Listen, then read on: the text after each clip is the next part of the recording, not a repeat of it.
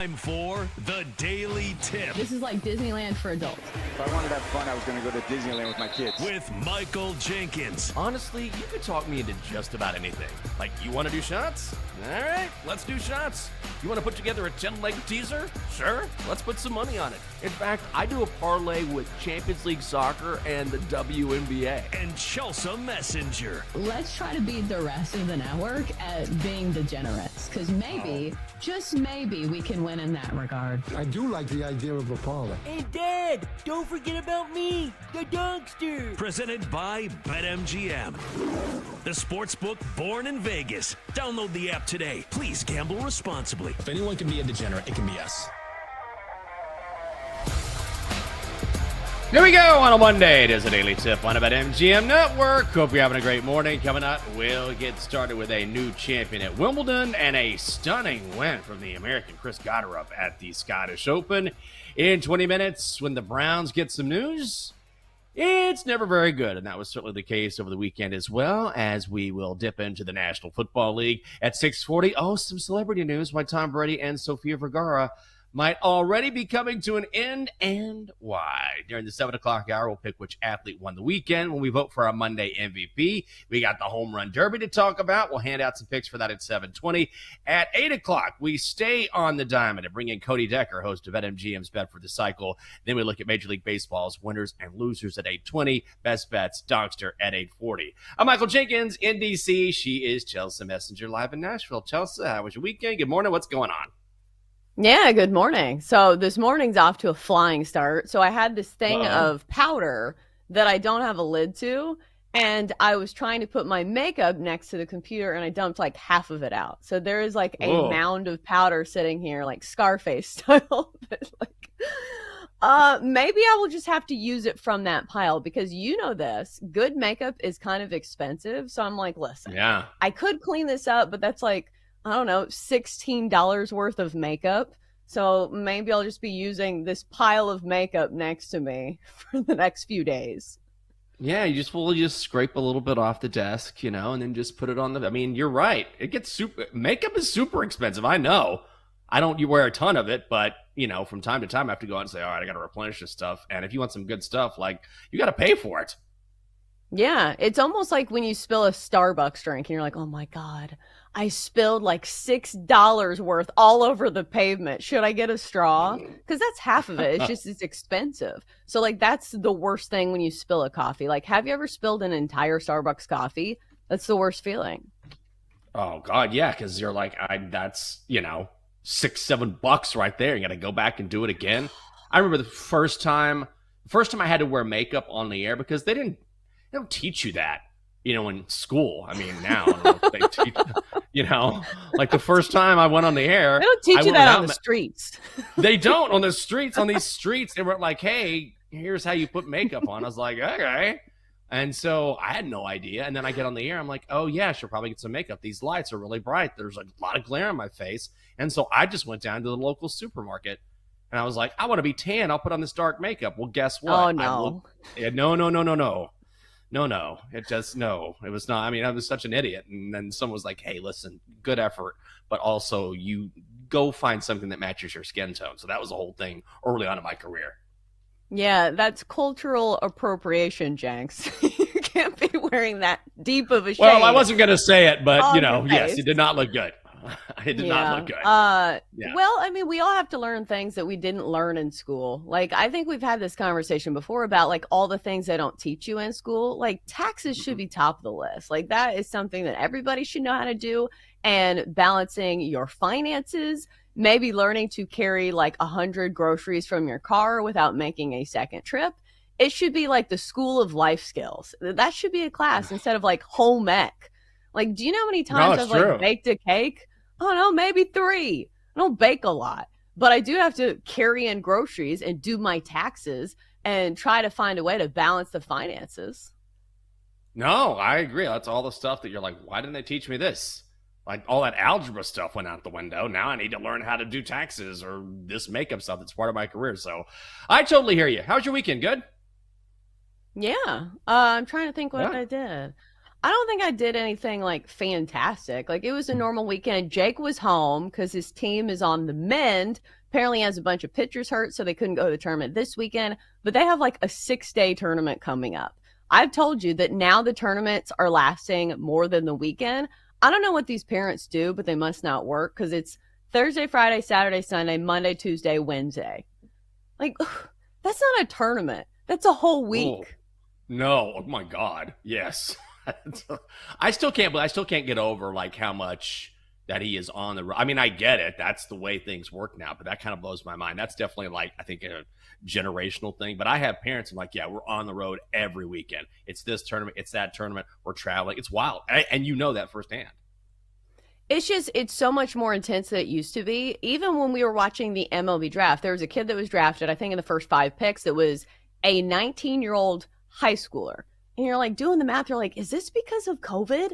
And Jake was telling me that people are holding their kids back in high school simply for baseball, because I guess if you go to college, you have to play several years. So they're saying this is going to cost us money if we send our kid to college. He's going to miss out on like 3 years of playing pro baseball. But imagine sitting there doing that as a parent, because I understand it's going to work out for this kid who was drafted in the top 5 of the MLB draft. But what is that? 0.00001 of the population? Yeah. But you know how people are. They always think their kid is going to be like the next person, like the next one that just makes it, and they realize, oh yeah, maybe I should teach my kid some life skills like Michael and Chelsea were talking about. Look, if your kid makes it to the pros, awesome, but I don't think you sort of lose sight of how very, very difficult that is. Like, it's the best of the best of the best. And since we're talking about the best, Chelsea, you're the best better on this show, so let's hear about your Friday. Well, don't build me up like that. Friday 1-1 night. So had the Tigers on the first 5 run line, best team in the American League, best pitcher in baseball, and Tariq Skubal. And somehow is the Mariners leading 4-1 after 5 innings. So that was an L for me. But at least the Pirates Twins first 7 under 5.5. Paul Skeens, I believe it was Joe Ryan. Going head to head here, the Twins led 2-1. That was an easy winner after 7 innings. So 1-1 for me. Nice job. I had what did I have? Oh, the A's on the money line. The Blue Jays fading the A's, and I will tell you that got dicey late, but the Jays win 7-6. Donkster had the Mets on the money line against the Royals. Mets win 8-3. So for the week, you went 3-4. I went 6-3. The Donkster went 2-1, and our show parlay, 2-3. We'll give it a shot again next week here on the Daily Tip. I know. On the BetMGM network. Well, you know how to great Sunday. Yannick Sinner beating Carlos Alcaraz to win the Wimbledon title at the All England Club. 4-6, 6-4, 6-4, 6-4. He was a slight favorite before the match at -115. And this was such a huge response for Sinner, because remember what happened last month at the French Open, where he had a 2-set lead, had 3 match points, could not get it done. So it was Alcaraz who wins instead. But now Sinner gets a little bit of revenge, becomes the first ever Italian to win at Wimbledon, capturing his 3rd major. Also, he was 0-5 in his last 5 matches against Alcaraz. So Sinner was able to overcome a lot of bumps in the road, a lot of mental hurdles here. And now he is your Wimbledon champion in a match where, he fell down early by a set, and you thought, oh, is this going to happen all over again? Instead, he rallies, and he gets it done. Yeah, absolutely. This is great for the rivalry that we have going, because I think tennis on a global scale is much better when we have, those big names that go at it for a long time. Like we saw it with Federer, Nadal, Novak Djokovic. So I think the fact that we now have this young rivalry brewing between Alcaraz and Sinner, and that's why it was important for Sinner to win this one, because like you said, it'd been all Alcaraz over the last 5 times. But now this is 2 young guys that look to be in the primes of their career. And I think we're going to see more installments of this, because wasn't it just at the last major where they had this like marathon match that lasted forever, but it was Alcaraz winning that one. So Sinner, this one had to feel good for him, especially when you take down the best of the best. I think Sinner was the number 1 ranked player going into this one, but still, Alcaraz has bested him so many times that that was playing in the back of his mind. But the contrast in styles, where it's Sinner who's all power and he's got this amazing serve, and then Alcaraz that has like the charisma and all of these other like finesse style shots, it's going to be a rivalry that I think is going to draw a lot of casual tennis fans in over the next several years. Yeah, this is the next generation. Sinner is only 22. This is his third major title. And did you see in the second set where Sinner is getting ready to serve, and there is someone in the stands popped a champagne bottle and the cork landed at Sinner's feet?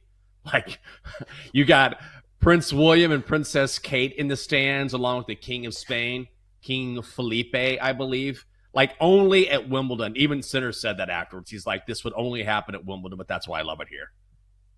Yeah, I think the funniest meme I saw over the weekend was Prince George, the little boy, where maybe he's not so little anymore, but he was looking very angry, and somebody was like, oh, Prince George had money on Alcaraz. He is not happy right now. Somehow I doubt that the royal family is allowed to bet on things. Yeah, I don't know what the rules and stipulations are, or maybe they can. It's like, the Royals, they can do what they want, but there's probably something in place there.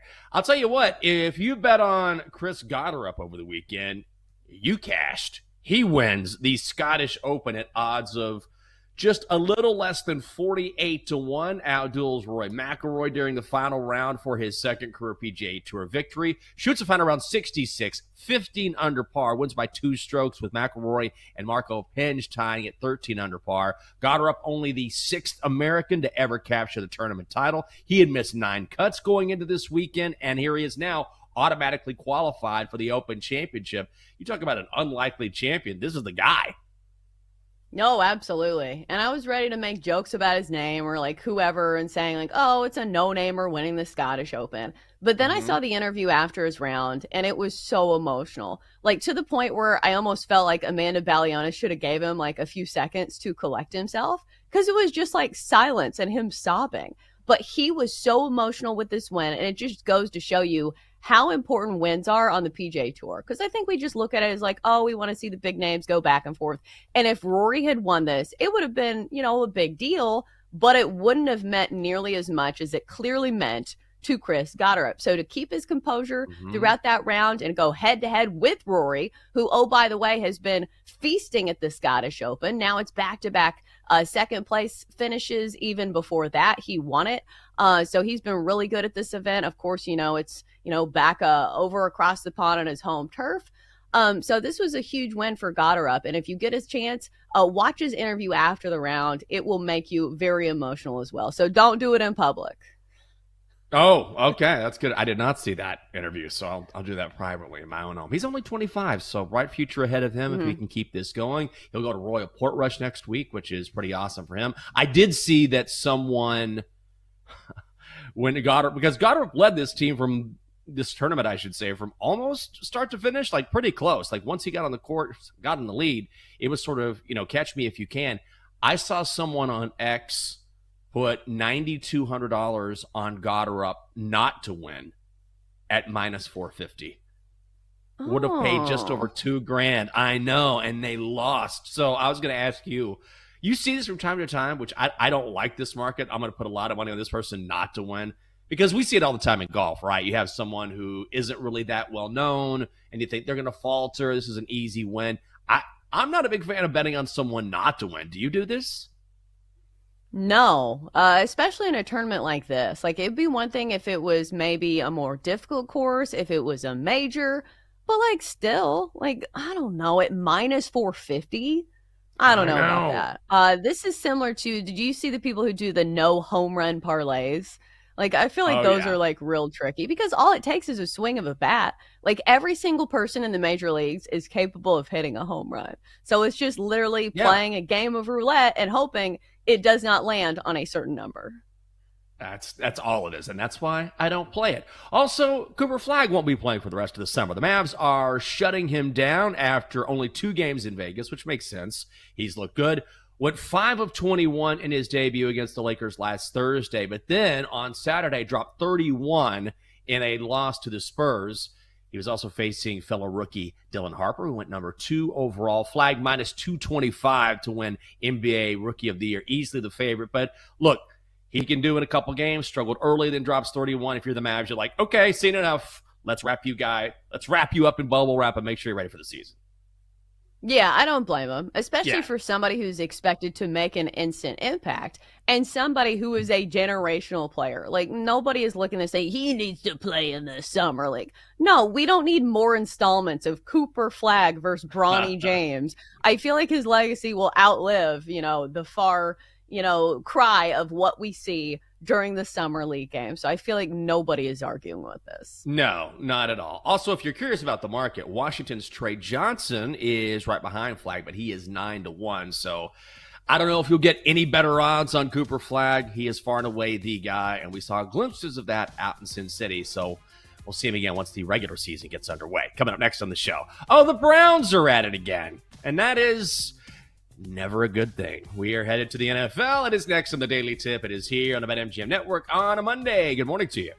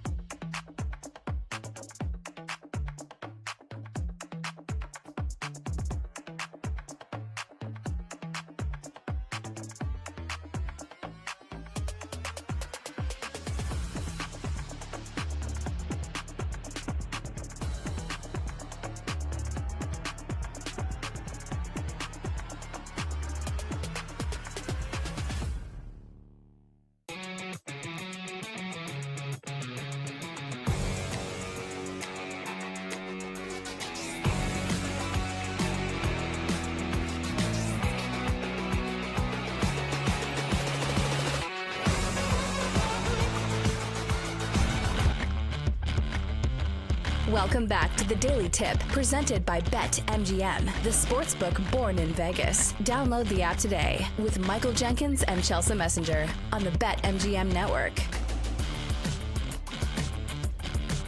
Welcome back. It is the Daily Tip on the BetMGM network on a Monday. I'm Michael Jenkins. She is Chelsea Messenger. Coming up on the show, the season hasn't even started, and the Browns are already in the headlines for the wrong reasons. Anytime I see a Browns alert come up, I'm like, oh, what's this going to be? It's never going to be like Browns expect big things after polished practice. It's always like Browns running back arrested, Deshaun Watson in hot trouble or hot water again. It's always something bad with this one team, like again and again and again. Yeah, it's definitely par for the course. Like nobody's thinking, oh, the Cleveland Browns did a sensible move. No, it's always something that's just like a complete disaster. And I think, maybe that's why they're the lovable losers of the NFL, even though maybe I retract the word lovable after they signed Deshaun Watson, right? Like they used to be almost lovable. Like now they don't, just because I don't like Deshaun Watson. But I feel like they were the lovable losers of the NFL. Like remember that jersey that's always going viral of like all the quarterbacks that they have, and it's like 25 people long. Like you feel bad for the fans because I will say, as bad as their team is, they still have a pretty good fan base. It's crazy. Like the Titans fans, they're out of there. The second game of the season, they're like, listen, we're going to come here and we're going to drink and we're going to leave at halftime and go to Broadway. But in Cleveland, I feel like they still show up for games. Oh, 1,000%. Like the crazy thing is the Browns going back, they have an incredible NFL history. They really do, believe it or not, just not a recent history. And then, there was a time in like the 80s in particular where, they were very good and they would lose to the Broncos, but that history is there. And you go back to the Jim Brown days way before that. But I guess that's all to say that it's not like this is some sort of franchise that got started a couple decades ago and they're still trying to find their footing. No, these Browns fans know, look, we do have a great history. It's just whether it's drafting, whether it's players getting in trouble, whether it's signing Deshaun Watson, whatever it is, it just feels like at every turn they seem to make the wrong decision or have some bad luck along the way, and yet the fans will show up, they'll fill the dog pound, and they'll support their team. So there's a lot of respect I have if you're willing to withstand all that it means to be a Browns fan. But you know what? There are a ton of them. Yeah, and it's sad to me though, because like the first thought I have of Browns fans were, the people who wear the paper bags over their face. Or it's like the meme of like when the camera pans to a fully grown man who's in a dog costume but looking really sad. You're just like, where did you go wrong in life where you show up to an NFL game fully dressed as a dog and your team scores 0 points and you just look so sad and it's like 22 degrees. Oh, God, I know. It's one thing, like it's like I'm watching this team and I'm freezing. It's like insult to injury. Like it's bad enough that I'm here. It's bad enough that these guys suck. Also, I can't feel my extremities. So nothing about this day is going well. But they're going to do it. They're going to show up. And the reason why we mentioned this is because over the weekend, this was on Saturday morning, Browns rookie running back Quinshon Johnson, or Judkins, I should say, charged with domestic violence in Florida. So arrested on Saturday in Fort Lauderdale around 9 a.m. Chris Easterling of the Akron Beacon Journal says the Browns are aware of the situation. They are gathering information. Judkins, of course, drafted out of Ohio State with the 4th pick in the 2nd round and expected to split carries with Jerome Ford this season. But so look, this may end up being nothing. You certainly don't want to convict anyone before all the evidence is in place, but it's never a good look for a team that already has Deshaun Watson and is just trying to get away from that sort of narrative as quickly as they can. And so this is just yet another example, like we were talking about, of the Browns being the Browns. Yeah, even though these are tricky, because obviously I think it's one of those where you wait and see kind of what happens. Like domestic violence is always tricky because, you never know what happens and you kind of need to wait to see the evidence. So we're not going to convict him here. It's just certainly not something you want on your radar. You don't want something attached to your name, because I will say this, in the court of public opinion, sometimes even if you're not found guilty, this is still attached to your name. So it's definitely not great news for Quinshon Judkins. No, I totally agree. And I think that's an important point, which is you never know. There's always two sides to every single story. It's certainly not a good look, right? And I just feel like that when it comes to the Browns, we see more headlines like this or more unsavory headlines, whether they're true or not. You don't want that attached to your organization just because of your history. I think it's the Deshaun Watson thing, right? Like that just put such a bad taste, such a foul taste in everyone's mouths. And then you see something like this and you roll your eyes and you say, oh, well, classic Browns. But ultimately, it could end up being nothing. It's just when you have that history there, that recent history with Cleveland, like we were talking about, it's like, of course it's the Browns. Do you know what I mean? Yeah, I feel like that team used to be the Bengals. Like, do you remember, I think it was when I was like in high school, where when we used to have Pac-Man Jones on the Titans, and then I think he went to the Bengals, and for a while there, it's like all of their players got arrested. Or like, half of their team was always getting in trouble for like doing really bad things on the football field. So it's just one of those things where that is their reputation. Doesn't mean all the guys have been, found guilty. Maybe not. But they're always doing something, and they seemingly have some type of a lawyer on retainer. Yeah, it's like it was like Shedeur Sanders caught speeding twice. Like they're not the same. Obviously, you're talking about two very different things. But the point is, it's like headline about the Browns. Okay, speeding. Headline about the Browns. Speeding again. Headline about the Browns. Accused of domestic violence. Like, okay, guys.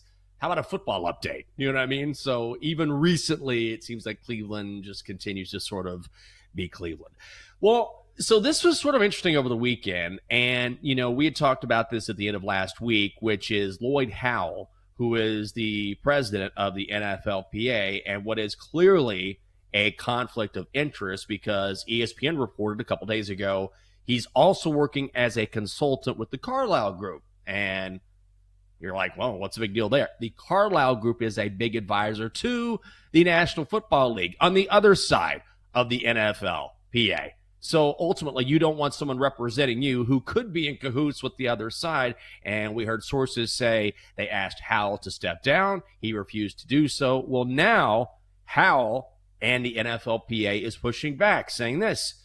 We categorically reject false reports insinuating doubts within this committee or suggestions that we have asked our executive director to step down. We further reject attempts to mischaracterize the committee's views or divide our membership. So another source tells ESPN that Howell recalls himself, says there were just concerns raised by a union employee to make sure that Hal himself would do his due diligence and make sure there is not a conflict of interest in play. So, look, if the NFLPA believes, there's not a conflict of interest here, we support Lloyd Howell, great. I don't know how you do that or convince yourself of that when he is actually working for the league with whom you negotiate. So explain to me, make it make sense. Right. If I was a player and I saw this, I was like, at first you're like, whoa, he's doing what? And then you're like, well, we have the NFLPA. They'll look into it. They'll be on our side. No, the NFLPA is like, we're taking his side. Like, what? So both of you guys are saying this isn't a problem? I think it would make me question, the accuracy and, the loyalty of the NFLPA to the actual players as opposed to the guys who are getting paid big money, right? Like, that's what it looks like to me, is that they're doubling down. Like, yeah, he's getting paid, but we don't really care. Like, really? Right. Well, that's the thing, is that even if you haven't done, I think it's also you have to look forward, which is, okay, by the way, there's that whole issue with whether or not league executives, ESPN has reported this as well, that league executives have sort of urged, the NFLPA to make sure that they limit the amount of money, the guaranteed money that each player receives as a result of the Deshaun Watson contract. So that's one thing that would make me, number one, prick up my ears and say, what's going on here? But then number two, it's okay, even if we'll give this guy the benefit of the doubt now, even if Lloyd Howell hasn't done anything currently, then what does this mean for the future? Because the CBA is up in 2030, I believe. So nothing right now is going to happen. This is still sort of locked in place for the foreseeable future. But moving forward, what would this mean to have a leader that you might question whether or not has your best interests at heart or not? That's the real question. It's moving forward. And so I'm sure the NFLPA, you know how the NFL is, whether it's the NFLPA or the NFL, they're going to lock down, they're going to batten down the hatches and make sure everything is in order. But I'm not quite sure I'd buy it. Yeah, it just seems like this is an adversarial relationship. Like, you know, you look at it's two sides of a coin. So if one side of the coin is taking money from the other side of the coin, it doesn't feel like a truly adversarial relationship, which is what it should be. Like, I know it sounds like a weird connotation when you say adversarial, but you get what I'm saying. It would be like if you had somebody who was working for the union, and then you had somebody on the side of big business, and the union person was taking a bunch of money from big business. When you say, hey, maybe they're not considering the union as much since they're getting a bunch of money from, you know, the opposition. Yeah, oh, no, that's exactly what it is. Like, what if Lloyd Howell, during the next negotiation session, assuming it's still in place, is like, guys, how do you feel about a 22-game season? They'd be like, what are you talking about, Lloyd? No. Let me lay out to you why this is going to be so good for you. It's like, yeah, because the NFL is going to make money hand over fist. And I always think when it comes to negotiations like this, like the players need to get theirs because the NFL, like these owners are already billionaires. Do you know what I mean? And it's not even like they're already set. Like, why do you think we have an extra game in the NFL now, 17 games as opposed to 16 games? Because the owners want more cash. No doubt about it. You know how much more that just fills their coffers when they can do that? Much more than the players get in return in an already violent sport. I think that, you know, especially when you get into the weeds here, it's not just about revenue sharing or an extra game. It's about down the line. Is the NFL going to take care of its players? That's something I would worry about because not every guy in the NFL has a long career. Not every guy in the NFL ends up walking away a multimillionaire. Some of these guys don't play long, as we've talked about. So you want to make sure they're taken care of. And this has been a huge issue in the league for, decades. Yeah, this is why you have unions in any line of work, right? Like, this is why you have the teachers union. This is why you have, you know, whatever assembly line workers, whatever. It's to protect like the smaller people in this industry to make sure they're taken care of as opposed to the top 1%. This is why they do enacting as well, and why they even had a strike. But to put it in a more relatable term, if there's somebody listening who still doesn't get it, like, Jenks, how about this? So you say you've hired yourself a divorce lawyer, and then you see on your Instagram that your divorce lawyer is hanging out on a boat with your ex. Would you want to continue employing this divorce lawyer? Probably not. Why are you trying to rage bait me right now? Why are you doing this to me? I just thought about this in my head.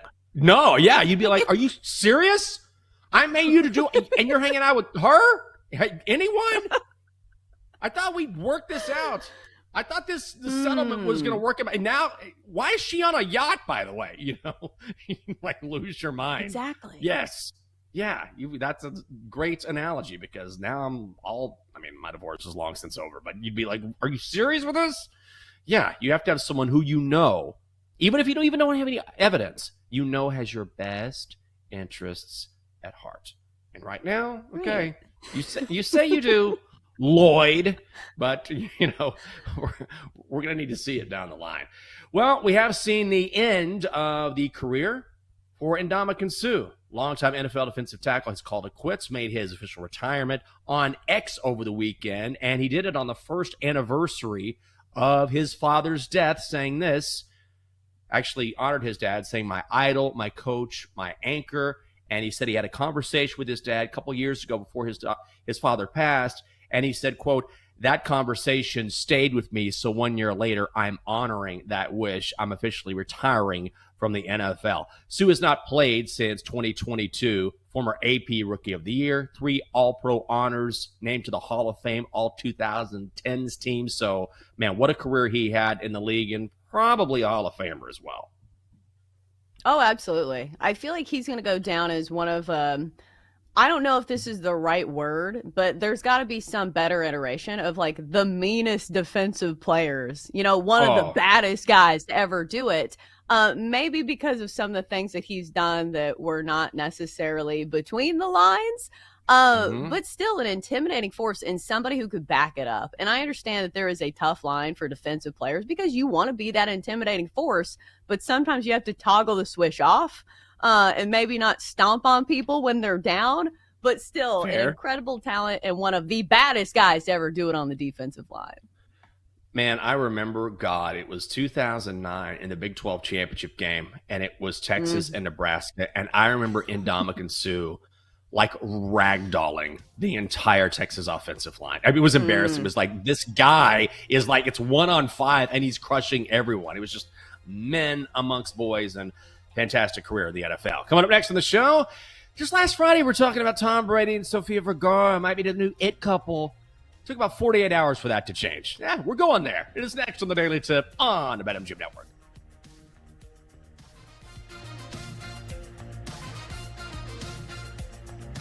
Chelsea and Jenks will be right back on the Daily Tip on the BetMGM Network. Download the app today. Please gamble responsibly.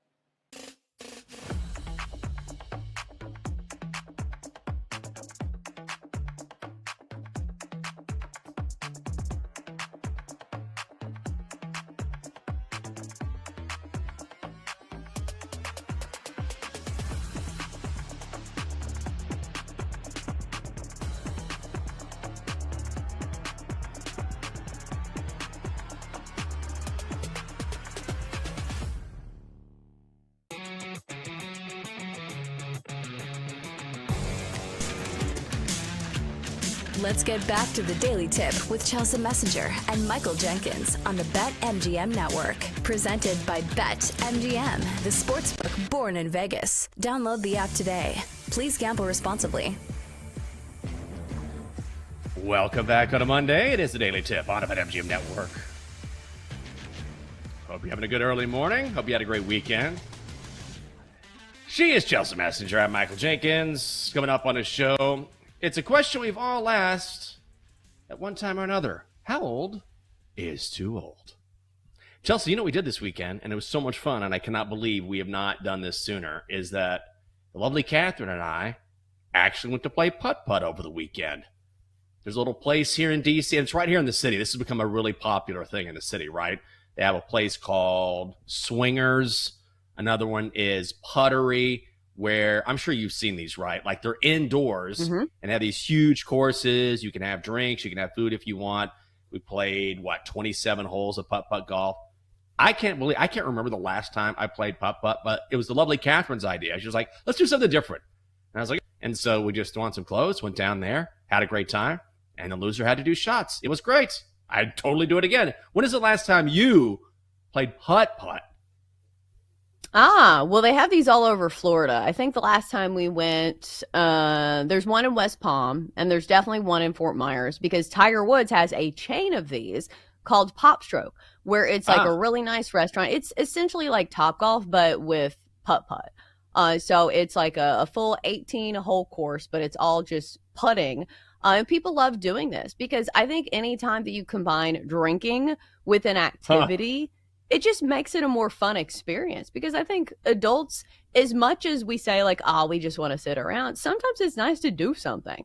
Like as somebody who has a child and has to do 1,000 activities, like sometimes I find myself enjoying them. And it's like, it gives you something mindless to do as opposed to thinking, hey, what should I talk about next? Or, hey, I'm going to have to get really drunk to hang out with this person because I don't know what to say to him.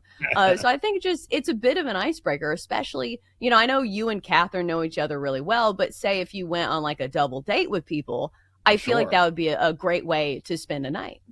Oh, I think it's a great idea. And plus when you talk about getting to know someone, I mean, think about, you learn a lot about someone's competitiveness, how they react to things not going well, because you'll see that from time to time. Like, look, I'm a competitive person. Catherine's competitive. So we were, kind of going at it back and forth, but none of us took it too seriously. Do you know what I mean? We weren't like rooting for one another to fail or getting super angry because we missed a putt. And every now and then you'll find someone, you'll be like, that person needs to relax and realize this is supposed to be a fun event.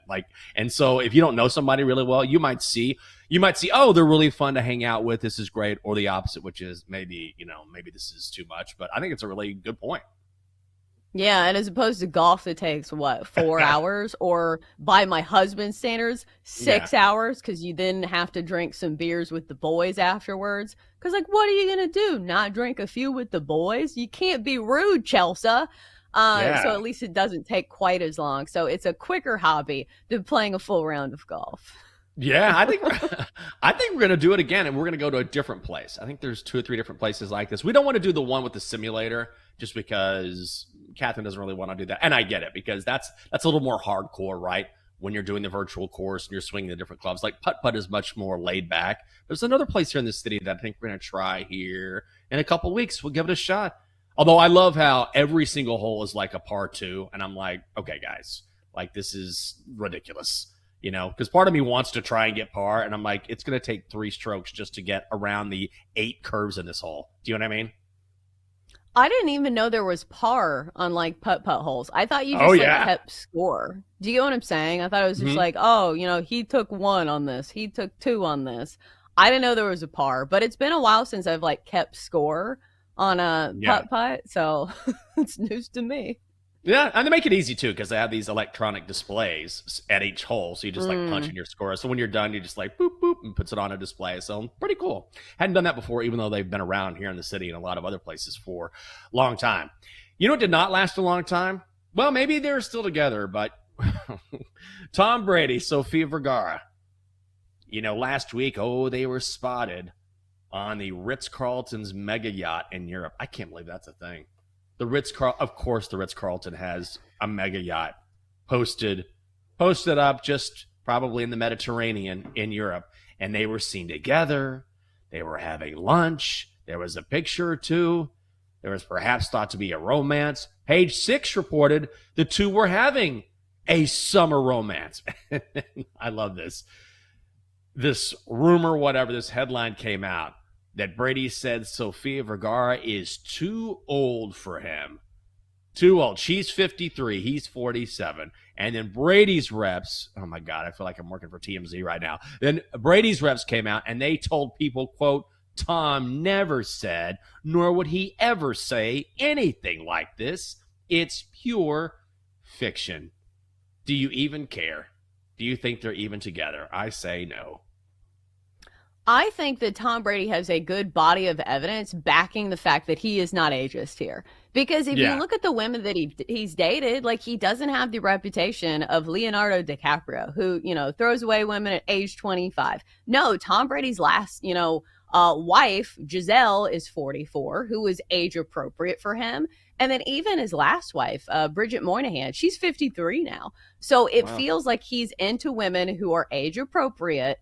And maybe before Bridget Moynihan or like in between, I don't really know the dating history. I know for a while, like, he dated around, I think he dated Tara Reid for a while, like like 2 weeks. But that's a blast from the past. But it just feels like something that would be out of line with what Tom Brady has shown us. So, like, unless there was more evidence, I don't think you get pointed the finger and say you're ageist unless, like, there is a steady trend of men doing this.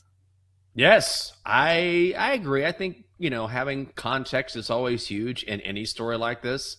And by the way, too old, 6 years, not a big deal. Sofia Vergara looks great, by the way. If she's too old at 53, you know what I mean? Like, what do you want? I'm not saying Tommy said this. Like, at the end of the day, I'm not spending a whole lot of brain cells worrying about, did he say this? Does that seem like something Tom would do? But if anyone is 53 and looks as good as she does, then tip of the cap. She looks fantastic. She looks like she has for the last, 10, 15, 20 years. Yeah. Do you think somebody's looking at Halle Berry and be like, yeah, Halle Berry, she's too old? No, she looks amazing. Like, she is still in the top 0.0001% of women. And I think I would say the same thing for Sofia Vergara, who not only is hot, but also still at the prime of her career. Because I know she's already done Modern Family, but now she's on, is it America's Got Talent? What's that game show she's on? Do you get what I'm saying? She's on a network show is what I'm saying. Yeah, that's it. It's America's Got Talent. She's on there as a judge and does a great... I saw some clip too. Oh my God. It was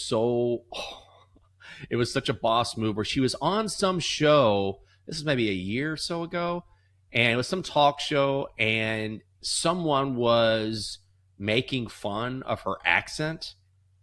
And she turned that around real quick and like clapped back right in this guy's face. And he had nothing. I got to find that clip. It's so good. And I love that because, look, that's been a long time thing with her, which is very funny. But it was almost like he was saying it to was it Jimmy Kimmel? Double D saying it was on Jimmy Kimmel. I don't know if it was on Jimmy Kimmel or not. But it was because I don't think that was him because it was someone who wasn't as well known. And I think it was almost to the point where, he said it was a bit. It was a bit. I think I'm thinking of two different things. Anyway, regardless of, doing a bit with Sofia Vergara about her accent is not exactly like, something nuanced, but I think it was something else. But anyway, she clapped back pretty quickly and in a way that I absolutely love. Now, she's an absolute boss. Let me ask you this, though. Like, at what age? We see age gaps all the time. Look at Bill Belichick, Brady's former head coach, and Jordan Hudson. Like, at what point do you say, okay, like this age gap is too much? Is there a number or does it not bother you at all? I think it's less about a number and more about life stage. Like, I'm going to try to frame this in the right way because I think, when we're talking about people who are like our age, I think you have to have people who are very much out of college. Like, say you're in your 30s or whatever. The person needs to be out of college and a few years removed. They cannot be in that college mindset because that's what I always think of when I look at Bill Belichick and Jordan, is that how far removed is she from like wanting to go to a bar? Like, and I understand that you and Catherine go to bars, but not in the way that I think college kids do. Do you get what I'm saying? Like the kids that go to the bars get like wasted and they pregame and they do shots. And then, it's this big thing where it's not just social. So I think it's more about life stages as opposed to ages. Because you see this in men and women a lot, where sometimes the woman is ready to settle down and have a family. And sometimes it takes a little bit longer for the man to want that. So I think it's more about like if you're on the same playing field when it comes to life stage as opposed to, a number. But that being said, like Bill Belichick and Jordan, those two numbers should not mix. No, I think it's a good point because I have my aunt or former aunt and whatever, great lady, and she ended up finding someone later on in life who was much older, and now they've been together for probably 20 years. But it's much different when you're someone in your, 40s and you find someone or 50s as opposed to, hey, 3 years ago, this girl was doing shots like you were saying, or she was finishing up her major in college. I saw a TikTok over the weekend that Catherine showed me, and it was pretty funny. This girl was like, guys, I'm so offended. I was out with my dad going to dinner, and the server comes over and was like, are you guys celebrating an anniversary? And I was like, are you kidding? Like, he doesn't have enough money for me. And I was like, that's pretty good. Didn't hear about the dad. Twist. Yeah, the twist there at the end. And then you hear her dad in the background go, Jesus, honey. So I thought that was pretty good. But yeah, I think that's probably the best way to look at it. Is it just kind of depends on what stage that you're in your life. And with college football upon us, like it won't be long before these. I know we had a respite from the Belichick Hudson questions, but it won't be long before those start popping up again. Oh, for sure. There is an equation for this, though. I'm pretty sure, isn't it? I don't know the order of operations. Jenks, have you heard the equation of like this person is too young for you? It's like divide your age by 2 and then add like 7.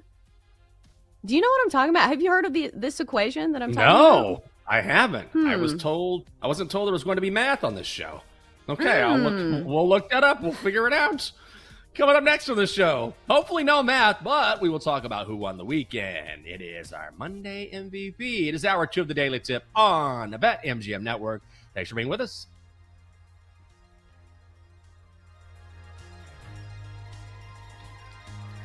Chelsea and Jenks will be right back on the Daily Tip on the BetMGM Network. Download the app today. Please gamble responsibly.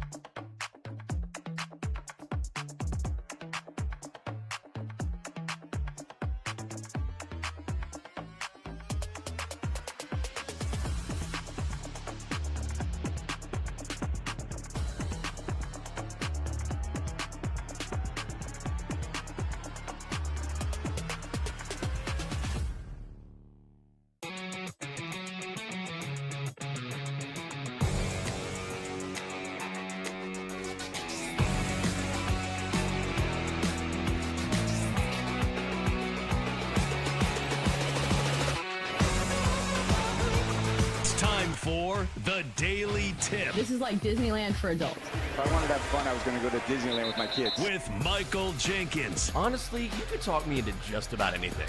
Like, you want to do shots? All right, let's do shots.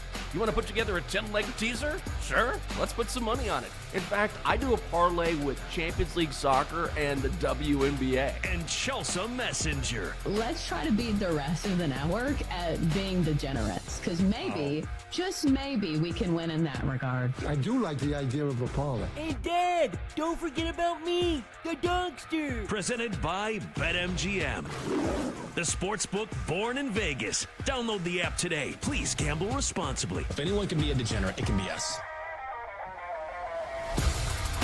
Rise and shine, people. It's time for Hour 2 of the Daily Tip on the BetMGM Network. I'm Chelsea Messenger. He's Michael Jenkins. Over the next hour, here are some of the topics that we're going to be tackling during the next few segments. We'll start with an MVP Monday with some great candidates. Yannick Sinner, of course, winning Wimbledon, and a very emotional Chris Gotterup winning the Scottish Open in golf. At 7:20, who wins the home run derby? We bring you all of the candidates and who you should be betting on. Maybe the big dumper, he's the favorite to take home the crown, and maybe some value on some of the dark horse candidates in this year's field. At 7:40, we play This or That Futures Edition, where we try to work our way through some of the best futures bets on the board over at BetMGM. It's all coming up next on the Daily Tip, presented by BetMGM. All right, Jenks, so no matter where you stand politically, I think we can all agree that Donald Trump has had some funny moments in his tenure. I think for me, the number one on the list is him throwing the toilet paper rolls in, I don't know where it was, like Central America or something, but now I've seen this moment and I think it goes on the Mount Rushmore of Donald Trump's funniest moment. So over the weekend, the United States hosted the FIFA World Cup final at MetLife Stadium. So Trump was there and he was going to give the trophy to the winning team after the game. So Chelsea won it. He was there to present the trophy, but then he did not get off the stage. And so there's all these pictures of Chelsea, an English club team, celebrating their World Cup trophy, and Trump is just all in the middle of all of these pictures. So some fans were like, what's he doing on stage? Did nobody tell him to get off the stage? Why is he celebrating with everybody? Jenks, I couldn't help but laugh at this. I mean, it's not really surprising. I just hate that he took away that moment. I mean, they had the moment, but it's really odd that he didn't leave the stage. Even the players were saying we're sort of confused by this. We don't know why he's not leaving here. Doesn't really surprise me, but that's kind of what he does. Yeah, this reminds me of like that drunk person at a wedding that like keeps crashing like the husband and wife. And you're like, dude, they don't want to dance with you. They want to be left alone. They did not provide you a seat at the head table, but yet you are still sitting there. You need to go, brother.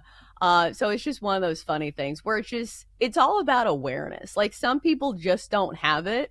And it felt like a moment where like a little awareness would have helped. A little awareness and a little less ego as well. Some people always want to be the center of attention and don't have the wherewithal to understand that it's not about them. It's kind of the same thing there. But yeah, self-awareness would have gone a long way in that moment for sure. I wonder if Saturday Night Live has like new episodes. I have not been watching it lately, but like this has to go on there. I don't know if Shane Gillis, I don't know if they've hired him to play Trump, but they should. This would be a great skit. Hint, hint, SNL, you should be doing this. All right, so it's time for us to crown a winner of the weekend across the sports landscape and see who had the best weekend of them all. Here are your nominees for Monday MVP. MVP. MVP.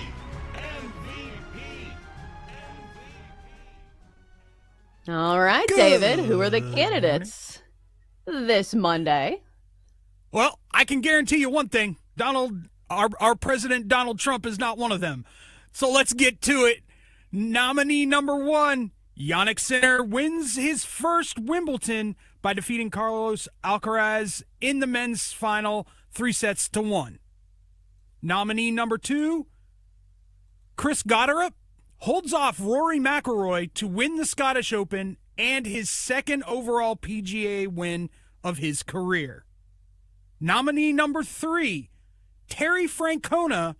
Reds beat the Rockies Sunday 4-2, and he becomes only the 13th manager to win his 2000th game of his managerial career.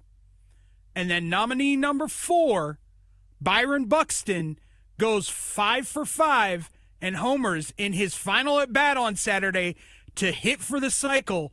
And oh, by the way, it was his bobblehead giveaway day at Target Field. So, Jenks, who is your Monday MVP? Well, I know it would be easy to go with. I think the best story for sure is Chris Goddard, but I'm going to go with Yannick Sinner. Just because, A, we're talking about a major event, and B, we're talking about him overcoming what happened at Roland Garros last month. I mean, that has to be an absolute heartbreaker where here you are on the clay, and you're up 2 sets, and you have 3 match points, and then you still lose. Like, he was just destroyed after that, and rightfully so. And then yesterday at the All England Club, like, he was down a set. Like, it was Alcaraz who won the first set 6-4 before Sinner reeled off 3 straight. So I think whenever you have just an absolutely bruising loss like that in a major championship and you're young, you can sort of absorb it and find a way to overcome it, and it makes you stronger. Or it can really send you in a bad direction where you just can't get over that mental hump. And also, he had lost 5 straight matches to Alcaraz, and these are 2 of the best players, if not the 2 best players in the world. They had this great budding rivalry. This was massive for Sinner moving forward so that he didn't get caught up in the idea that he just couldn't get past Carlos Alcaraz, and he did it at the All England Club on a huge stage like this. I'm going to give it to Yannick Sinner.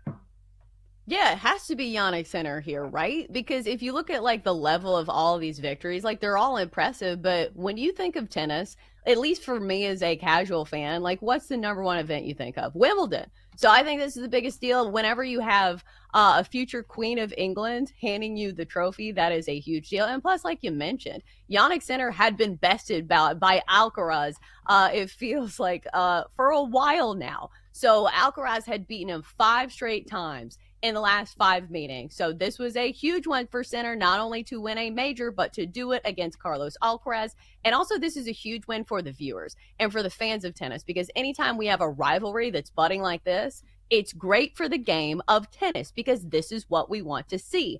These epic back and forths between the best to do it in the world. And that's exactly what we got at Wimbledon. That's what we got at Roland Garros. So this is what I'm hoping to be, the second installment, what's going to be a great rivalry over the next, decade. Here's hoping, of Yannick Sinner and Carlos Alcaraz. So MVP of the weekend for me has to go to Yannick Sinner.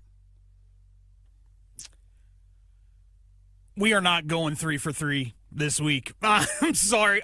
Listen, a great win by Yannick. I've got to give it to Byron Buxton. I have to. No other player has ever hit for the cycle on their bobblehead day. Ever. That is amazing. And to hit a home run in your last at bat to get the cycle as well is unbelievable.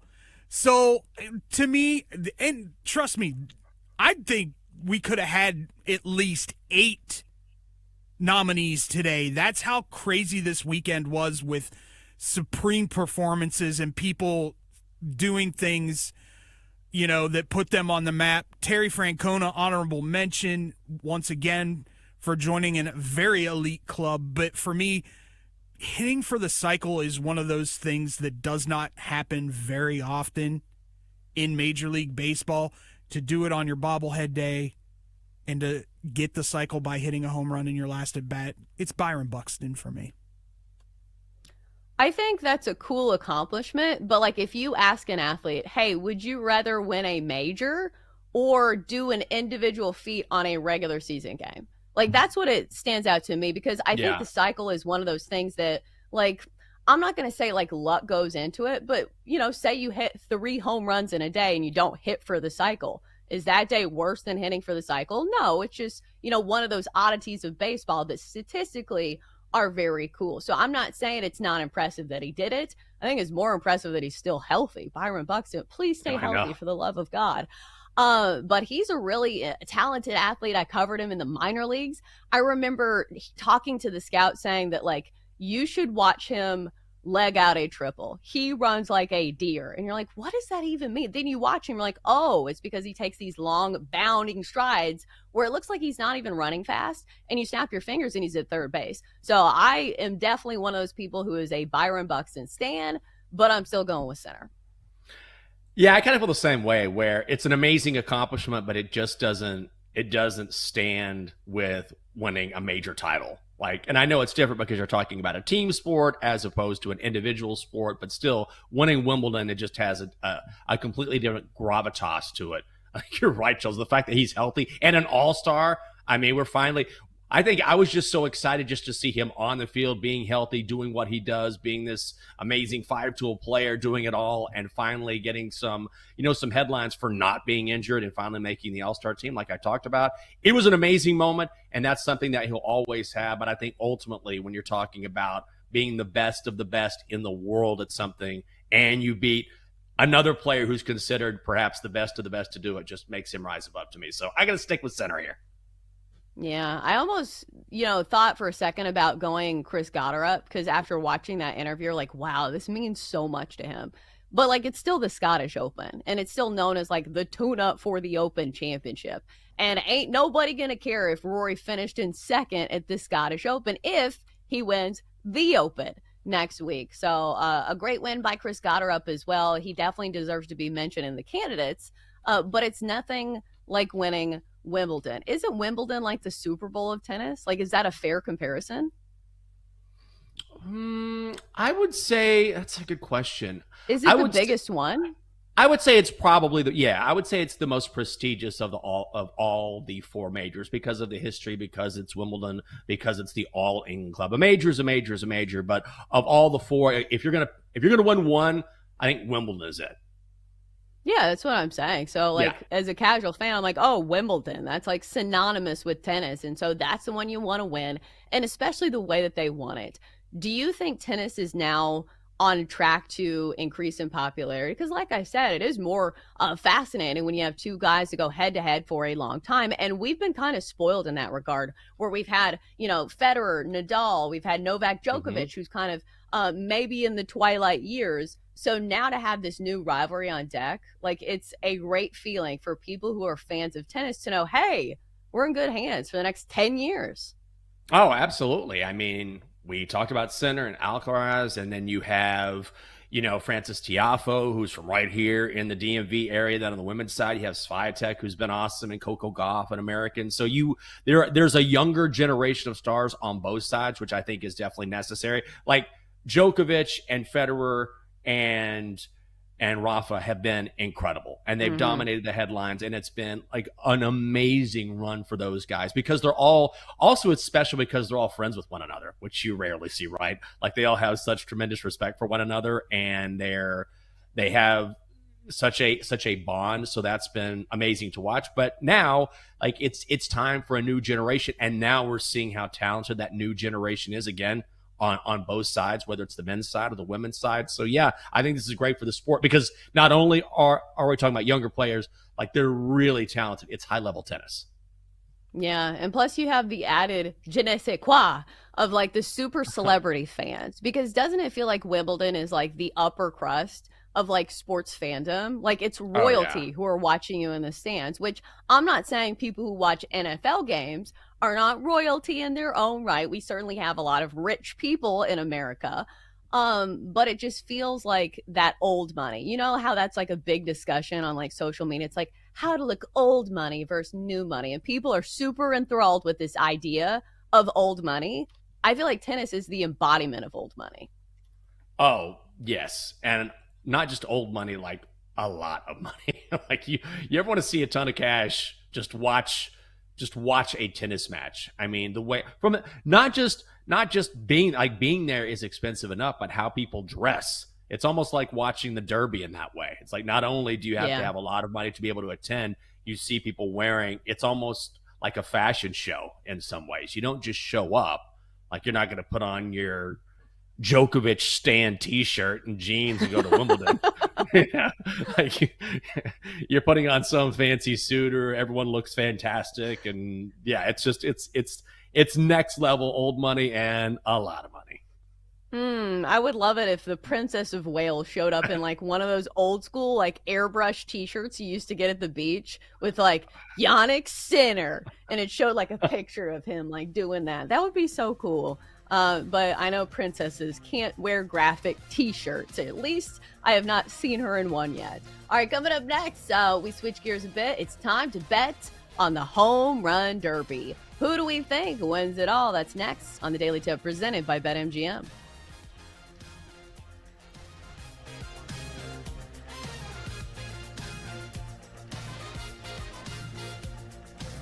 Chelsea and Jenks will be right back on the Daily Tip on the BetMGM network. Download the app today. Please gamble responsibly.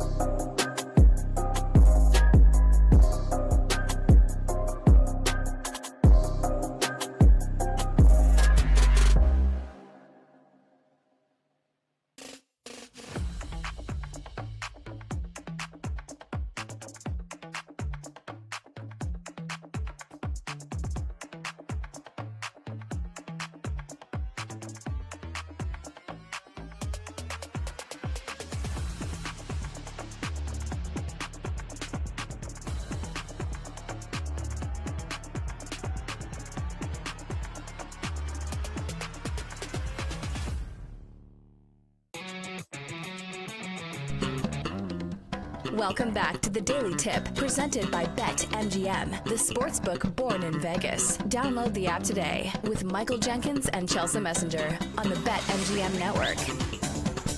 All right, we back. Coming up in this segment, we'll talk all about the MLB draft, some of the big surprises from last night's draft, and also who we're betting to win the home run derby. All right, Jenks, so this story should be close to home for you because your Washington Nationals had the number 1 overall pick in the MLB draft. And we know it's been an interesting week of sorts for the Nationals organization after firing their manager, Davey Martinez, their GM, Mike Rizzo. So they were on the clock with a big decision here. And I understand that the number 1 overall pick in the MLB draft isn't maybe as impactful as it is in the NFL draft or the NBA draft, because a lot of times these guys have to spend a few years in the minor leagues. But this was a big shock, or at least to me. The Nationals selected 17-year-old Eli Willits, a shortstop out of high school in Oklahoma, instead of the number 1 and the number 2 overall prospects, because of course they do all these mock drafts. Eli Willits was not supposed to be one of these picks, but here he stands as the newest member of the Nationals organization. Were people surprised by this in DC? I mean, I don't know what the overall feel was, but I think the frustrating thing is that Eli Willits, by all accounts, appears to be a very good player, right? But if you look at all of the mock drafts, like, he was not considered by anyone to be the number 1 overall draft pick. It feels like when you're talking about a 17-year-old that he's not going to get paid what someone maybe who had a higher pre-draft ranking might get paid. So the thought is, okay, the Nationals are still trying to save some money. They're getting a talent, but they're not necessarily getting the talent that they could have gotten. So this is a chance for them to potentially get a very good player, develop him over a long time, and maybe save some money. And the thing is that maybe Willits ends up being incredible, but it's hard to give this organization the benefit of the doubt when they just fired everyone. And when you look at their draft history over the past decade, it's been pretty bad. So, I mean, I don't want to say underwhelming, but it doesn't inspire a lot of confidence. Yeah, and I do think that's the factor that maybe people aren't looking at, is that each team has a certain amount of money to spend on the draft. So certain guys will command more slot money. Like, it used to be, hey, you're in this slot, you get this amount of money. But when you have guys who are, bigger names and have bigger agents, maybe they would negotiate for more money. So I don't know how that fits into the calculus here, but it feels like it was a factor of some sort. But for me, the biggest steal of the draft is Ethan Holiday going at number 4 to the Rockies. What a move for Colorado, for one of the best players in the draft. Like, it was supposed to be Cade Anderson, Ethan Holiday, 1 or 2, whichever mock draft you choose. But obviously somebody who comes from a huge pedigree of baseball. His dad, Matt Holliday, was drafted by the Rockies and played for a long time, a Hall of Famer. And also he has a brother that plays for the Orioles now, Jackson Holliday. So I feel like this was the biggest win the Rockies have had all season. It certainly is. Maybe not for Ethan. It's a good story for him. He's like, not the Rockies, not the Rockies, not the Rockies. Oh my God, the Rockies. I mean, it's a long time between now and when he plays in the majors. Who knows what's going to happen or how contracts work out, all that stuff. I mean, it's a great story with his dad, which we all know. But God, getting drafted by the Rockies right now. It's not, here's the thing. It's not that it's not getting drafted by a bad team. It's getting drafted by a team who apparently has an organization that isn't interested in winning. So at least for the long term, maybe there's going to be some sort of crazy retool. But, playing the majors is playing the majors. But the Rockies, man, good draft pick. We'll see what happens. I think a lot of people feel the same way, but I do think there definitely are some advantages for him playing with the Rockies because, listen, they're such a bad team right now that I think he can get to the majors quickly. And there's not going to be a ton of pressure. Like, there's going to be pressure simply because he has the Holiday last name. But listen, like, they're not trying to win anything right now. So it's not like they can't take him out of the lineup, be like, listen, we're trying to win games. We're in a pennant race. No, they're not. And also the familiarity. Like, this has to feel good to go to an organization that you literally grew up going to the games to. Because, like, I will say from a cuteness standpoint, did you see all the pictures of him in like Rocky's gear when he's like 2? Mhm. Like he literally has a Yeah. pacifier in. He's like holding a bat at the Rocky Stadium and he's got on the Rockies garb.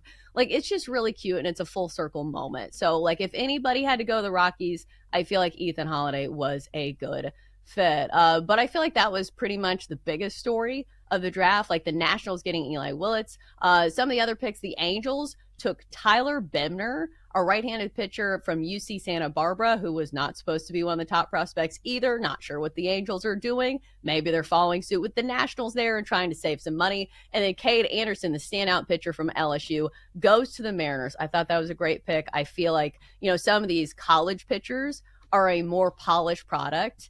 And it feels like there's less volatility. Like, obviously, anybody can be, a misfire in the majors.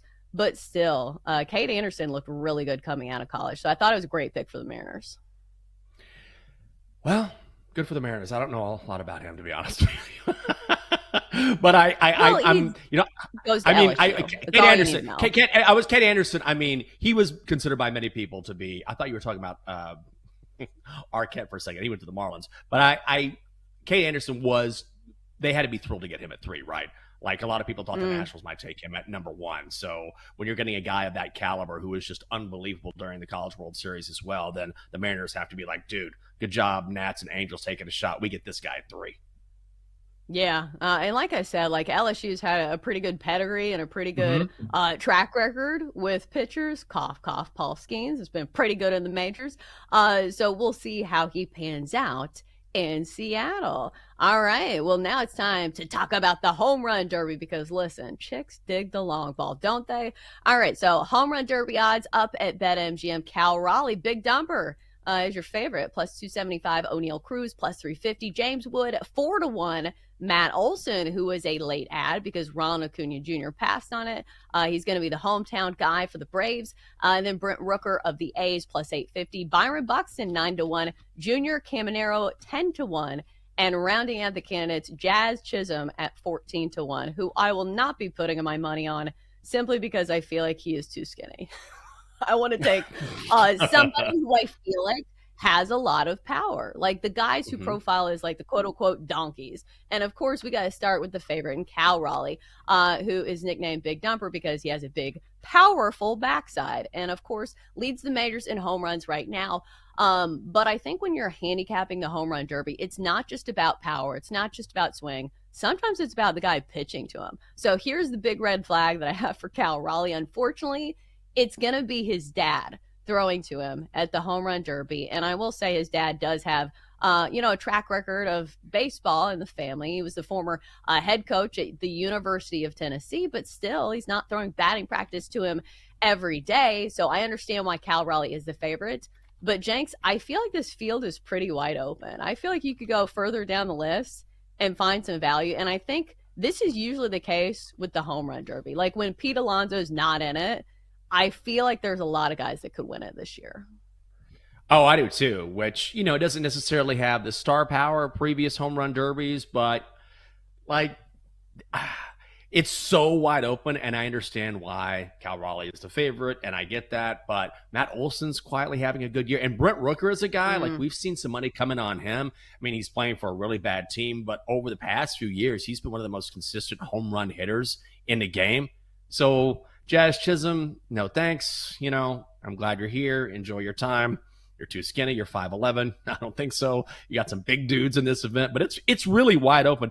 I don't know. I don't really know how you handicap an event like this.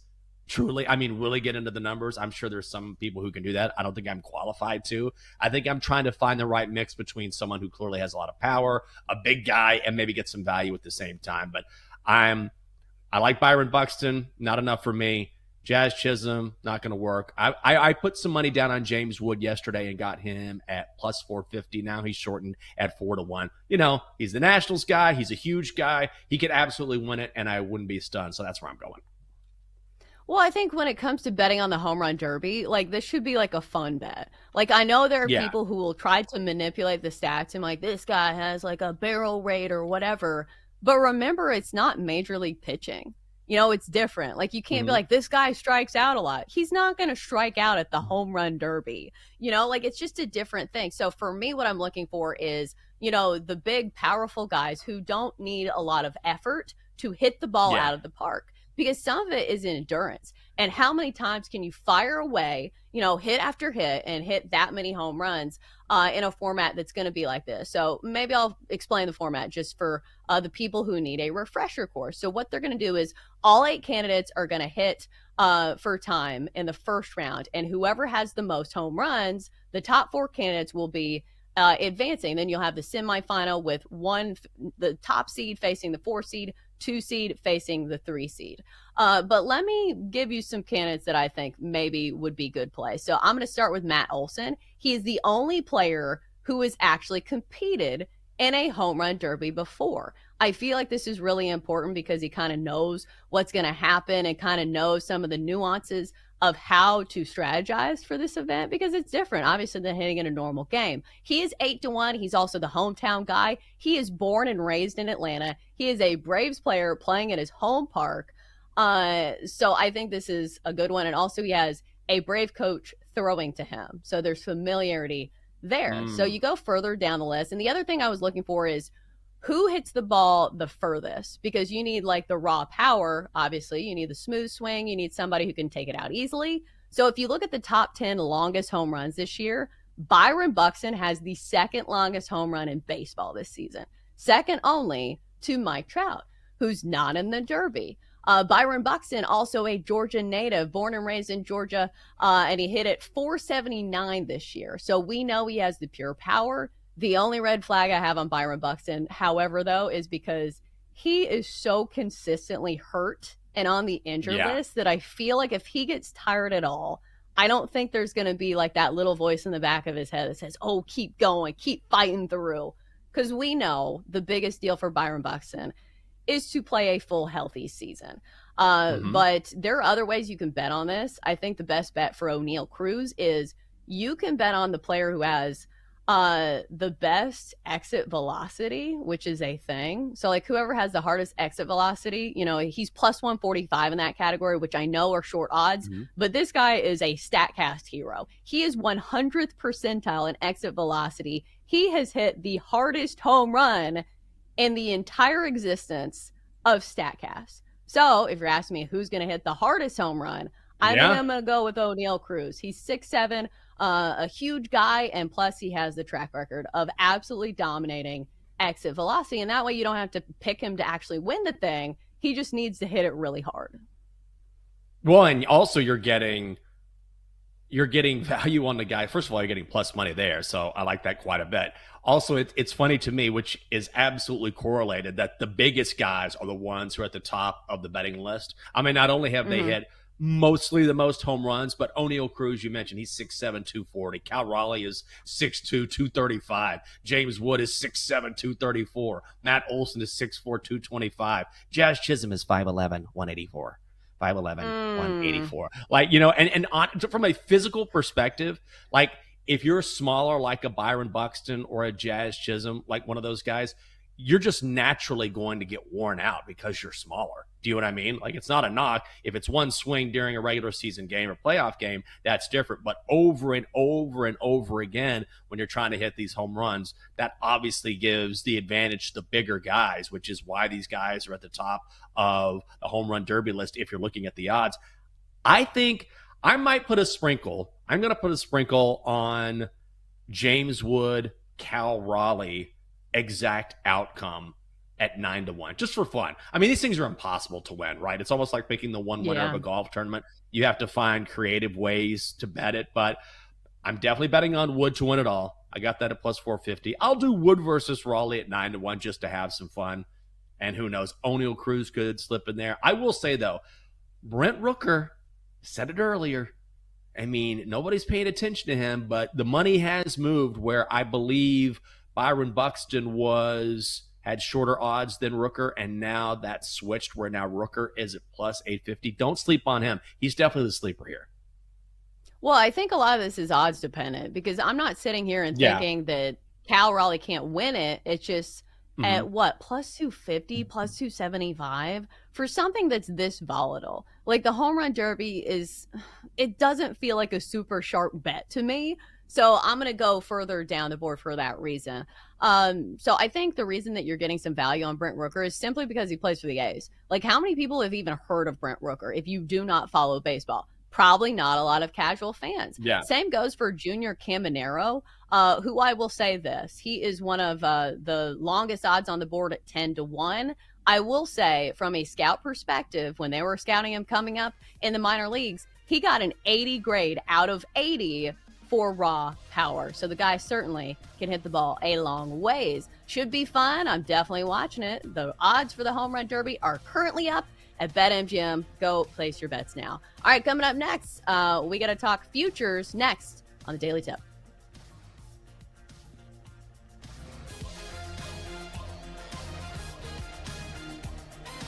Chelsea and Jenks will be right back on the Daily Tip on the BetMGM network. Download the app today. Please gamble responsibly.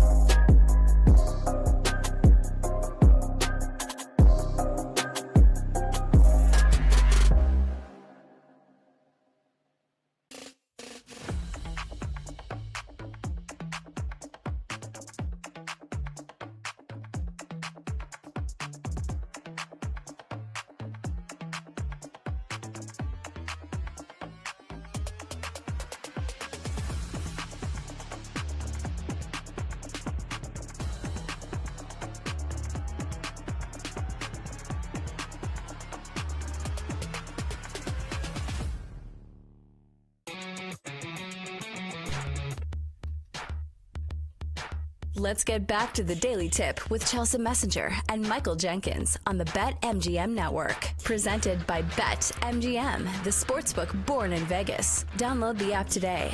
Please gamble responsibly.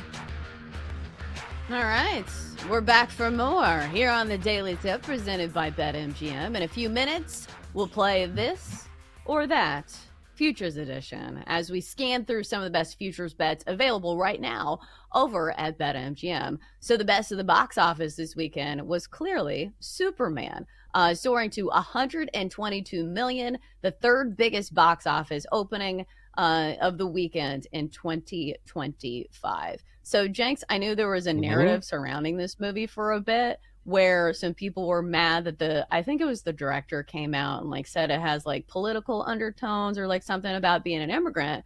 But I feel like even that can't stop some of these superhero movies because listen, I keep wondering why they make superhero movies over and over again, but people clearly love watching superhero movies, and this was no different.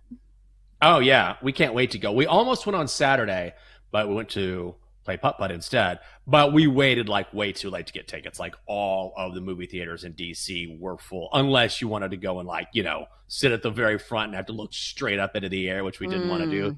So what we did instead was we already made a date for next Saturday. So we're going to get up.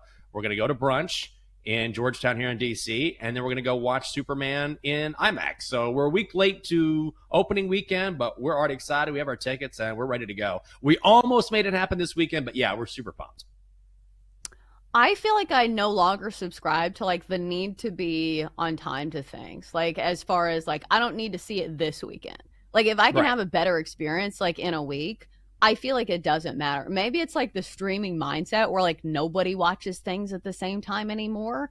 But I don't know. It's just like the urgency isn't there, which I know is not great for like box office sales because they want people to go there for opening weekend. Because I know like that's the best thermometer of how a movie is doing. But I guess a lot of people were super pumped to see this because I do think it's a big deal. If you can get people out of all the options of what you can do on the weekend and all the streaming options that you have, if you can get people out of their homes to go see a movie, you must be doing something right. Oh, for sure. I mean, I can't remember the last time I went to the theater to see a movie. Like, I'm trying to think of it. In fact, the lovely Catherine and I are coming up on our 4th year anniversary. We've never gone to the movies together. Like, it's wild to think about. But it used to be such a date thing, and we're like, have we ever been to the movies together? And we're like, I don't think we have. So that'll be fun to do, but it's not because we don't like the movies or don't like going. It's just because things have changed, like you were talking about. You're like, if I wait 3 weeks, I can stream it. I'll just stay here. I'll save myself the money. I'll just watch it at home. And so that's a real challenge for some of the movie theaters now, or the movie industry, which is getting people to come out. But I do think if you have like an IMAX experience or something like that, you can make it totally different. So it's good to see. Yeah, we're very excited about it. And we're not even big movie people. I'm not even a massive like Marvel or DC Comics guy, but I can't wait to see this. I don't think I've been to the movies since pre-COVID. And I remember like, correct me if I'm wrong, because this was obviously a long time ago and it's like in the back of my mind. I think I remember you picked seats and I was like, whoa, this is so futuristic, because I think it was like along the first times where you actually picked your seats, because it used to be you just go to the movie theater and whatever seat was open, you sat in. But like you were saying, I think now they have like seating charts and everything. Do they do that now? I think it depends on where you go, like what theater you attend.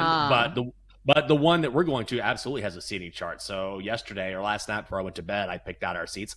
I got us right in the middle too. So we're going to be perfect positioning for this IMAX experience. But yeah, I mean, it's assigned seats, whatever it is, like, we're K6 or K7. Just depends on the theater. But yeah, most of the time I think they do. Maybe I need to break the streak and actually go to a movie one of these days, but we'll see. Yeah. At least I am going to sneak in my own snacks and save a few bucks that way, because it is expensive.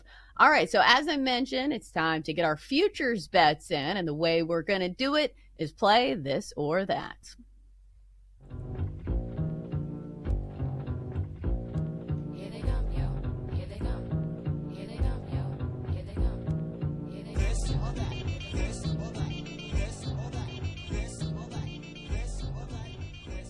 All right, David. DJ David set us up here with this or that. All right, so what I did today was, we're looking at the futures market, but I took some off-the-radar futures that I think could pay out. So let's get it started. Jenks, this or that, who wins the World Series? Astros are going off at plus 1,000 or the Cubs at plus 1,200. I think I might lean Astros here. I don't have a real strong opinion between these two teams, but they do have that championship experience, even though a lot of those players are gone now. But they've been there, done that. I think that counts for something. And also, I just feel like, at least for the Cubs, like maybe I'm scarred by, but then again, the Cubs won the World Series, not too long ago. I just feel like they have a harder path with the Dodgers and the Phillies and what they're going to have to go through compared to the Astros. So I probably lean Houston because of that. I think I'd lean towards the Astros as well, because I think it's just one of those things where it doesn't even matter who's on the roster. The Astros are one of those teams that just feels like they contend every single year. Like for a while, they were in the ALCS like every single year for like 6 years in a row. So I understand it's not the same core team, but still, they've got like a headline pitcher in Hunter Brown, who's having a Cy Young season. Probably not going to win it because Tariq Skubal is probably going to win it. But still, you have guys who pitched in a World Series like Framber Valdez. Lance McCullers Jr., I know, has been hurt for a lot, but he was a huge piece in one of Houston's World Series titles. And then you go down the list of the position players. And of course, Jose Altuve hits like 300 every single season. And nobody's going to look at him and think, oh, he's going to shrink in the postseason. No, absolutely not. So it's just one of those organizations that I think you give the benefit to the doubt. Not that the Cubs aren't a great organization. It just feels like I trust the staff as a whole more for the Astros. So I don't really love either of these bets, but I'll lean towards the Astros here. How many years now have people been going, oh, this is the year that the Astros, they fade off. They're getting older. They're getting they just continuously are there. Yeah. I would probably lean Astros here. I think for the Cubs to be a true threat this season, they're going to have to make some major moves at the trade deadline for some pitching. All right, Chelsea, this or that to win the Open. Tommy Fleetwood at plus 2,500 or Shane Lowry at plus 2,500. Ooh, this is a really good one, David, because remember the last time Shane Lowry won the Open Championship? Guess who finished second? It was Tommy Fleetwood. So I find myself rooting for both of these guys. And I did read a headline, according to Shane Lowry, that said, if I win another Open, I will be celebrating twice as much, which I don't know if you remember the last time that he celebrated. It was a lot of celebrating. And listen, he's the Irishman. He was celebrating in his home country. Nobody's going to discount him for doing that. So I kind of want to see that happen. But I think as far as recent play goes, I think Tommy Fleetwood has been a little bit better. If you look at over his last few tournaments, he's had some good finishes, a T2, a T4. He's had 5 top 10s in the year 2025. Shane Lowry didn't play in the Scottish Open, and he's kind of had some off performances this year. So I think I'll go with Tommy Fleetwood for the head play, but for the heart play, I'm going to go with Shane Lowry. I think I'm going to go with Shane Lowry. I mean, he won the Open Championship at this very course in 2019, so there's some familiarity there. And Tommy Fleetwood, look, he was good at the Scottish Open, finished tied for 34th, but I think if it gets down in the clutch, I worry about Tommy Fleetwood because remember the Travelers, what was it, 3 weeks ago? And he had that lead and just blew it down the stretch, which I hated to see. I never like to see that happen to anyone, and Tommy Fleetwood is an inherently likable golfer, likable person. But when the pressure is on, how would he potentially respond in that moment? I'm not sure. Shane Lowry has done it, so I'm going to go Shane Lowry. I, too, am going to go Shane Lowry for one reason and one reason. Well, a couple reasons, actually. He won there before, one.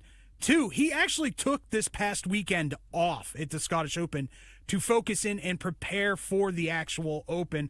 I think it's probably going to pay dividends. I think he could end up winning the whole thing. We're going to jump down to one that I really, really like. We're going to skip over the Super Bowl one.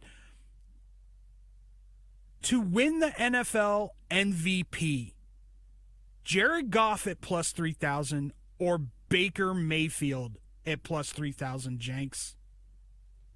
I can't believe I'm saying this, but I'd go Baker.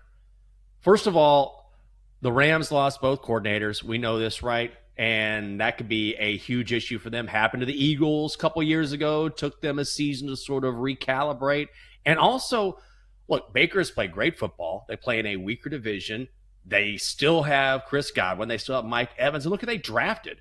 They drafted Emeka Egbuka from Ohio State. Then they got Tez Johnson out of Oregon late. So not only do you have Baker coming back, he's got even more talent at receiver and in that division with so many question marks for the Lions. Let's go Baker.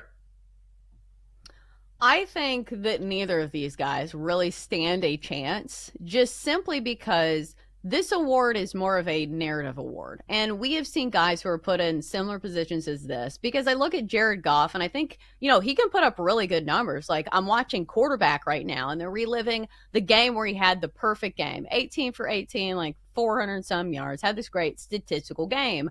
But because he plays on a team with so many weapons, it's the Jalen Hurts effect, where like Jalen Hurts can have a great season, but everybody looks at, his teammates and say, well, you are going to put up good numbers when you have that many good players around you. So I think that's going to hurt Jared Goff.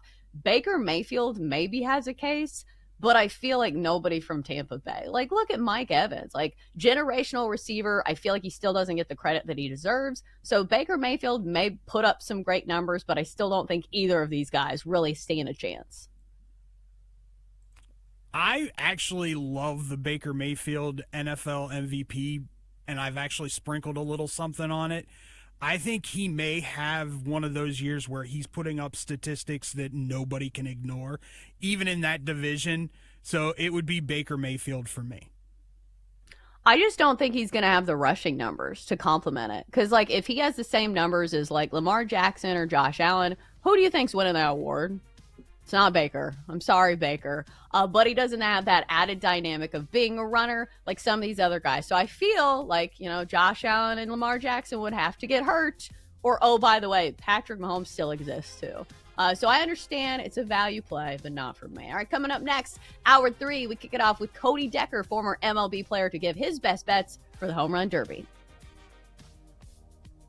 Chelsea and Jenks will be right back on the Daily Tip on the BetMGM network. Download the app today. Please gamble responsibly.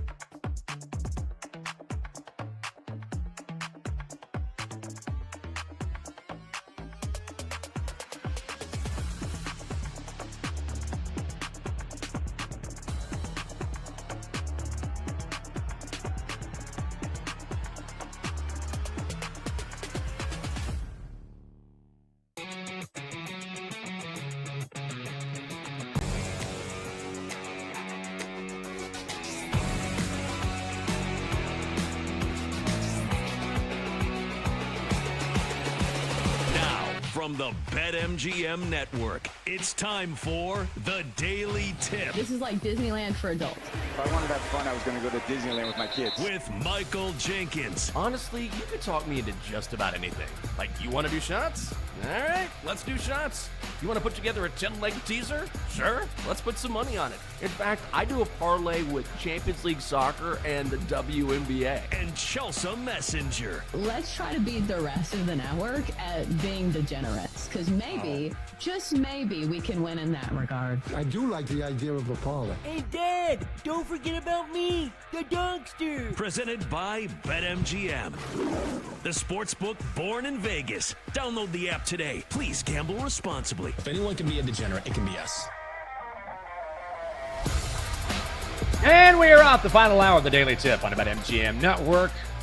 Happy Monday morning. I'm Michael Jenkins. She is Chelsea Messenger. Coming up in our final 60 minutes, we'll get you set for the Midsummer Classic and the Home Run Derby when we bring in our Cody Decker, host Bet for the Cycle here on the BetMGM Network. In 20 minutes, more for pro baseball as we look at some of the winners and the losers from the first half of the season. Finally, we'll place our best bets and chat with the Dogster at 8:40. And welcome to our audience on Stadium. We always stream the final hour of our show on Stadium. You can check that out on ValleySportsLive.com and the Valley Sports Live app.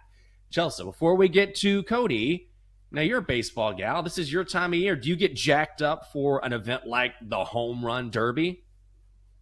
Well, I don't know if jacked up's like the right word, but like I'll watch You it. get Like jacked, know, bro? like You ready?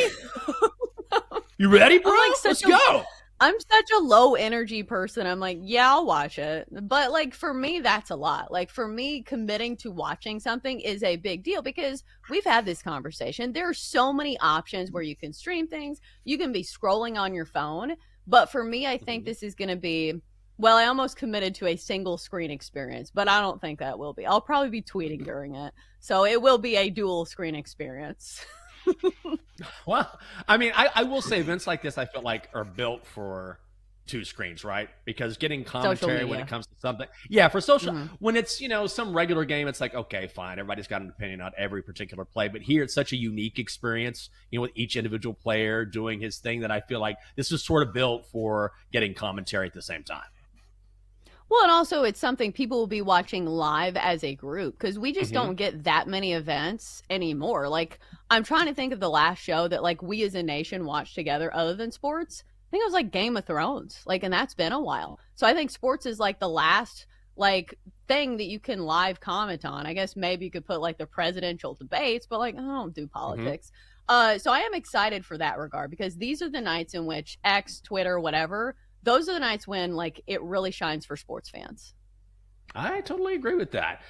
Let's get a little more shine on it. I bring in Cody Decker now, former Major League Baseball player, host of Bet for the Cycle on the BetMGM Network, friend of the show. Cody, good morning to you. Love the Big Deck Energy sign behind you. Good to have you with us.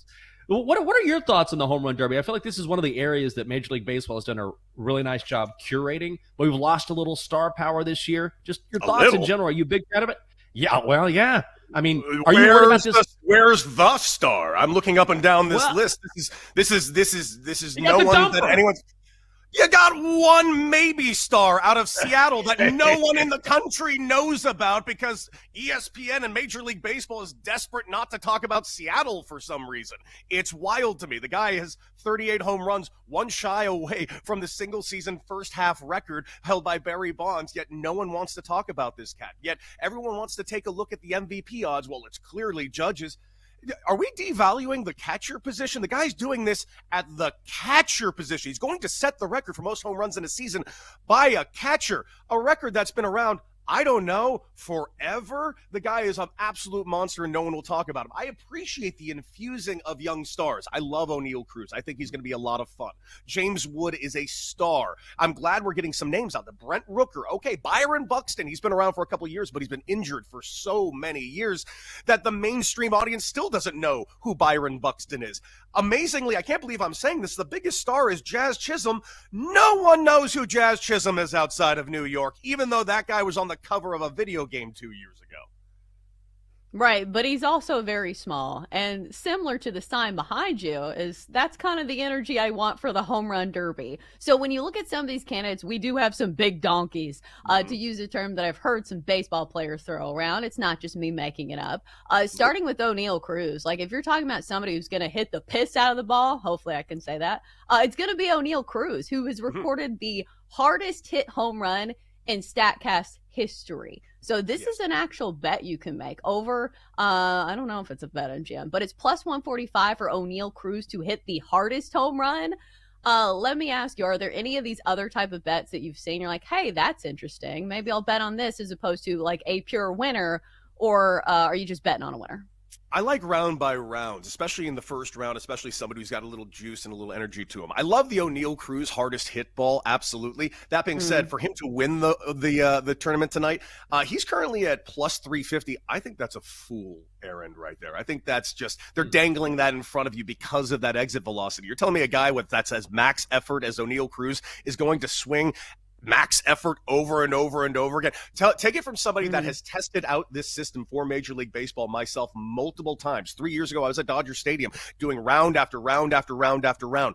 This is exhausting, this exact home run derby. So if you think O'Neal Cruz is lasting past the second round, good luck on you. I am not putting a penny towards O'Neal Cruz. One thing I am going to bet on is the first round, potentially most home runs in the first round. There's one name I'm looking at. There's one swing I really like for this particular home run derby, and that man is Matt Olson. Not only is he at home, he's got a smooth, easy swing. I can see that guy hitting 15 to 20 in the first round as easily as humanly possible. And not only that, I think Matt Olson is going to win this because you're talking about a guy with a smooth, easy swing like his.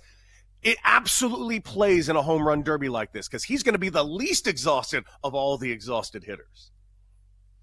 We're talking with Cody Decker. He is host of Bet for the Cycle on the BetMGM network. So you mentioned this at the very top we were talking, which is the lack of star power. And there have been some comparisons about, the NBA slam dunk contest used to be just star laden, and now it's okay. It's not the same.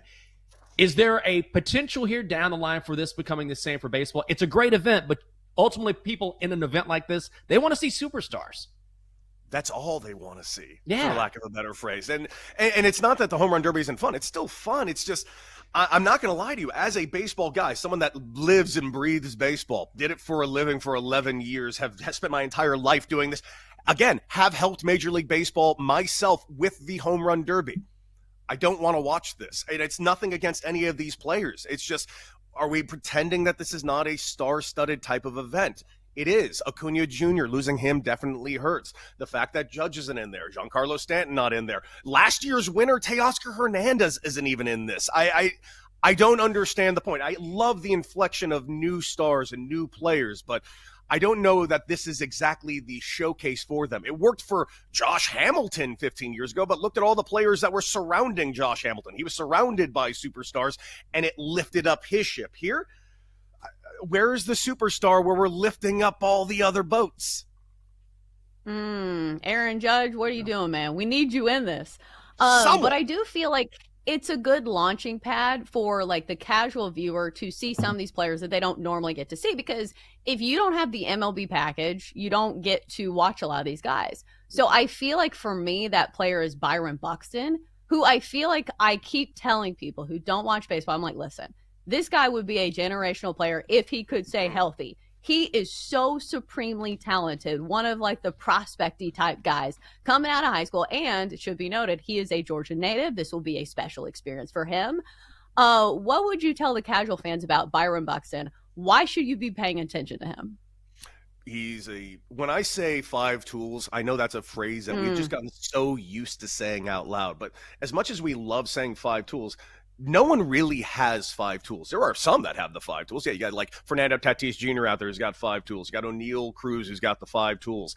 This guy's a five-tool player, but he's also not just a guy that has the tools. He's also just a polished and really good baseball player on top of the five tools on top of that. When we talk five-tool players, we're talking about young stars that hopefully will come into their own and become the baseball star that we think they can because they have the talent right there. This guy has both. The only problem is he just hasn't been able to stay healthy. If he can stay healthy, he's a monster. We saw him homer in a home run in the All-Star game 2 years ago at Dodger Stadium. And yes, he is a Georgia native. And yes, I do see a plus 2,500 for him and Matt Olson to be in the finals. And yes, I put down $10 on that. Cody, I'm not. This is not a rage bait question, but I'm very curious about your answer. Should Jacob Mizorowski be an All-Star? No. No, he shouldn't. Yeah. No, he should not. No, he should not. No, he should not. This is okay. The fact that this even happened is mind-blowing to me. Nothing against Miz. He's right. He's astonishing. This kid's going to be an all-star year in, year out. He's played 5 games. What are we doing? Like, honest to God, what are we doing? This is the dumbest thing I've ever seen. I also appreciate Major League Baseball trying very hard, not unlike this home run derby, to infuse new stars. But I'm sorry, a new star that has pitched 5 games in Milwaukee is not going to do it for me. You have 2 separate Phillies who deserve to be on this roster. And by the way, you're replacing a Philly in Zach Wheeler. The fact that they did this is a bit mind-numbing.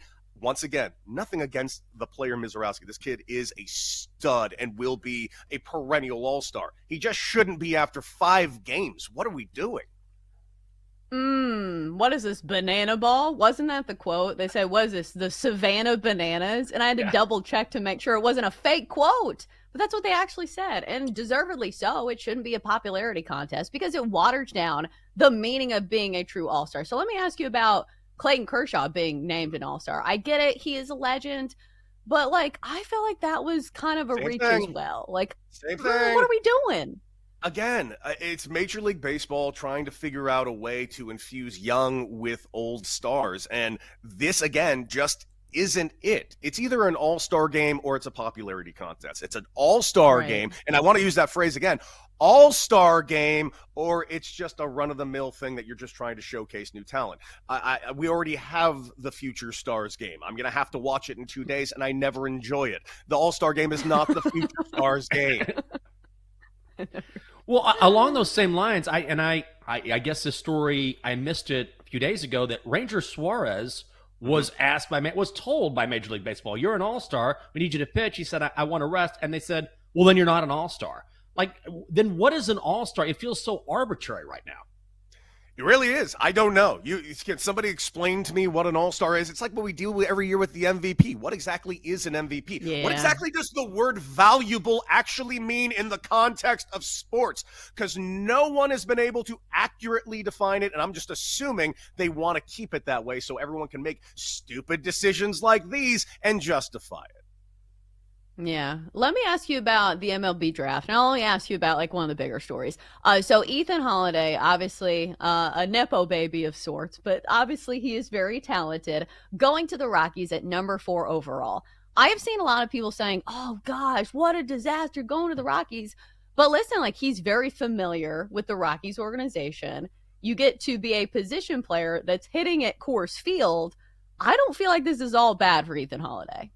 No, he got drafted in the first round. He's doing just fine. Would it have been better if he drafted by any organization in baseball other than the Rockies? Probably. I played for the Rockies. It was a nightmare. I hated every second I was employed by that awful, awful organization. And they've only done worse since then. Am I throwing shade at them because they're bad? Yes. Are they the worst front office in baseball? Probably. Do they have a terrible farm system? Yes. Is this kid's future bright because he's with the Rockies? No. Is his bright because he's talented?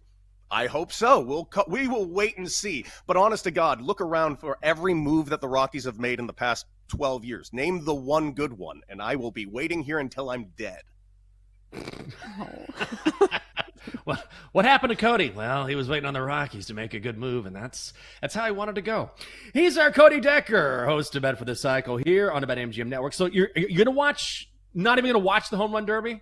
Maybe just a little bit? I always watch the Home Run Derby. Listen, I am at least interested in these young players. The problem is, I don't think Major League Baseball has done a good job of making fans or casual fans, which is the bigger problem, interested in these players. I want to see what Brent Rooker can do, but no one knows who he is. Major League Baseball, fix that. God. Always appreciate the passion and for joining us here on the show. Thanks so much. You're welcome. I think he's right. God, what are you doing? I mean, if you said he's absolutely right. If you said someone, you think Brett Rooker has a good chance tonight? You're like, who? What are you talking about? Like nobody would know. Yeah, but everybody starts somewhere. So, like, who knows? Maybe he blossoms into, like, a great player. Because I will say this, Brent Rooker has had back-to-back seasons of 30 home runs. So it's not that he's bad. He just plays for the A's. Like, everybody would know who he was if he played for the Dodgers. He just happens to play for whatever city the A's are currently in. Sacramento? It's not his fault. Somewhere. I don't know where they are. They were in Oakland. Then it was, I think they went up to Yakima, Washington for a while. Then they were in Helena, Montana. I think now they're in Vegas or something. I don't know. Bouncing around. I just love looking at statistics, and it's, LA Dodgers, Arizona Diamondbacks, Colorado Rockies, Atlanta Braves, Athletics. It's like, all right, guys. That's Major League Baseball for you. Coming next on the show, well, we asked the question to Cody Decker. We'll talk about it ourselves. Should Jacob Mizorowski have made the All-Star game? I feel like we're going to be on the same page here. We'll talk about that. And we'll look at winners and losers for the first half of the season. That is coming up next on the Daily Tip on the BetMGM Network.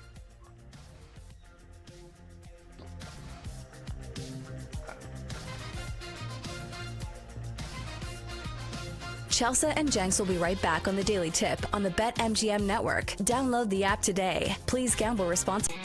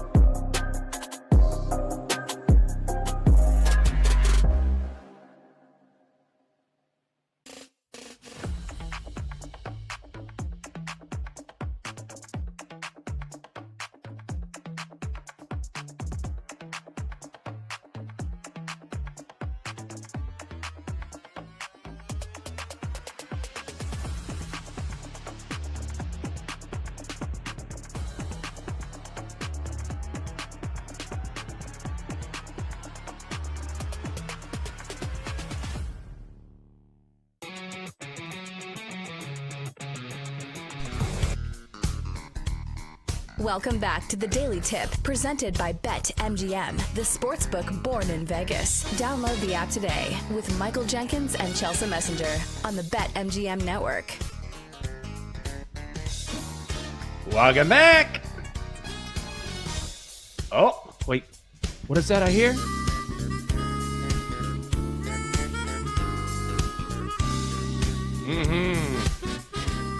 Gonna watch a little home run derby tonight. I'm Michael Jenkins. She is Chelsea Messenger. Thanks for being with us on a Monday morning. The Daily Tip on BetMGM Network. So, you know what I just did? Well, I didn't do it now, but earlier. I told you I'll give the full details during Wine About It Wednesday. But when we played putt-putt on Saturday, we had a good time. It was fun. But the customer service was not great. And I wrote a really long review about it. Ooh. Get him, Jenks. Oh, yeah. But it was good, though. Like, it wasn't like, here's the thing. If you want a company to take you seriously, don't be an absolute jerk. Like, present it very factually. Like, this was good. I enjoyed this. But these are some things that maybe could be worked on. Like, for example, I'll whine about this later. But the one thing I will say is that there was 3 different 9-hole courses inside this place. Twice we get up to the course, there's no golf balls. I'm like, then I got to go back to the front and say, can we get some golf balls, please? So we can, play putt-putt, since you guys are called the Puttery. Having some golf balls available would be nice. So little things like that, I was like, listen, you're going to have a good time at this place. How could you not? But at the same time, being able to walk around and find a golf ball shouldn't be something that you have to do. Do you write reviews? I'm going to give the full, I got a full one coming. But are you someone who writes a review from time to time online? I don't do very many. This is like once every, usually I write all positive reviews. This is the most negative one I ever wrote. It's not even that bad. Normally it's just 5 stars. I want to give people, pump them up. What about you? Yeah, I'm normally a good review type of person because I feel like most people write reviews if it's really bad. So like then if the place like only has bad reviews, like I'm not going to go there. So I feel like it's on me if I have a great experience to put it out there and like, give some people some credit. I was just thinking when it comes to like the Karen power rankings, I think our show, me and you, would outduel anybody on the network. Like, who do you think could out Karen us? And I don't mean just arguing and yelling, because obviously Nick Costas and Brad Evans would probably be better at that. But, like, being a Karen has, like, some nuance to it. Like, it's not yelling. It's, like, being condescending. You slightly raise your voice, or you say, I'm going to write a strongly worded letter. I'm going to Yelp this. I need to speak to the manager. And Jenks, I feel like me and you would outduel anybody on the network when it comes to Karening. Oh my God. I try not to. I try to be all positive. Also, Karening is like different level. Like people who do that, they just don't, like they just lose their mind. Like they can't communicate an idea without being completely crass, But when it comes to that though, I don't know if anybody could take us on. I mean, we have a whole segment dedicated to whining. Yeah, I'm a suburban white woman. Like, this is my trajectory. It's like being a Karen. So I think that sometimes Karens are like, it's validated sometimes because, like, it's not like a little thing if you're playing putt-putt and you don't have any golf balls. This is like when you sit down to eat a meal and they bring out the food and you're like, we don't have any silverware. And you're like just sitting there held hostage by these servers that haven't given you any silverware. So I think sometimes it's fine. Like sometimes the service is so bad that you have to complain. You have to do something. What are you going to do? Sit there like an idiot? Eat with your hands just to avoid confrontation? I'm not doing that. Well, I don't blame you. I mean, I wasn't rude about it, but I was like, hey, could we please get some golf balls to use here? It's a putt-putt course. That'd be nice. So, and also too, I will say, it doesn't always end up being the case, but if you handle it the right way, you can end up getting a benefit. Like I've had this happen before where it's like, you're not being mean just for the sake of being mean. You're actually presenting a fair case. And if it resonates with an owner or someone, they'll say, you know what? Why don't you come back and we'll take care of you or we give you some sort of discount. That's not necessarily what I'm looking for here. Because again, I think I've left like 3 or 4 reviews and this is a 3-star. The rest are all 5 stars. But every now and then, if you handle something the right way, it can actually benefit you as opposed to just being an out and out jerk, Yeah, we need a name for that. So instead of Karening, what is that? Like, what's a variation of Karen that's not so Karen? Like, I almost thought Catherineing, but that's too close to home, obviously. Maybe we say Kating. I don't know. Just being a decent person. That's all. Like, you can actually convey an idea without taking it to the extreme and like losing your mind.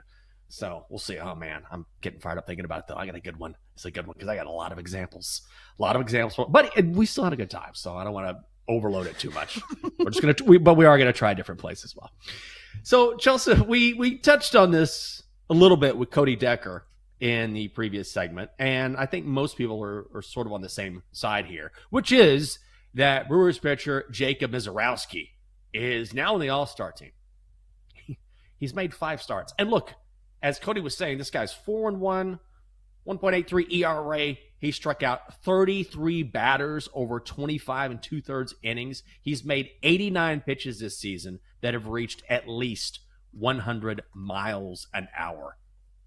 And yet you have someone like Ranger Suarez, who's 7-3 with a 1.94 ERA, lowest ERA in the league for anyone with at least 80 innings pitched. He's not on the All-Star team.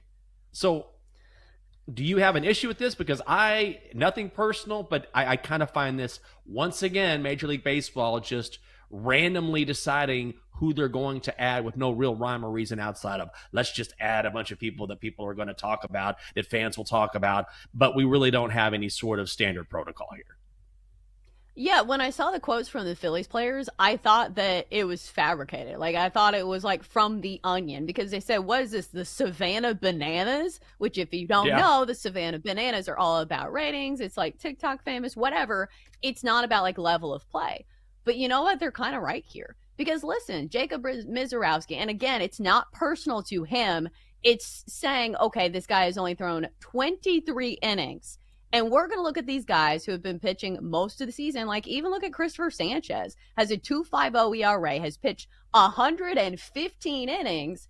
Because, again, like, baseball is not a small sample size sport. Like, there are other pitchers, like even Kodai Senga, has a bone to pick with this, because he has not been included in the conversation because he just hasn't pitched that much. So when you see somebody, that only pitches 5 games and now they're an all-star, like, first you do this with Clayton Kershaw and you say, listen, like, he's been good for a long time. We're just going to put him on the all-star team. Like, he's had a good season, but he's not had a better season than Christopher Sanchez or Ranger Suarez. But I will say, I do appreciate that the Phillies went ahead and gave Christopher Sanchez his bonus that he was supposed to get if he was named an all-star, because that's the thing. This is people's livelihood. And a lot of these contracts are drawn up where if somebody makes an all-star team, they get a bonus. For Christopher Sanchez, it was $500,000, which isn't nothing. I'm not saying that, it's a huge deal to some of these guys who are making millions and millions of dollars, but it's still something, and they deserve it. And at the end of the day, it just does not feel fair. That's the thing. It's just not fair. Like, this is, sure, it's an exhibition, but it's completely unfair to take away an all-star nod. Some guys play a decade in Major League Baseball, if that, and they would die for one all-star nod based on their performance. So if you just want to make this an exhibition where Major League Baseball just picks and chooses players, okay, but an all-star nod should mean something. It shouldn't be, you know why you got here? Nice start to your career, kid. Like, that's not what being an all-star is about. You have to earn it. And here, it feels like, whether it's Clayton Kershaw, even though, of course, he's had a great career, or with Misiorowski, you got to earn it. And here, once again, this is what Major League Baseball does, right? They just arbitrarily make up the rules as they go and decide, you're an all-star, you're an all-star. But the bigger picture is you take it away from guys who have absolutely earned it. Something that's very difficult to do, and you devalue it when you treat it this way. So I'm not one to side with the Phillies, but I think they absolutely have a case here, and I'd be angry as well. Yeah, there's several guys across the league that certainly have a right to be angry with this. I feel like if MLB is going to do this for the home run derby. Do it for something that's an exhibition. Right. Like, if you want to put somebody who people want to watch and are drawing eyeballs to it, do it in an exhibition competition. Put Jack Caglione in the home run derby. Nobody's going to, be mad about that, because it's not something that goes, under your contract thing. Like, nobody's contract is like, oh, if he competes in the home run derby, he gets extra money. Like, that's not a thing. But all-star thing is. So I know that the All-Star game does not mean what it used to as far as like, the home field advantage in the World Series and all that. But still, if people's contracts are written around it, like it should mean something and it shouldn't be watered down. And maybe I'm exaggerating here, but when you look at the end of someone's career and you're considering their legacy or if they potentially make the Hall of Fame, one of the things you look at is all-star appearances, right? Mm-hmm. Yeah. And so it's like, okay, you're going to take away an all-star appearance for someone, which not only affects them this year, but potentially how their career is viewed. Like, I just think it's a huge deal. Yeah, especially for some of these guys who are having like, I don't want to say this about Ranger Suarez because he's been good for a long time, but like think of some of these guys who have like lightning in a bottle seasons. Like this might be their best season ever. They may never repeat this season. And the fact that they won't be named an all-star because of this, it feels, just really unfair. And it just goes more ammo to, the people who don't like the commissioner of baseball. And that is Rob Manfred. It just feels like every decision he makes, like he's made some good ones, like making the bases bigger and, the pitch clock. Those were good decisions.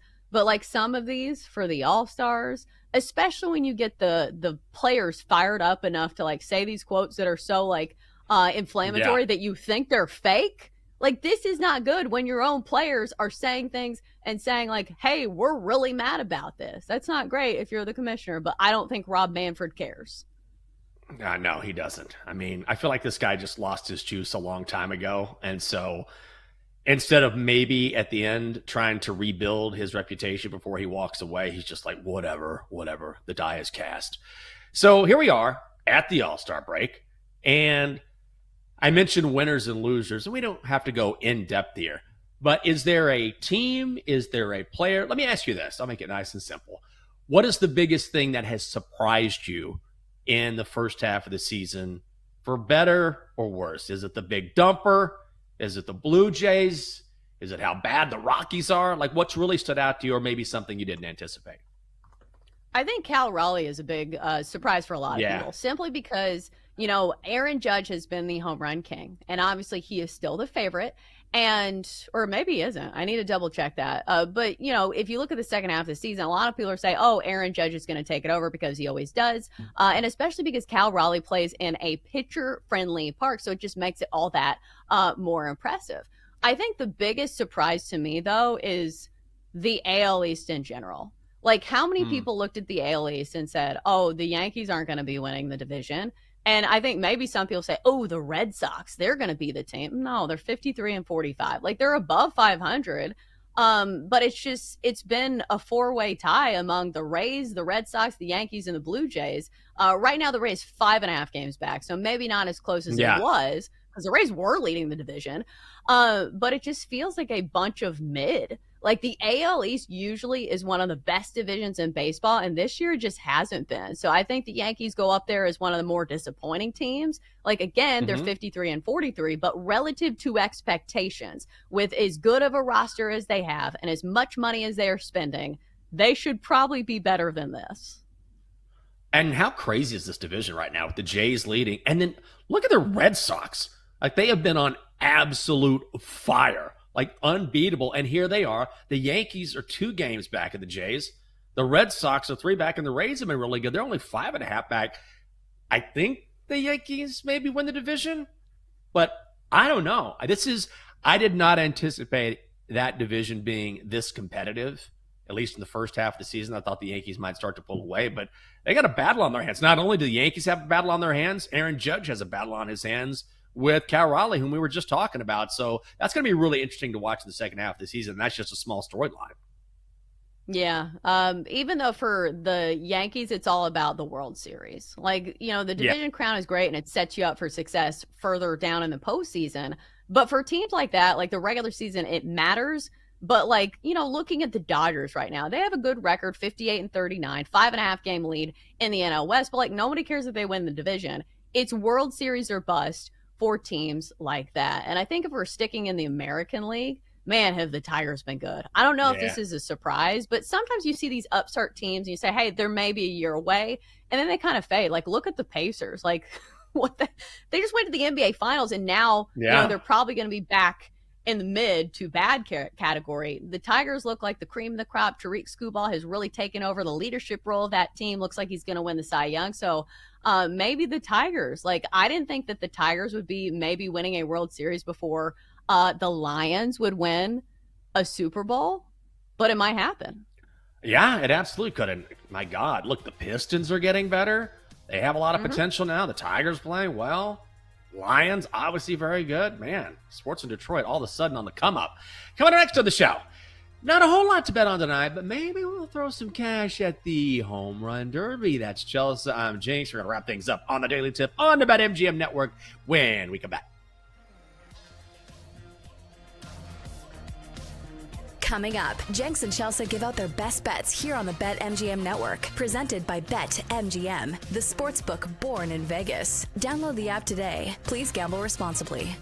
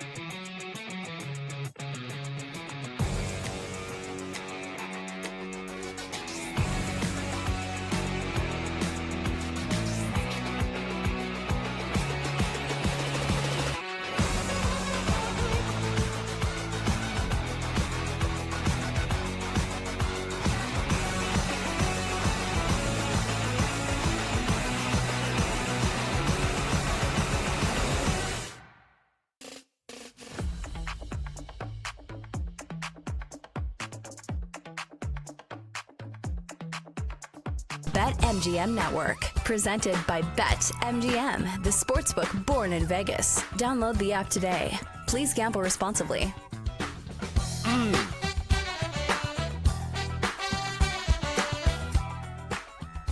Welcome back to the show. It is a Monday on the Daily Tip.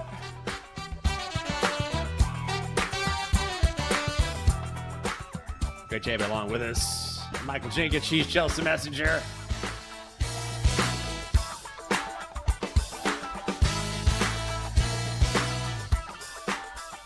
Coming up on the show, tell you our favorite bets of the day. We'll look into the home run derby. Also, we'll chat with the Donkster as well. I'm trying to think of what else I did this weekend that I might share that might be exciting. Oh, we talked Xfinity yesterday for like 15 minutes. That was fun. Because we got, oh my God. Catherine Great. and I were, Can't wait to hear about it. Let me tell you something. This is going to be a banger. It's going to be a banger. You ever ask someone a question and we're just like, hey, what is the bill going to be next month? This was the question. What is the bill going to be next month? Well, if you look back to February, we're like, nope. Because I'm trying to explain to you, we understand. We just need to know we understand their previous charges. What's going to be the bill next month? Well, if you go back, I'm like, is this like, it was almost like some sort of, like, am I on camera and I don't know this? Anyway, we finally got that worked out after like 15 minutes as opposed to our previous 3.5 hour experience with them a couple weeks ago. So that was good. Finally got the answer we were looking for. All is well. And that was good. That was the only frustrating thing this weekend. Outside of that, man, we had a great week, and we went up to the putt-putt place on Saturday. And then Friday, we went out to a place that I'd never been before on the wharf here in D.C. and overlooked the water, and it was a good time. I think I'm just missing the weekend. It's a Monday. I'm just trying to make myself feel better. I'm just missing the weekend. That's all. I just imagine you, like, pressed against the window pane, like, looking out, be like, Friday, where are you? I know. Yeah, Mondays hit hard. But I don't know. Like, at least it's the summer, and I feel like I'm not going to say our job's ever easy, but I feel like it's more relaxed in the summer. So at least I don't have like 5,000 radio hits like we do in like football season. But Jenks, it's coming. I already have to do one later this week where people want to do stuff in the afternoon. I'm like, listen, I'm off the clock at 8 a.m. Central Time. So if you want me to do stuff after that, you better have a really good pitch for me to be on your show. So I did agree to it because I understand that's the nature of the game. You got to promote the show, promote yourself. So I am going on a show later this week, but it's at 3 p.m., the middle of the day. To put on makeup? Maybe I won't. Like, do you think I could, like, come on with wet hair, like, just out of the pool? Like, I'm here. Yes, absolutely. Actually, people probably love that. Yeah, she was out at the pool. She was catching some rays. She pulled her hair back. She got on. She gave some bets. She talked a little sports wagering. That might go off really well. Well, if I wear a bikini, but that's a different connotation altogether. Also true. So maybe I'll put on a swim cover-up. But I don't know. It'll be a wild card. We'll see how I'm feeling that day. Okay, let me know. Oh, I'll tell you. Let me ask you about your weekend. The last time I saw, it looks like your potions had come in. I think we had, a dream potion that I saw. Unicorn potion. I'm making up these potions. But you got the potion kit for Blake. Yes. So I'm always looking for like fun ththings to do with my 5-year-old. So I stumbled across this kit on Amazon that's a fairy potion kit. And most of the time, like, you have to do stuff for your 5-year-old because, like, we do, like, science experiments. But, like, because she's not that great at, like, pouring things and, like, measuring, I have to do all the work. So when I order these kits, it's me doing them. So it's like, great, you really love science. But I don't love science. But this potion making kit was actually really fun. They come with, like, these little bottles. You do glitter. You do, like, sparkles. You do, like, a feather, something called unicorn hair. So it is kind of cool. Like, I need to make some adult potions. I feel like people sell that type of stuff on Etsy. Like, I just need to make up something. But, like, this is a manifest potion. And if you say your dreams out loud 3 times and you tell me your horoscope sign, I'll make you a special potion.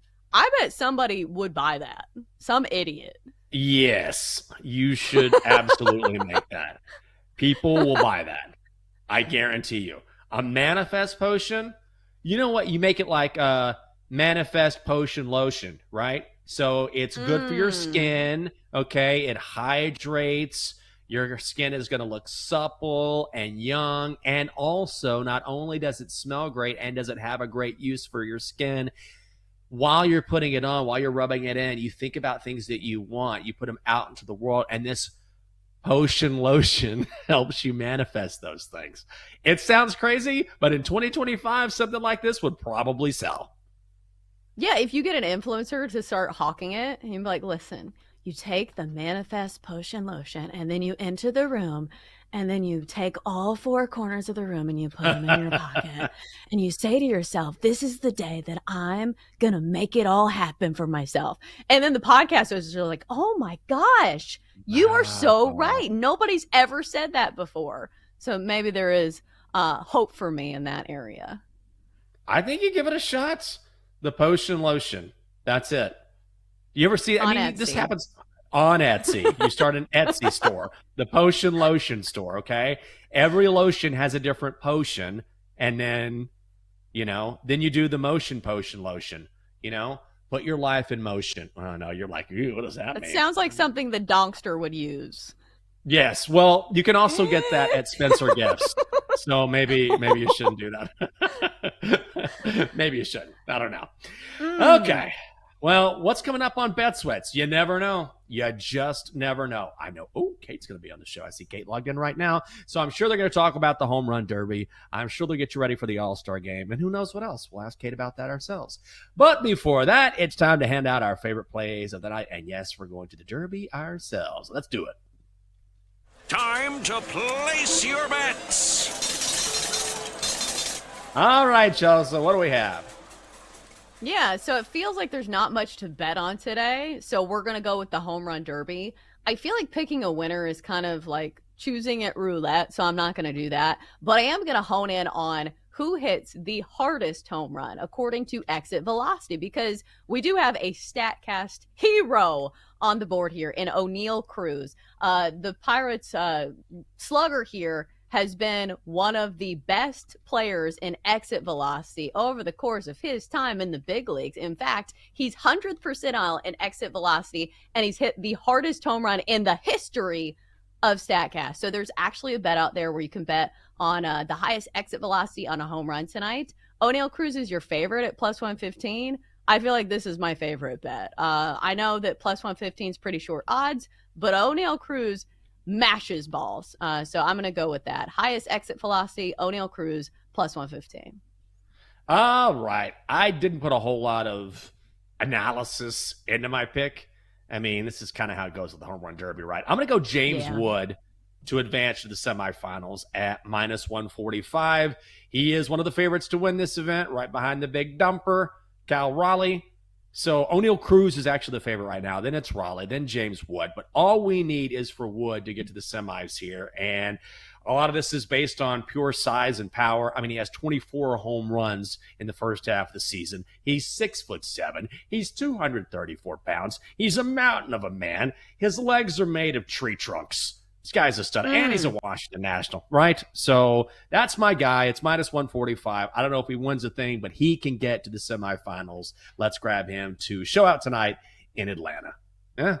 Ooh, I like that. Again, home run derby, I feel like it's a dart throw. I think if I had a lean, it'd be Matt Olson to make it to the semis. I think it's minus 105, but it's not official. I don't want to pepper the board on a Monday with home run derby bets, so just one bet for me. Fair enough.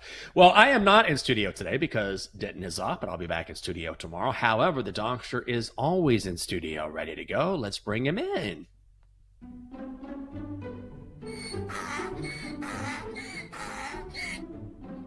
Good morning, everybody. Hope you had a great weekend. Blah, blah, blah. Donkster, what's going on? You okay? It's not that I'm sad, Dad. Gah! Okay, then why are you acting like an angsty teen? What's going on? Because I'm so bored right now. When are things going to speed up? When is college football going to get here? Who cares about the home run derby? Well, I think it might be exciting, Donkster. Oh, yeah, I hope Jazz Chisholm hits a ball to left field. Should be a thrill ride for the ages. Okay. Do you have a bet at least? I do! Brent Rooker, which rhymes with hooker, to win the Derby, plus 850. Well, I knew how to get in there somewhere. What's coming up next on Bad Sweats? For that, we bring in our good friend Kate Constable. Kate, good morning to you. Good morning, guys. Rooker will be talked about. Hookers, maybe not, although Chris Mack and I are in. You never know what's going to happen when the two of us get together. So we'll have to wait and see. But yeah, plenty of Derby talk. I'm going James Wood as my winner tonight. Oh, I love it. Ooh, going with the DC guy.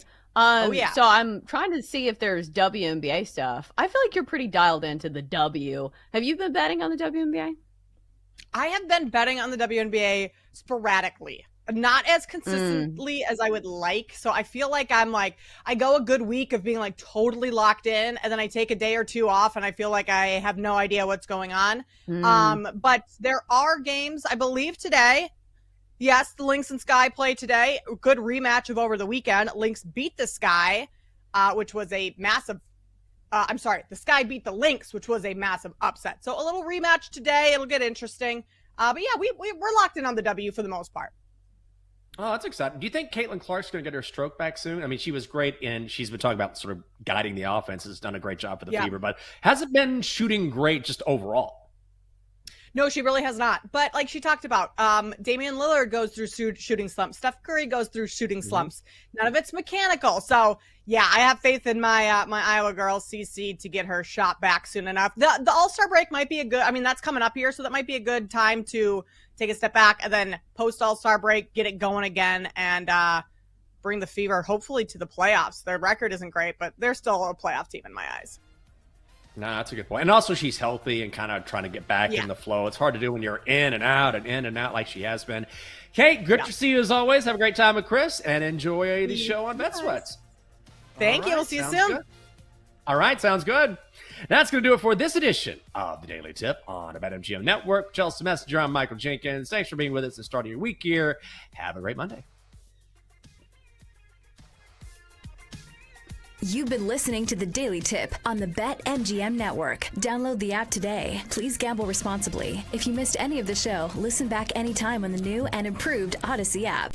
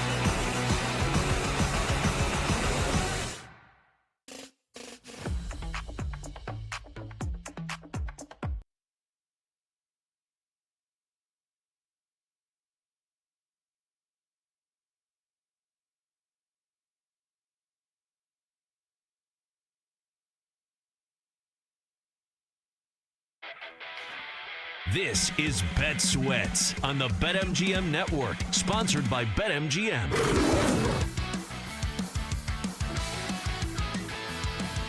Yes, it is, and we are live coast to coast on the BetMGM Network. Bet Sweats this week. Hi, I'm Chris Mack. How are you? She's Kate Constable. We're here all week. Joe O and Sammy P getting their own all-star break. They don't have to swing in the home run derby tonight. But we'll talk about the Derby and who is swinging in it and our bets for it. Plus, Colby Marchio of the Betting News as well, going to join us to give us his plays for tonight's action. We got plenty of football to talk about, too, because it's that time of year. Training camps are right around the corner in the NFL, college ball. Everybody's getting their big Phil Steele preview magazine shipped to them or buying it at the bookstore, trying to figure out what's going to happen this year on campus. There's still hoops being played, too. Summer League continues tonight. WNBA inching closer and closer to their all-star break later in the week. So plenty to bet on, and we've got it for you. Don't forget, you can watch the first hour of the show, the 9 a.m. Eastern hour, right now on Watch Stadium in the Bally Sports app. Go there, check it out. You can see everything, all the info. We got yesterday's scores around Major League Baseball, the final day before the All-Star break on the screen right now. All the numbers on what we'll be playing, well, tonight, tomorrow, the rest of the fall in some cases. As I mentioned, a preview of the ACC today, the NFC South as well. Plenty to get into. How was your weekend, Kate? I spent it in beautiful Columbus, Ohio, amidst thunderstorms, watching my daughter's 16U softball team try to get games in, for the most part, successfully. Yeah, Chris, good morning. I'm going to go ahead and say my weekend might be a little bit better than yours based on the photo you texted all of us on Saturday of the tipped over outhouse. Yes, the Porta-John that went down in the thunderstorm Saturday afternoon. Yeah, that's never a good thing when you have those flying around and the contents within them maybe like making its way through the air. I'm just going to my weekend wasn't anything spectacular, but I'm going to probably say it was a little bit better than yours. Waiting out rain delays for U16 softball. Did we actually get any games in, and did we get any wins? That's the important question I have for you. Wins. Come on, we're out there to have fun, Kate. Games, yes. We got 5 games in over the weekend. The girls had a good time. And to be honest, the place they have in Columbus where they played is this massive park that has like 30 fields. They're all turf and everything. So they did a great job. They even had that Porta-John right side up by the time we got that game resumed. So good to them. I mean, that's important. You need those things out there. And I really had to go. So I used it, and I will say it was not covered with nastiness on the inside. They came by, they power washed, pressure washed that thing, and it was good to go. So what a job. Golf clap. You guys know I'm not a huge fan of anything emanating from the state of Ohio, but golf clap to everyone at Berliner Park in Columbus. We had a great time this weekend for the last tournament of the 16U season. So, yeah. Despite the thunderstorms, we got some games in and we had a good time. So it was a productive weekend, not just for us, but let's dive right into it. Jannik Sinner becomes the first Italian to win Wimbledon, men or women, his 4th major championship. The 23-year-old beats Carlos Alcaraz, a little measure of revenge, if we want to call it that, for Alcaraz's defeat of Sinner at the French Open last month. Both were pretty much neck and neck as the co-favorites, both lower than 2-1 to win this thing. So no surprises after all the surprises we got in the first week of Wimbledon. But there we are. Sinner wins. We get a lot of shots of his mom riding the emotional wave in the crowd during the final. And now with the U.S. Open just 6 weeks away, Sinner and Alcaraz once again at the top of the board. Jannik Sinner plus 125, Alcaraz 2-1 to win that. But I guess I said no surprises. Maybe it was a little surprising if you were riding that wave of upsets through the first week of Wimbledon and you saw the 2 co-favorites end up in the final. Yeah, and I mean, the only other surprise really is that Sinner's lost 5 straight to Alcaraz. Like, he was the guy who couldn't beat Alcaraz. He just could not slay that dragon, and finally gets it done at Wimbledon for his first time winning Wimbledon. It was an awesome afternoon of tennis. Like, the drama was there, even though, set wise, Sinner kind of ran away with it. Like, it was still back and forth, right? Alcaraz was in it the entire time. And so awesome day at Wimbledon. And yeah, with the US Open coming up, Sinner won that last year. So looking to defend his title at the US Open now. I mean, those two are the top 2 guys in tennis for the foreseeable future, Chris. Like Djokovic, seeing him, I mean, I felt bad for him in the semis. He just looked old. Like injured, old, couldn't move quite as well.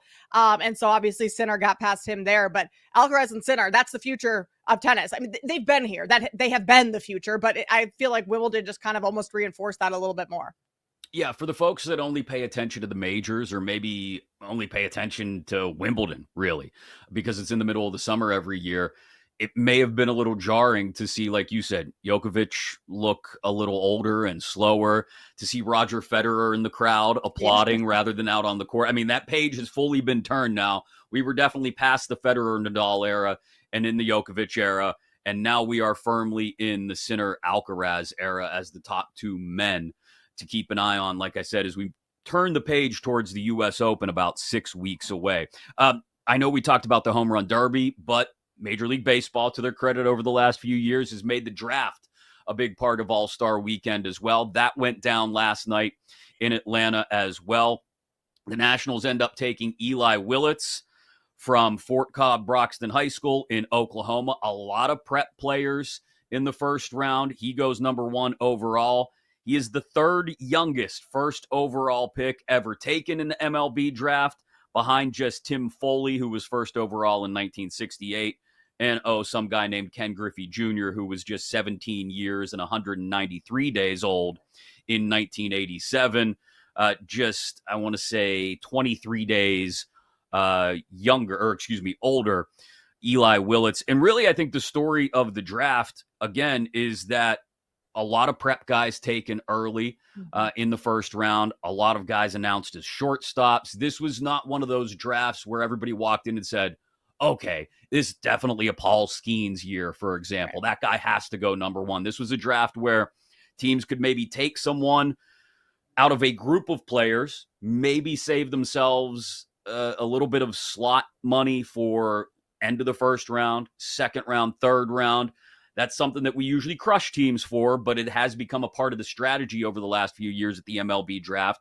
And I guess you could look at the Nats in a lot of transition with the GM Rizzo out, with Davey Martinez out, as being in that spot where, hey, we're going to try and build over the totality of the top tier of the draft and go with a guy who maybe some people didn't expect them to take first overall in Eli Willits. Yeah, Chris, I will not sit here and pretend like I was locked in on, the top prospects in this year's MLB draft. But from everything that I read after the draft and the reaction on social media, it was fairly surprising that Willits went number 1 overall, because there wasn't a Paul Skeens, like you mentioned, type of player at the top of the draft that no one really knew. But a lot of those top draft picks were projected later on within the first round. I mean, Braemar, who went second, he was projected maybe around 18, I saw out there, 8, 12, like just later on, not a number 2 pick. But for the Washington Nationals, who had so much turnover in their front office, like going with a name like Willits, not overly surprising, just because did they really have a plan going into it? Or did they just take someone who they thought best player on the board? And at number 1, you get the opportunity to take who you think. Also really interesting, Chris, that I don't know what's going on. Like, what's in the water over at Corona High School in California? 3 players in the first top 50 day? Top 32. Like, a player that went to Seth Hernandez went to your Pittsburgh Pirates at 6th overall. Billy Carlson to my White Sox. Woo! 10th overall. Like, something's going on over at Corona High School in California. I gotta maybe get on the wait list to send my kids there in 2055 or something.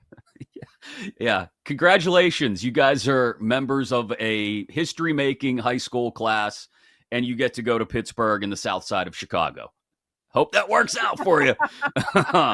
Also, the University of Tennessee, 8 volunteers go in the first 3 rounds as well. So a couple of interesting notes from the MLB draft, but of course this week in baseball, all about the Derby, which we'll get to in about 10 minutes. And again, Colby Marchio going to join us at 11 a.m. Eastern to give us his plays on the Derby. And throughout the week, obviously, the All-Star game itself tomorrow, Skeens against Skubal, the 2 best pitchers in Major League Baseball squaring off against each other.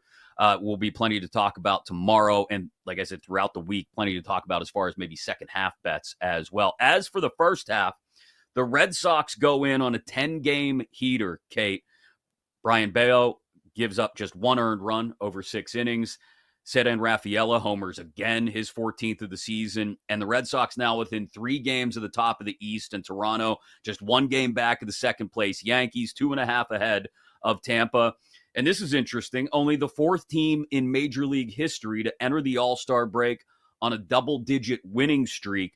2 of the previous 3 teams to do that won the World Series.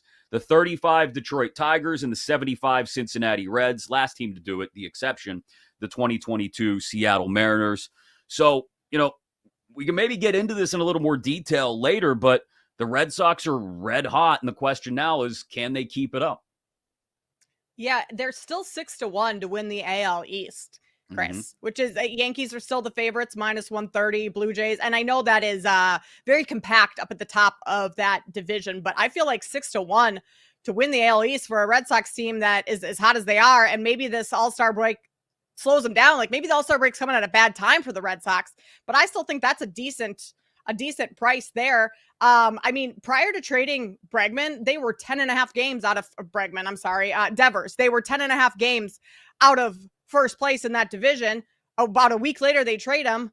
And then now here they are, a 10-game win streak. Like the Red Sox have been phenomenal lately. And I just hope for Red Sox fans that this break here isn't what kind of, I don't want to say derails them for the rest of the season. I don't think that's going to happen. But like when you're a team that's riding a ton of momentum, you want to keep playing. You don't want this break to, slow that down at all. So we'll have to see. Second half, still a ton of baseball left. Kind of what happens to that team and that division, because that's one of the more exciting divisions in Major League Baseball right now, just because it is so compact at the top, and it's still very much a race in that division for the rest of the season. Yeah, everyone in it but the Orioles. Will be interested to see what they do at the trade deadline. Maybe something we can get into either later today or later this week as well. As for hoops, I mentioned Summer League continues. WNBA nearing its All-Star break. Let's start with the Summer League for just a second. Cooper Flagg has been, I guess we'd call it, shut down for the remainder of the Summer League. Played just 2 games. A little bit of a cold shooting start in his first game, but he ends up dropping 31 on Saturday to beat, in a loss to the Spurs. They lost 79-69, the Mavs did, to the Spurs. He was 10 of 20 from the field. Dylan Harper added 16 as well. They wanted to get a quick early look at Flagg. They got it. Now they'll protect him for the rest of the summer, and I think have to feel pretty good. It's 1 game. It's Summer League, but they have to feel pretty good, I would think, about what they saw Saturday. Yeah, he did not have a great first game, stats-wise, but he belongs in the league. Like he was by far the most talented player on the floor in both of the games that he played in. And that's all you really need to see. Like if Cooper Flagg continued to play in Summer League and just kind of stunk the rest of the time, there would still be no need to panic for the Dallas Mavericks or anyone in Cooper Flagg's camp. Like the guys there, for Summer League, it's like you want to see which players don't belong and which players you thought maybe didn't belong, but show that they really do. Like that's the point of Summer League, is to kind of weed out who's really there and who's not. And so Cooper Flagg playing the rest of the time doesn't really make sense. I think it's smart that the Mavs shut him down. We see that a lot with those top picks. I don't believe Wemby 2 years ago played the entire Summer League, so it makes sense. Still a lot of really good performances over the weekend from some notable rookies, but Cooper Flagg not being on the floor the rest of the time, not a massive surprise whatsoever. Speaking of nice performances over the weekend, WNBA, the Fever absolutely blew out Dallas yesterday, 102-83. Caitlin Clark with a double-double. Just 4 of 12 from the field, but 14 points to go with 13 assists, including a few on some Sophie Cunningham buckets. She had 13. And now, if you're looking for player props in the WNBA, which we can get into in the second hour, she's 10 of 15 shooting from the field in her last 2 games combined, Sophie Cunningham. She's still cleaning up the glass and starting to really find herself. The Fever at Connecticut tomorrow night. Yeah, Sophie is definitely a player to look. I mean, her rise this year, just playing on Caitlin Clark's team and even like being the Caitlin Clark protector. I want to know how much she's made in endorsements over the last month and a half or so, because her name is plastered everywhere. I wonder, Chris, and I don't believe the participants for the 3-point contest have been announced yet for WNBA. I guess maybe I should have double checked on that one. But I wonder if Sophie Cunningham will be in it. She's a name that people are watching right now, and she's a great 3-point shooter. So we'll maybe circle back on that when we talk WNBA later in the show. Yeah, plenty of NFL news as well. Top of the hour, we'll preview the NFC South, an ACC preview in about an hour and 5 minutes from now as we start to look at college football as well. But coming up next, the Derby tonight. Who are we looking at? Anybody down the board with some added value maybe? We'll get into all of it next right here on BetSweats on the BetMGM Network. BetSweats will be right back on the BetMGM Network, sponsored by BetMGM.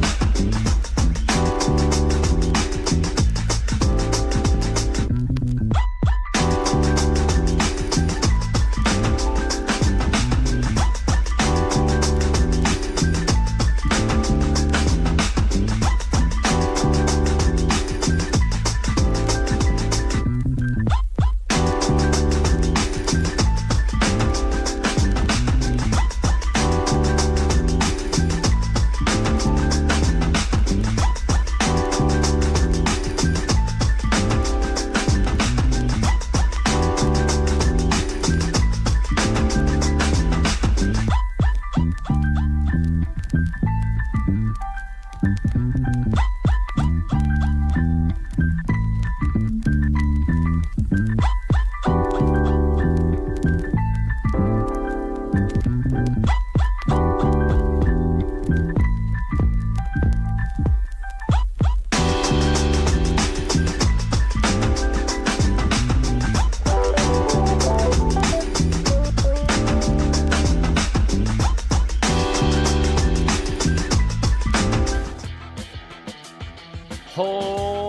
lot of long balls tonight in Atlanta.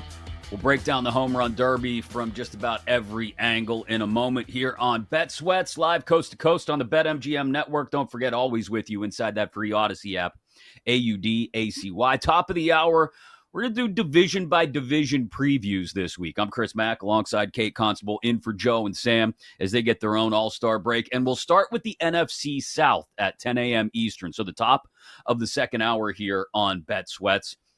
The week before last, when Kate and I were in, we talked about a couple players and one team in particular in this division, so it's probably an easy place for us to start as we look at the NFC South. Like I said, top of the hour. 1 hour from now, we're going to go conference by conference through the big boys of college football this week as well. We'll start with one that may be tilted at the top, but it has a big old middle, I think, that could make things interesting, the ACC. A brand new head coach on one of those teams, too, who you may have heard of in Chapel Hill. We'll get to all of that, plus plenty of hoops as well. Summer League, WNBA, top of the third and final hour. Colby Marcio of Your Betting News going to join us to give us his angles on the home run derby and anything else we may not have gotten to. It is tonight. Cal Raleigh, the big dumper, is the favorite, Kate, down to plus 275 this morning with O'Neal Cruz right there behind him at plus 350. In the home run derby, James Wood of the Nats, third on the board, right behind the two of them at 4-1. Then you get down to Matt Olson, 8-1, Brent Rooker, 850, Byron Buxton, 9-1, Junior Caminero, the Rays, 10-1, Jazz Chisholm, 14-1. That is your slate for the home run derby tonight. And I'll start here. I think it's interesting. We have Truist Park, which is 10 feet shorter to right field and right center than it is to left and left center. And we've got half the field hitting from the left side of the plate. Wood, Olson, Cruz, Chisholm. We've got 3 of the 8 hitters from the right side of the plate and all big pull guys in Caminero, Buxton, and Rooker. And then we've got the wild card, and again, the favorite, Cal Raleigh, who says he's going to hit from both sides of the plate. We haven't seen that a lot in the home run derby before. The right side seems to be more of his power side.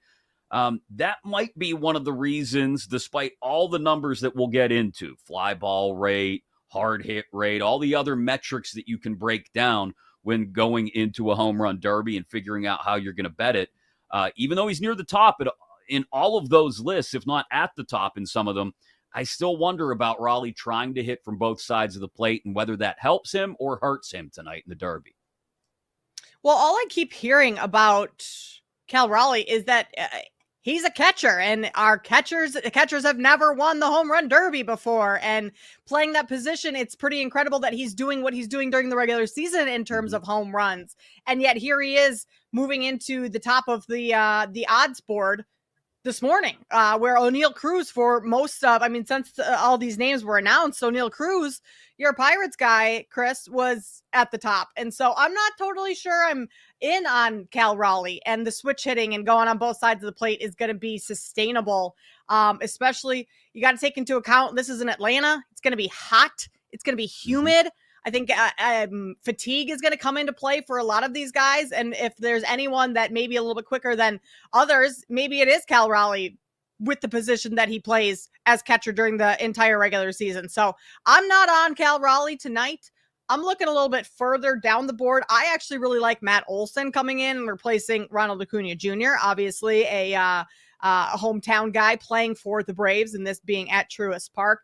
And then I'm also looking at James Wood, Chris, plus 205, Matt Olson plus 340. Those are my two that when you talk about like the barrel rate and their swing speed and launch angle, hard hit rate, all of those metrics, those are two that I think, at least in my estimate, have the best shot of winning it tonight. Now it is kind of a crapshoot. Like I feel like every year you can just throw some darts, pick a player that you want to back. Don't put a ton of money on it, but that's kind of what the home run derby is. Well, there's a couple obvious angles to Matt Olson. You mentioned the hometown guy, right? Home team guy. He's also hit the 5th most home runs in Major League Baseball over the last 4 seasons. That would be an obvious one. And then finally, he's been in the Derby before, right? He did it in Colorado in 2021 and hit 22 home runs there at Coors Field. So although the format is different than it was then, slightly different, it's not head-to-head, a full bracket contest. He has been there before. So he's familiar with the process, if nothing else. A lot of these guys, new to it. So that is one individual that you can look at and say, okay, that's an advantage. He's at home, in the ballpark he knows the sight lines, knows the shadows, and has been in the Derby before. So I don't hate the Olson look. I crossed him off the list, though, to be honest, for me, just because he hasn't exactly been consistent. He led the majors with 54 homers a couple years ago, but took a big step back last year, lost 150 points in slugging in 2024. And while he has hit well this year, the hard hit number has come down has regressed back to where it was in 23. But those inconsistencies have me wondering about Olson. I kind of look at a few different metrics when I look at it and say, okay, give me the guys that are hitting the ball out of the park with the majority of their fly balls or a great number of their fly balls, the hard hit balls. And if we're going to talk fly balls and how many go out of the ballpark, just how many guys hit the ball in the air. That's where Raleigh leads in particular. Fly ball percentage, 57.6%. So he's going to get the ball in the air. It's a home run derby. If you get it in the air, there's a good chance it goes out of the ballpark. Buxton right behind him as far as this competition goes at 45.6%. And then I go to the hard hit percentage. We all know O'Neal Cruz just obliterates baseballs. 42% hard hit rate. James Wood is right behind him as far as the 8 guys in this competition go at 39.5%. Then there's Raleigh again showing up at 38%. Cruz, though, has 2 of the 6 hardest hit baseballs, including the hardest hit baseball in the StatCast era, 123 miles an hour a couple months ago at PNC Park. Nearly took some heads off out there above the Clemente wall before it splashed down in the Allegheny River. And then you've got the home run per fly ball rate, which is another important one to look at. I think that's where James Wood leads. 32.5% of his fly balls end up being home runs. Raleigh, again, right behind him at 27%. So this is where I come back to all those underlying metrics would point to Cal Raleigh being in this thing. But again, to your point, I don't know about hitting from both sides of the plate and the stamina part of it. I think I end up coming back to a couple of lefties. Again, I know it's only 10 feet, but it's 10 feet shorter to right field at Truist Park. I end up coming back to James Wood and O'Neal Cruz. And this isn't a homer take. This is, like you mentioned, until this morning, it is the favorite. O'Neal Cruz also pulls about 42% of his batted balls. So he's going to pull it. He's going to hit it hard. And I just think it all adds up to make sense for O'Neal Cruz to be the guy walking out of there in this one. I do like James Wood as well. I mean, you could bet 3 guys to win, and given the numbers, you'd probably still end up walking away from the window with money. If you wanted to go Wood, Cruz, and Raleigh, I think that would be a strong card going into tonight. You don't have to play anyone down the board like Buxton or Brent Rooker or Jazz Chisholm, who might not have a realistic shot of winning. Yeah, the only reason I did not throw out Cruz was because he was the favorite all week last week, right? And so I was like, okay, well, let's put the favorite aside and go for a little bit more value down the board. But Cruz is kind of built for a home run derby. I mean, 100th percentile pretty much in bat speed, average exit velocity, barrel rate, hard hit percentage, all of that. And then you look at his size too. He's 6'7", 240, Chris. You need that size because you need that power and the stamina there. I mean, James Wood is also 6'7". He's a big guy. But for someone like Jazz Chisholm, who is the longest shot at 14-1, he has a smaller frame.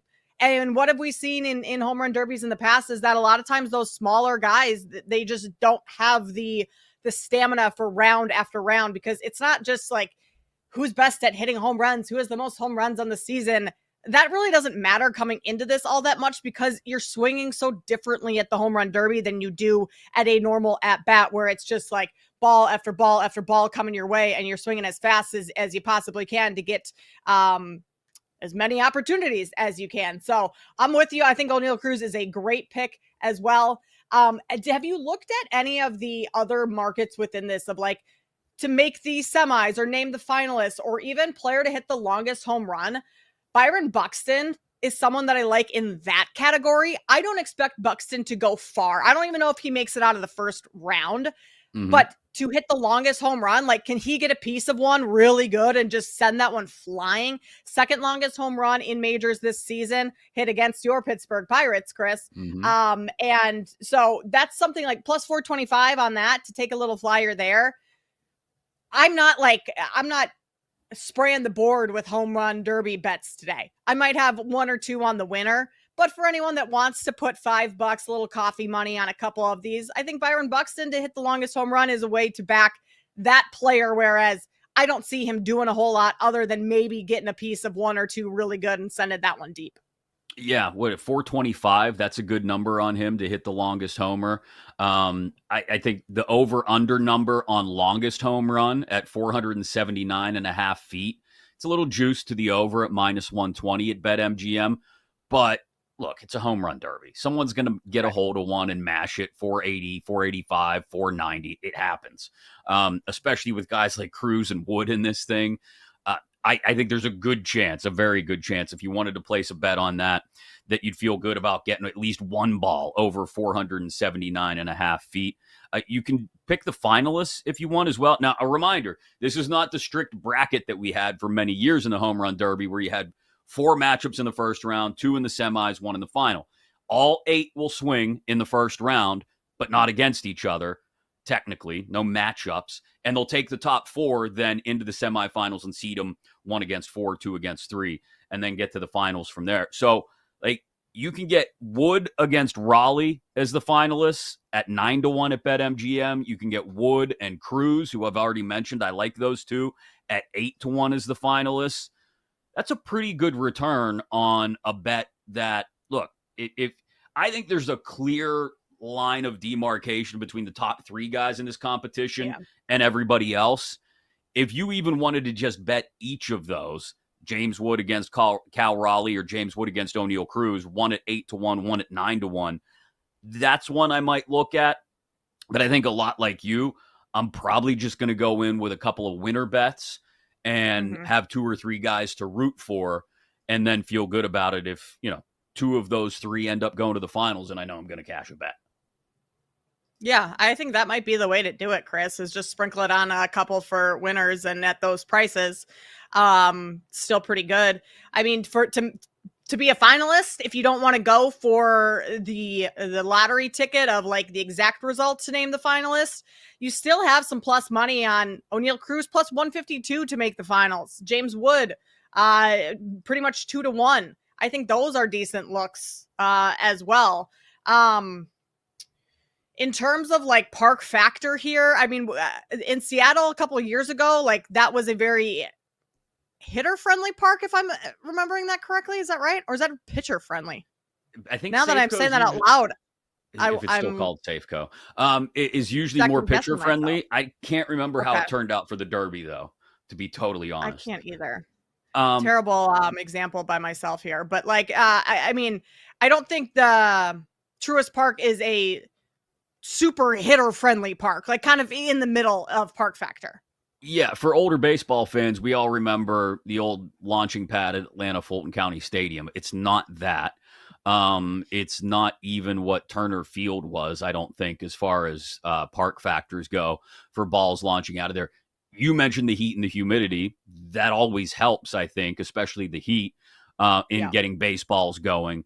But I think it's fairly flat as far as park factors go, Truist Park, for keeping things pretty level. I don't want to overcook the dimensions. I do think it matters because if I'm a lefty going up there and I know I've got 10 extra feet to work with down the line and to the alley and right center, maybe I don't have to swing as hard. And all of these righties that we're talking about in the Derby are, I don't want to say dead pull hitters, but that's where they hit their homers. We're talking about Raleigh, who the majority of his powers come from the right side, Buxton, Caminero, Rooker, all heavy pull guys. And again, it's only 10 extra feet, and it's a home run derby. Baseballs are going to fly. I just told you to take the over. At least I would recommend taking the over for the longest ball hit. But there might be a few that die at the track that if you're a lefty, if you're Cruz, if you're Wood, if you're Olson, you might get it out. And so that's worth, I think, taking into consideration. And one of the things I weighed fairly heavily in my handicap of the home run derby tonight. We'll tell you exactly which direction we're going in the derby when we get into lightning bets at the end of the show. Colby Marchio will give you some of his plays from your betting news as well at the top of the third and final hour. And at the top of the next hour, we start to preview division by division this year's NFL bets with the NFC South getting us started. But we got complaints from the weekend. Of course we do, and it's a Monday. So a case of the Mondays next right here on Bet Sweats. You're listening to Bet Sweats on the BetMGM Network.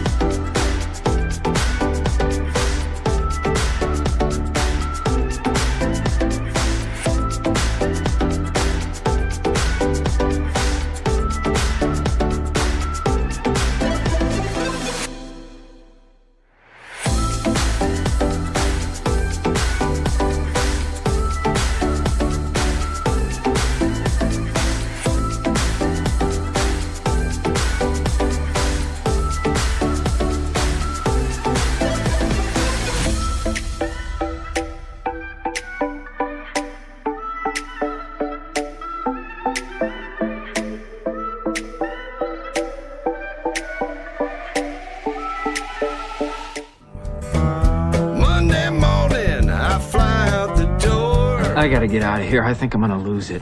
Uh-oh. Sounds like somebody's got a case of the Mondays. Sounds like a case of the Mondays. Does anyone ever say to you, sounds like someone has a case of the Mondays? No, man. I believe you get your ass kicked saying something like that, man. Welcome back into Bet Sweats. Live coast to coast on the BetMGM network. In for Joe Ostrowski and Sam Panayotowicz. We are Chris Mack. She's Kate Constable. And we are with you all week long, getting you ready for the Home Run Derby tonight, the All-Star Game tomorrow. Plenty of hoops with the Summer League and WNBA continuing. Colby Marchio going to join us at 11 a.m. Eastern, so the beginning of the third hour, to give us his best bets for the Derby tonight. And plenty of football to talk about.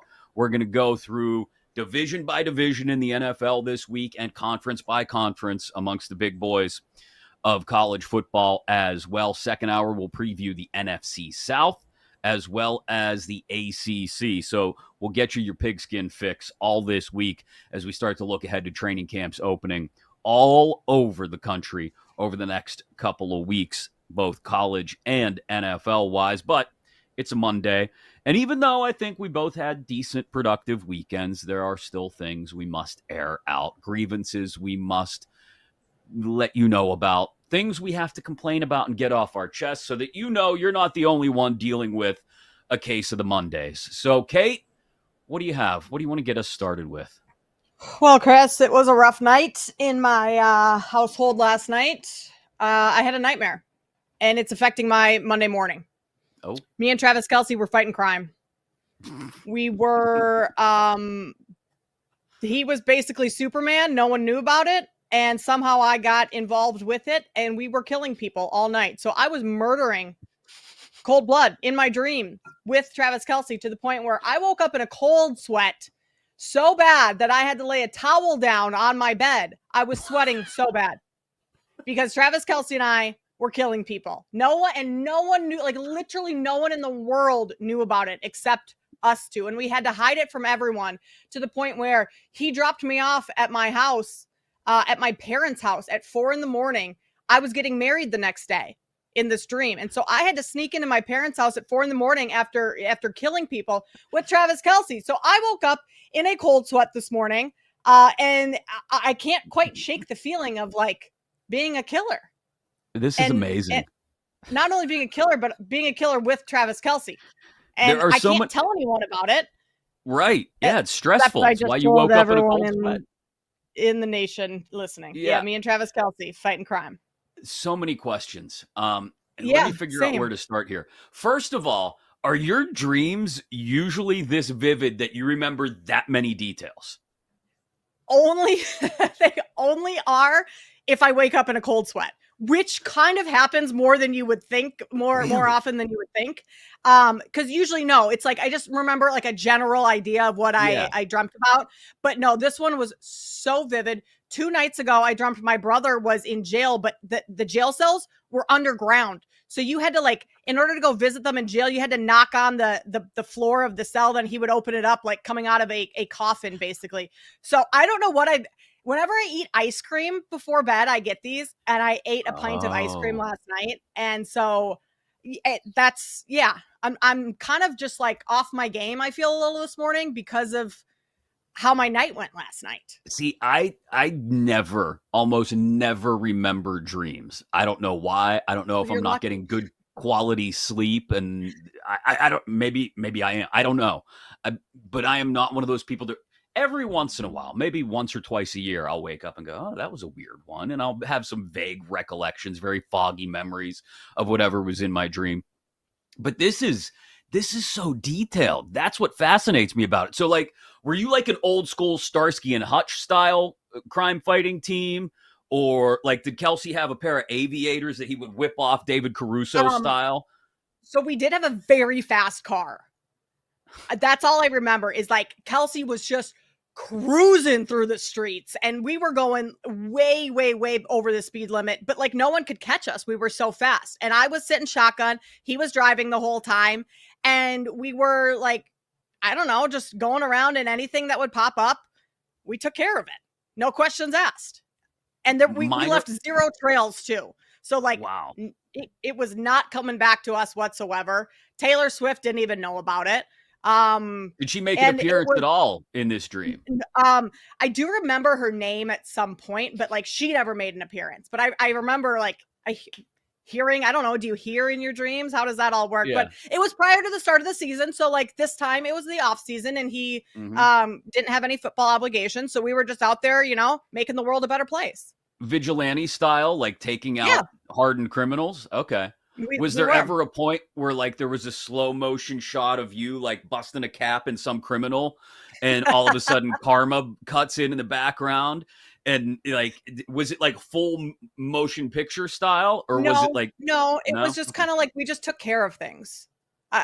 It wasn't, we just handled our business. It wasn't anything like, bro, we just took care of business. It wasn't anything super like flashy, but like if you were a bad guy, and a couple of them were pretty bad guys, like, there was something involved with the school and like this guy shouldn't have been walking around the halls of the school for various reasons. And we, you know what?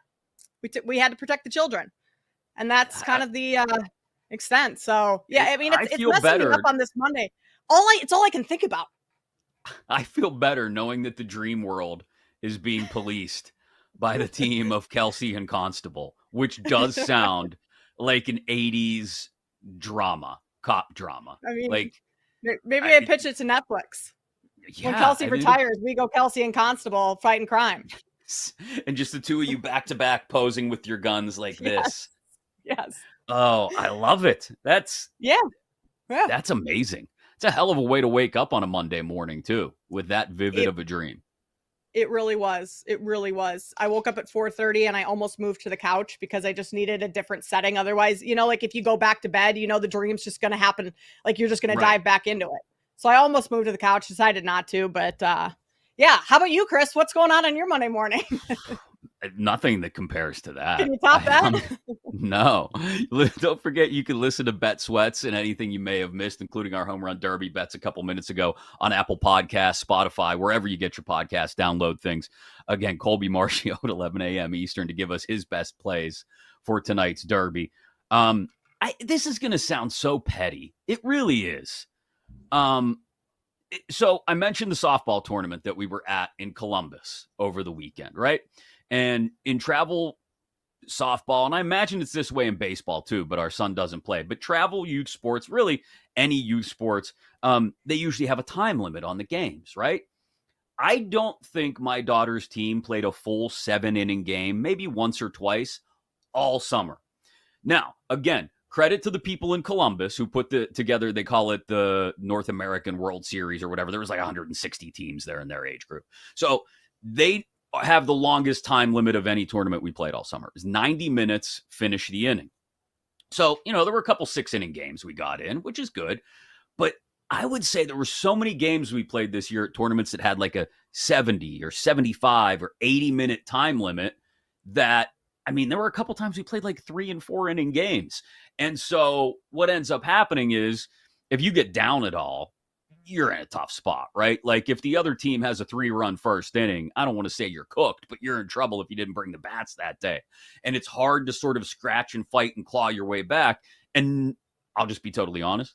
My daughter, probably none of the girls on this team are going D1 in softball. They're out there having fun, playing with their friends.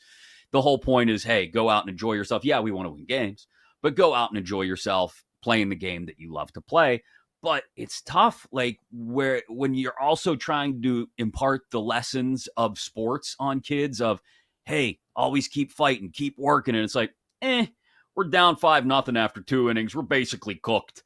So it sounds very petty, but the time limits on youth baseball and softball games in these tournaments, I know they want to get a bunch of games in. And I give them credit for that. You want everybody to feel like they got to play 3 or 4 different teams at least. But like, we got to be able to do better at this. Like, we're not playing full games. An hour and a half seems short. How long has that been going on? That was not, back in my day, Chris, we didn't have time limits on anything.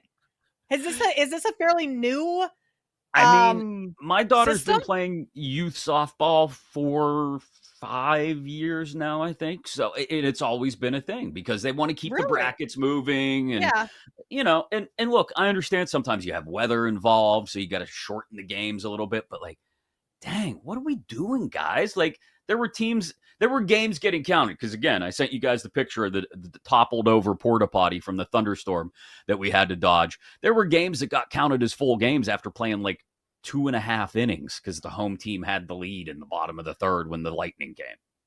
Which then, are you really getting the best teams advancing and playing in the championship when you only can play 2 innings? How many times in baseball, in softball, do we see like late inning runs where teams come back? Like, you pretty much, it sounds like, and you said it, you have to win the game within the first couple innings, first 2 innings. Otherwise, you have no shot of coming back, or of grinding out a couple innings where you score a run or two and pull yourself back into the game. That's not happening if you have a time limit set on these things.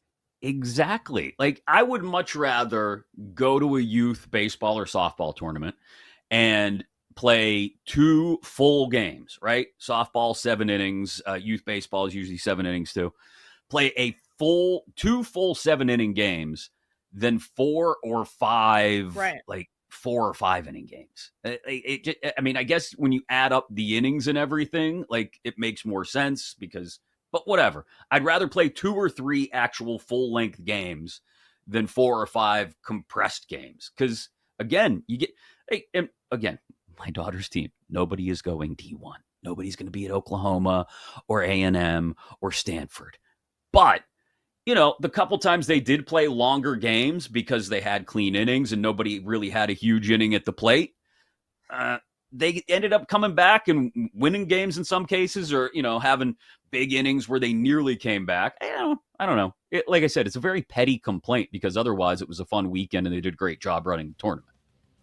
Well, and also I feel like time limit, maybe more so for the parents. That way games move along and the day moves along. But here you are, one of the parents, and you're not having it, Chris. So I think they need to change some things. Thank you. I appreciate somebody backing me on this. Is anybody backing the Saints for anything? Can Bryce Young complete the bounce back he started late last year? What's the rest of the Michael Penix era look like? And can the Bucs win the division for a 6th consecutive season? We preview the NFC South next here on Bet Sweats. You're listening to Bet Sweats on the BetMGM Network.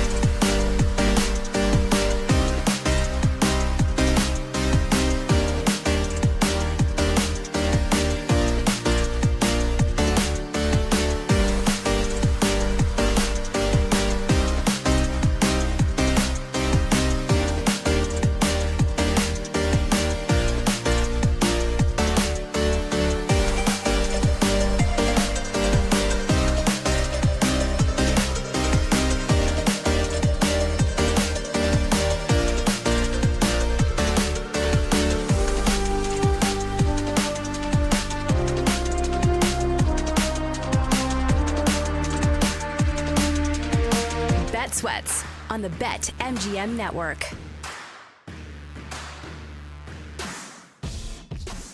Division by division, conference by conference, we talk a whole lot of football this All-Star week for Major League Baseball here on Bet Sweats as Joe and Sammy P are off. You got Kate Constable alongside myself, Chris Mack. Don't forget you can listen to Bet Sweats live anywhere with your Odyssey, iHeartRadio, or TuneIn apps.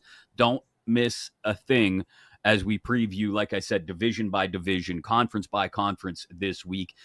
A look at the ACC, which may have one team in particular that feels like they should be head and shoulders above everybody else, but then maybe a big middle that could make some noise. We'll get into that in 20 minutes. Definitely a new head coach in one spot we would want to talk about, Bill Belichick at North Carolina. In 40 minutes, more hoops. We'll touch on the Summer League that's in action tonight and the WNBA as well. Colby Marchio, 1 hour from now, from your betting news to get us back into Home Run Derby talk, as we both have a couple of hitters tonight that we really like, but maybe he moves us in a different direction. Lightning bets before we wrap up the show as well. A couple of weeks ago, when Joe and Sam were off, Kate, you and I filled in for a few days, and we were talking some NFL futures. We talked about comeback player of the year, different awards, MVP, some different win totals that we liked.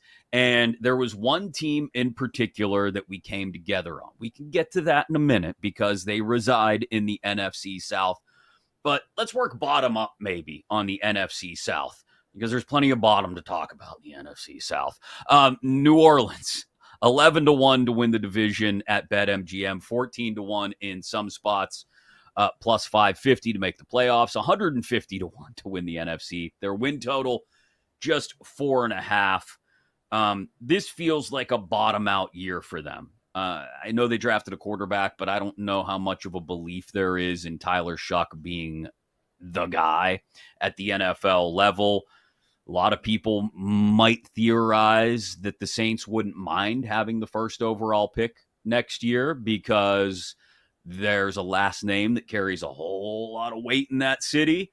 And the top quarterback in next year's draft so happens to have that last name, a guy named Arch from the University of Texas. But there's reasons beside just the fact that I just laid out with Arch Manning and the history of the Saints and the Mannings that make sense for betting New Orleans under 4.5 wins and just expecting this team to be absolutely god-awful this year. Yeah, the Saints are in the running for worst record in the entire league this year, I think, at least in my opinion. They could certainly finish with that. You're counting on Tyler Shuck, not only a rookie quarterback, but someone who, like, that was not a big name coming into this year's draft, Tyler Shuck. He kind of came on late and started to get a little bit more attention and chatter surrounding him. But I don't think he's someone that is going to be a franchise quarterback long-term in the NFL. I mean, you mentioned, Chris, like they could be drafting a quarterback very high in the draft next season to actually get their franchise quarterback. And then you look at like the quarterback room that he's in. Is there going to be any growth there? You have Spencer Radler and Jake Haener as the other like there's not a veteran in the room there that can really take him on, take Shuck under their wing and really bring them along and teach them. So I think this team is going to struggle from the jump, and it's because of the quarterback position. I don't have much faith in Tyler Shuck whatsoever. You have an aging Alvin Kamara. I mean, he's still solid. He's still fine.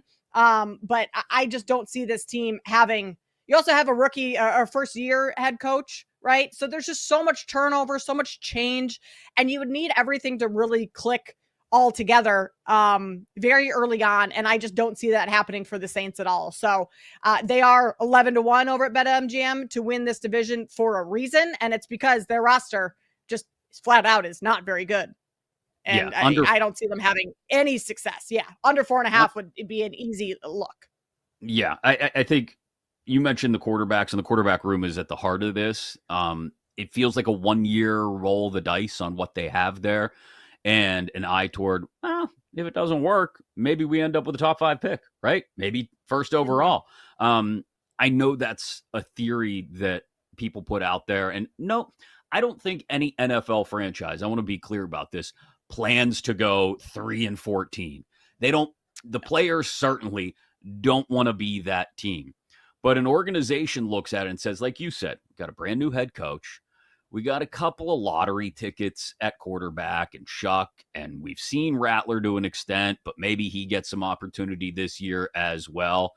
And if one of those guys jumps out and impresses us and we shock the world and go, 8-9, okay, maybe that changes our outlook on our long-term future. But I think long-term, it's planning to get your quarterback next year in what is widely regarded as a much better quarterback class than 2025's. And don't think for a second that they wouldn't look at an Arch Manning because, again, not just because of the Manning family and the connection to the city of New Orleans, but because he's considered the best quarterback right now in the class. And if they're drafting in the top 5 or first overall and don't like at all what they saw from Shuck or Rattler, it just makes too much sense. This is a team in a holding pattern who, if they happen to spiral the drain and go down the toilet, I don't think anybody is going to A, be surprised, or B, necessarily get fired over it. They'll go into next year's offseason looking to rebuild around a brand new quarterback. Carolina, third on the board at BetMGM to win the division at 4-1 plus 280 to go to the playoffs, along 50-1, as long as 80-1 to win the NFC. 6.5 wins. We talked about them a little bit a couple weeks ago as well, Kate, because Bryce Young did show some flashes late last season, right? In final 5 games, a passer rating of 94.9, 1,000 yards in the air, 9 touchdowns, and just 3 interceptions. He looked like some things were starting to click and fall into place.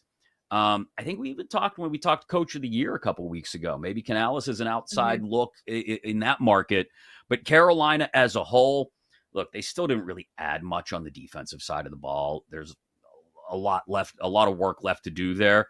But if they play above their heads on that side of the ball, and Bryce Young really does start to put some things together, I definitely like an over 6.5 wins. I said a couple weeks ago this could be a surprise 8, maybe even 9-win team.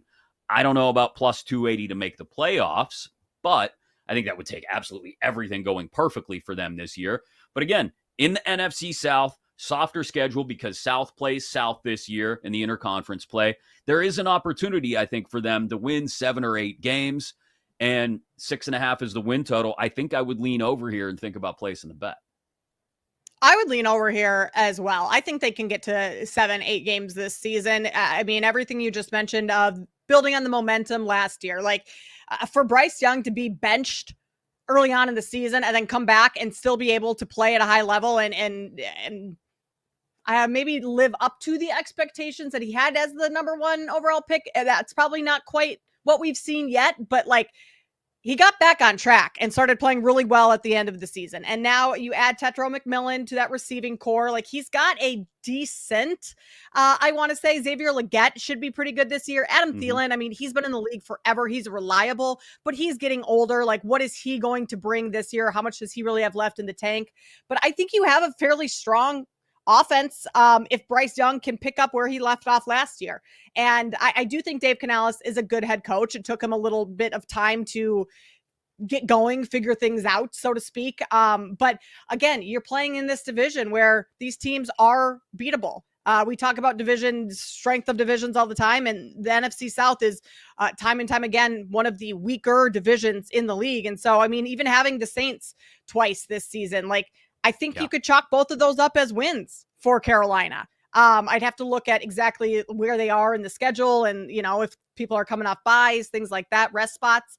Actually, they do play at New Orleans week 15 coming off the Panthers are coming off a bye in week 14 before that. So that's a good setup spot there, especially playing on the road. So I think you could get to over 6.5 wins for them. I'm not sure I'd take the Panthers to win the division 4-1. I know I did just say it is a little bit more of a wide open division, but I think the Bucs and the Falcons are a step above the Panthers in terms of who I would like to win this division for talent-wise reasons. So I think you play the Panthers win total over and end it at that. Yeah, I think it's I think it's open in so much as there's a shot for a second team to make the playoffs from the NFC South, depending on what goes down around the rest of the NFC. Certainly Atlanta would be in that conversation. And like I said, if everything goes well in Carolina, they could still be in that conversation maybe late in the year. But I think that's why that's plus 280 at BetMGM to make the playoffs. It's still a longer shot. Speaking of teams in the NFC South, though, who I still don't think have done enough on the defensive side of the ball and have a young quarterback on the offensive side of the ball, Atlanta is one of those teams. Plus 240 to win the division, plus 150 to go to the playoffs. 7.5 wins set as the total, though. It's really a question about how Michael Penix Jr. continues to develop. They've got Bijan Robinson. They've got Kyle Pitts. They've got the weapons, Drake London on the offensive side of the ball, but still a lot of holes, a very top-heavy defense. Jesse Bates in the secondary is great. You go out and get Jalen Walker with your first-round pick. That's nice, but too many holes on the defensive side of the ball. And again, do we get some sort of second-year regression for Michael Penix Jr.'s first full year as the starter? Yeah, I think a lot of this is going to hinge on the defense and some of the rookies that Atlanta drafted. James Pierce Jr., they drafted Jalen Walker. What does their growth look like this year, and how much of a impact do they play on that defensive side? Because it's the pass rush for the Falcons that has struggled in the past couple of years. And if you don't have a pass rush, like, it's going to be hard to win too many games, right? You said it. The offense is there. I've been a massive fan of Michael Penix Jr. back to his Washington days. So I like to think that he is able to have a little bit more, or not more necessarily, but continue to grow this year as the full-time starter, not coming in halfway through the season, not sitting behind Kirk Cousins, but like, this is his team now. And if he can have the confidence to like fully take the reins here, which I'm confident he can, I think this is a team that maybe you do look at for winner of the NFC South, just because there's a little bit more value there than the Bucs. And with the Bucs and Tristan Wirfs, their tackle out to start the season, like, does that hinder their start to the year at all? Where the Falcons, I think, could be a team that wins this division, despite having this be the first year of Penix's full first season in the NFL. Yeah, absolutely. I think that's an important pivot to the idea of the Bucs and where they finish up. Not just Wirf's absence, but Baker Mayfield, Liam Cohen unlocked a lot of things with Baker Mayfield last year. And even though we talked a lot about the Bucs a couple of weeks ago when we were looking at a couple different award markets and win totals, they're at 9.5 wins. The beginning of the schedule, like you said, now all 4 teams in this division have a top 10 easiest schedule. Saints are 3rd easiest, Falcons 4th easiest, Panthers 7th easiest, Bucs 10th easiest. So again, they play each other twice. They play the AFC South as well. An opportunity to stack some wins. But in particular, it comes for the Bucs late in the year. They wrap up the season with the Cardinals at home, the Saints at home, Atlanta at home, 2 against Carolina, and a trip to Miami. I'm not saying that 6 wins guaranteed, but that's a pretty soft landing at the end of the season post-Thanksgiving for the Bucs. If they get to that point 6-4, I mean, there's a chance for them to win 11 games. A legitimate shot for them to win 11 games. Baker Mayfield finished last year strong, 17 touchdowns and 7 interceptions in his final 7 games, 6 of which they won. Chris Godwin will be back healthy at some point, if not at the very beginning of the year, early in the season. They go out and get Egbuka, who I think has offensive rookie of the year opportunities in front of him, being a part of that receiving core. I really like the Bucs to not run away with the division, but to have a chance, if they stay above 500 through the first 10 games of the season, to win 2 or 3 more games than anybody expects them to. Yeah, I think so too. I think the biggest thing is like getting through those first couple games without Tristan Wirfs, because he is, protects Baker, his blind side so well that he's kind of Baker's security blanket. I also, Emeka Egbuka, like, there's been great things heard about him coming out of off-season workouts of camp. Like, he's further along in his what's the word I'm looking for? Progression. Rehab? I don't know. Then they initially thought he was going to be at this point as a rookie. And so even if you do have, even if Chris Godwin misses any time to start the season, you have Ibuka. Also, even with Tristan Wirfs out, like this Bucs team has been hearing, I think, how great they are for the last month or so, or how great they can be this season. But Baker's a player that likes to play with a little bit of a chip on his shoulder, right? And so now with Tristan Wirfs out, questions will be rising of like, can this Bucs team survive the first couple of weeks without him? And I think that'll add that chip back on, where it almost is better to have doubters going in for a Baker Mayfield-led team than for everyone to be telling Baker and this Tampa Bay team how great they are going into the season. I'm not sure that's exactly what the Bucs want. They do open with 2 on the road at Atlanta and Houston, but then host the Jets. It's the middle of the schedule. Philly, San Francisco, trips to Detroit and Buffalo. That will be the difficult part for Tampa. Again, division by division all this week. We preview the NFL and get you set up for some futures. Also, college football as well here on Bet Sweats. We preview the ACC. Can Bill Belichick make some noise with the Tar Heels? That's next on Bet Sweats. You're listening to Bet Sweats on the BetMGM Network.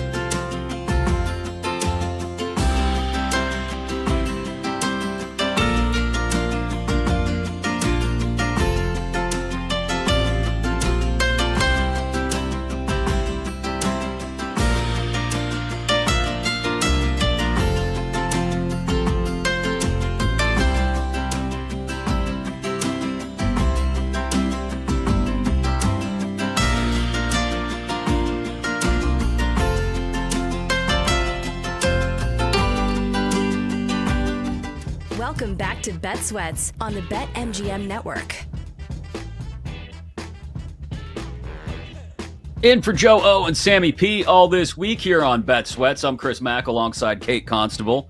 We got you covered for the Home Run Derby. If you missed some of our bets earlier when we broke down all 8 guys in the field, you can always get us in podcast form inside your Odyssey app. Just search Bet Sweats. You can take us live as well, coast to coast on the BetMGM network with you inside that Odyssey app. Colby Marchio of Your Betting News going to join us at the top of the hour to give us his angles on tonight's Derby. In 20 minutes, take a glance at Summer League hoops in the NBA and the W as well. Lightning bets before we wrap up. We just got done talking NFC South, and throughout the week, we're going to go division by division as well as conference by conference in the NFL and college football. Started with the NFC South, like I said, about 20 minutes ago. Another thing you can pick up in podcast form inside your Odyssey app. But Kate, we talk college now and the ACC. I said it at the top of the show. This feels like a conference that has one, maybe 2 teams at the top and then a really big middle. 6, maybe 7 teams that could make noise beyond what I consider the top of the conference in Clemson. And look, that's where you have to start. The number is too short to bet them to win the conference, I think. It's barely even money. It's plus 110 at BetMGM for Clemson to win the ACC. But they've got a legit Heisman candidate, if you believe in Cade Klubnik to have a bounce-back year. 10-1. We started to see that from him in the second half of last season. Their win total also lined at 9.5, but heavily juiced to the over, minus 210. They are the prohibitive favorite to win the ACC for many reasons. Klubnik is at the top of the list. And when you look at quarterback, I think that's the biggest differentiator in this conference. Klubnik at Clemson. Carson Beck transfers to Miami, and we can get to the rest of that middle group in a second. But Clemson's at the top because they've got Klubnik. I really think when I try to project it out, I don't see him being sort of a franchise cornerstone quarterback at the NFL level, but he's got a chance to be one of those guys at the college level. So I'm going to put aside any future analysis of what 2026 and beyond is like for Klubnik and say, no, this is a guy who should be the primary reason his team and their defense has gotten a lot better as well over last year. They had several big injuries that affected them in a major way last year. I think Clemson to win the conference makes a ton of sense, but I'm not betting it at plus 110. No, I think if you like Clemson to win the ACC, and I agree with you, I think they're the best team in this conference, which the odds reflect that. I think then you just go for Clemson to win the title. You get them more so around 14-1, depending on where you're shopping, or you get Klubnik to win the Heisman. And I don't have that number in front of me right now. 10-1, I think. But those are, say that again? I think it's 10-1, Klubnik for 10-1, Heisman. yeah.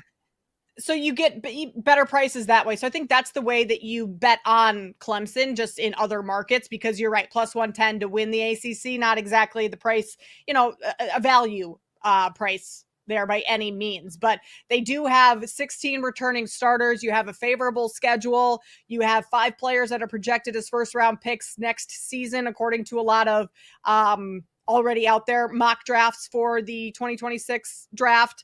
And Clemson's won 8 of their last 10 ACC titles. So this is a team that just consistently wins it every year. So if you like them, I would look at them in other markets, most notably to win the title at 14-1. That's how I would play Clemson this year. Yeah. Now, if we're looking for angles on the other team in the ACC championship game, or a team to have an opportunity to upset Clemson for the ACC title, like I said, there are 1 or 2 at the top of that list and probably 6 or 7 total that are worth talking about. I'm going to rule out NC State, Duke, Virginia Tech, Syracuse, Virginia, BC, Cal, Wake Forest, Stanford. I'm taking them all off the list. We're not even going to talk about them. Sorry, guys. What I do think is worth talking about is that group of Miami, SMU, who some would say either or of those two are right up there nipping at Clemson's heels. And then I think the other handful worth talking about, Georgia Tech, Louisville, Pitt, North Carolina with Belichick, And I think Florida State is wildly undervalued coming into this year. 25-1 to win the ACC. 7.5 wins is 2-1 if you take the over at BetMGM. And they're 12-1 to make the playoff. Now, I know they were garbage last year, but they had lost 10 players to the 2024 NFL draft and did not hit in the portal.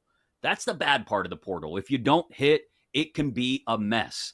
The good part of the portal, you can rebuild your roster really quick, which Mike Norvell has tried to do this year. They only lost 2 guys to the draft. They get Castellanos, a quarterback who I think is dependable, transferring over from BC.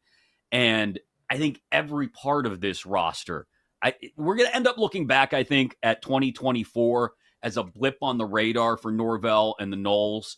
And I think they bounce back in a big way this year. I like them to beat the 7.5 wins. I would even put a little bit on 12-1 to make the playoff as a second team from the ACC. Maybe even challenge Clemson for the ACC title. They're 25-1 there.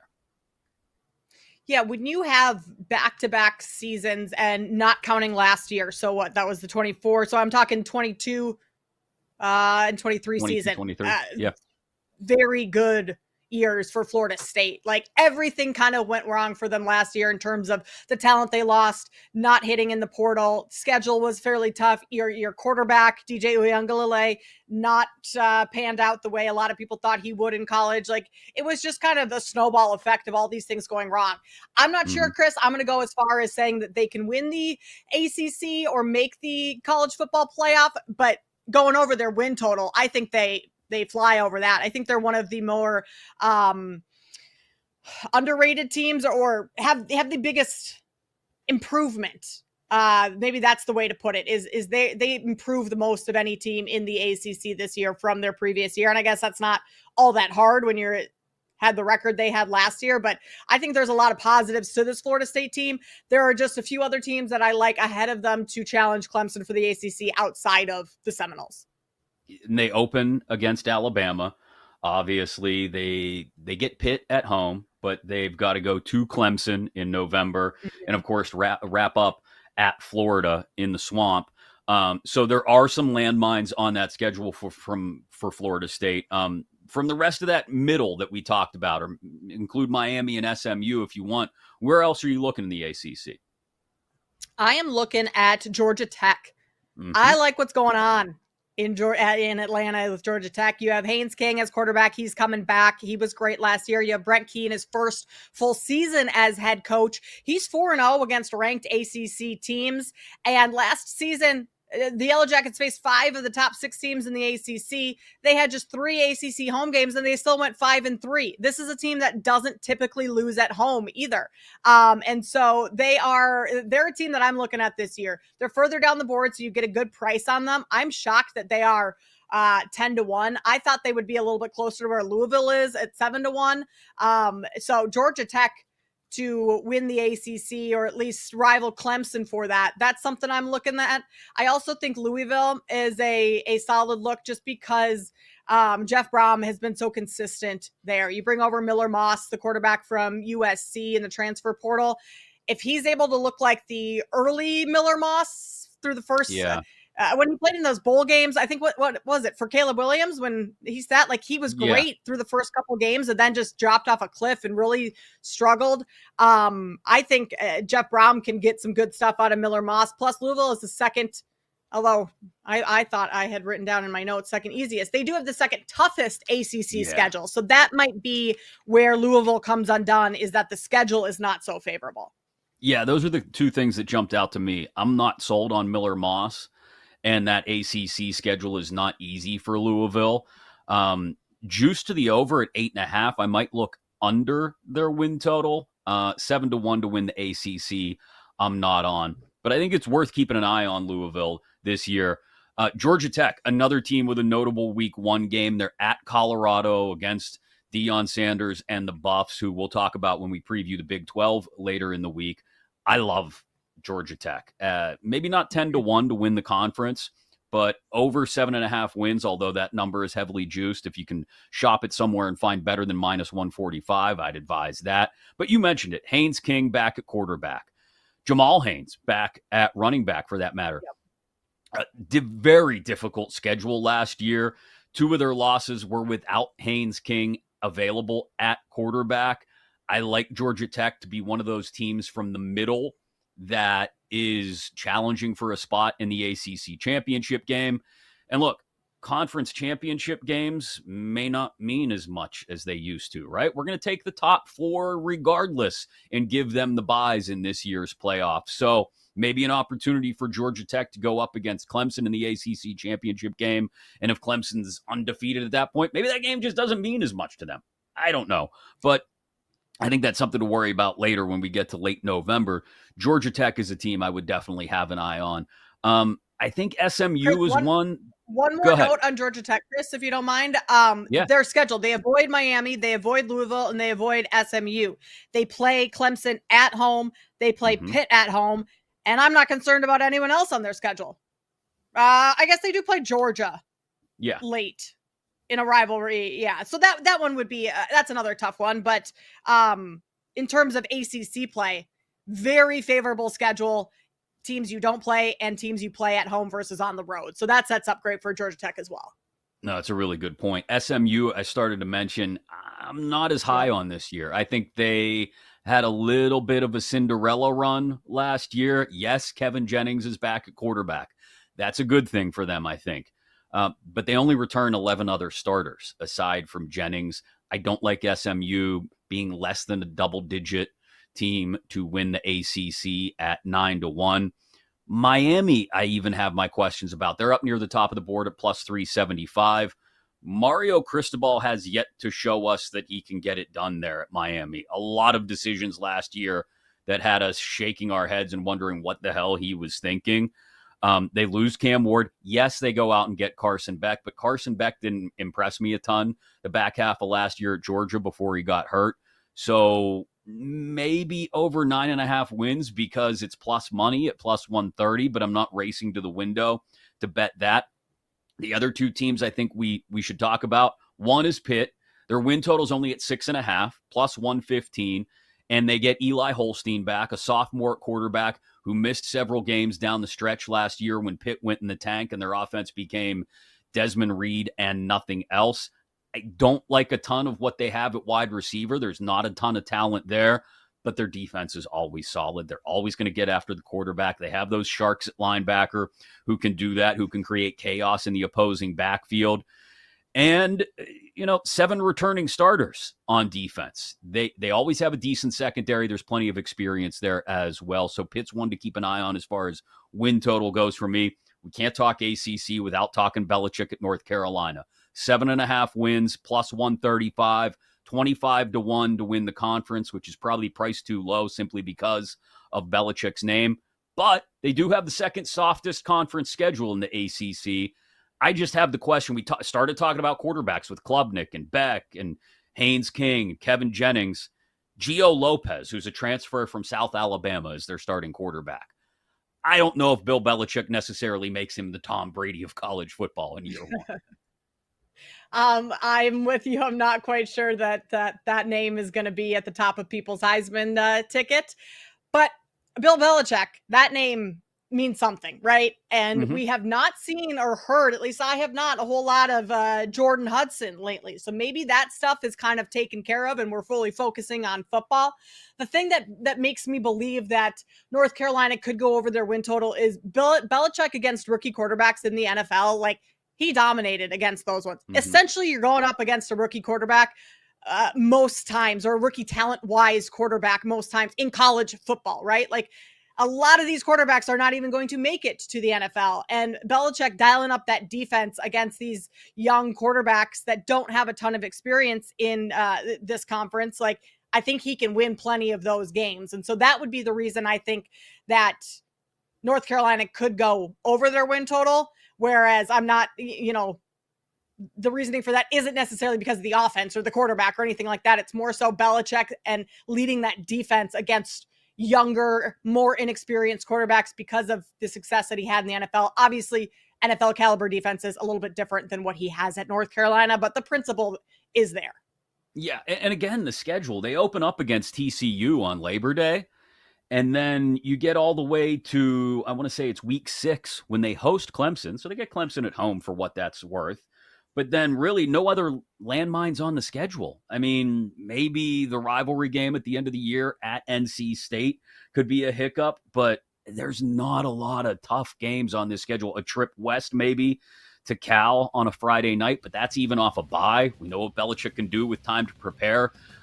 If you like Belichick's coaching effect on what North Carolina could be this year, over 7.5 wins at plus 135 at BetMGM might be the play for you. Colby Marchio joins us in 25 minutes to get you ready for the Derby tonight. And hoops, yeah, they're still playing. Summer League, WNBA. We get into it next right here on Bet Sweats on the BetMGM network.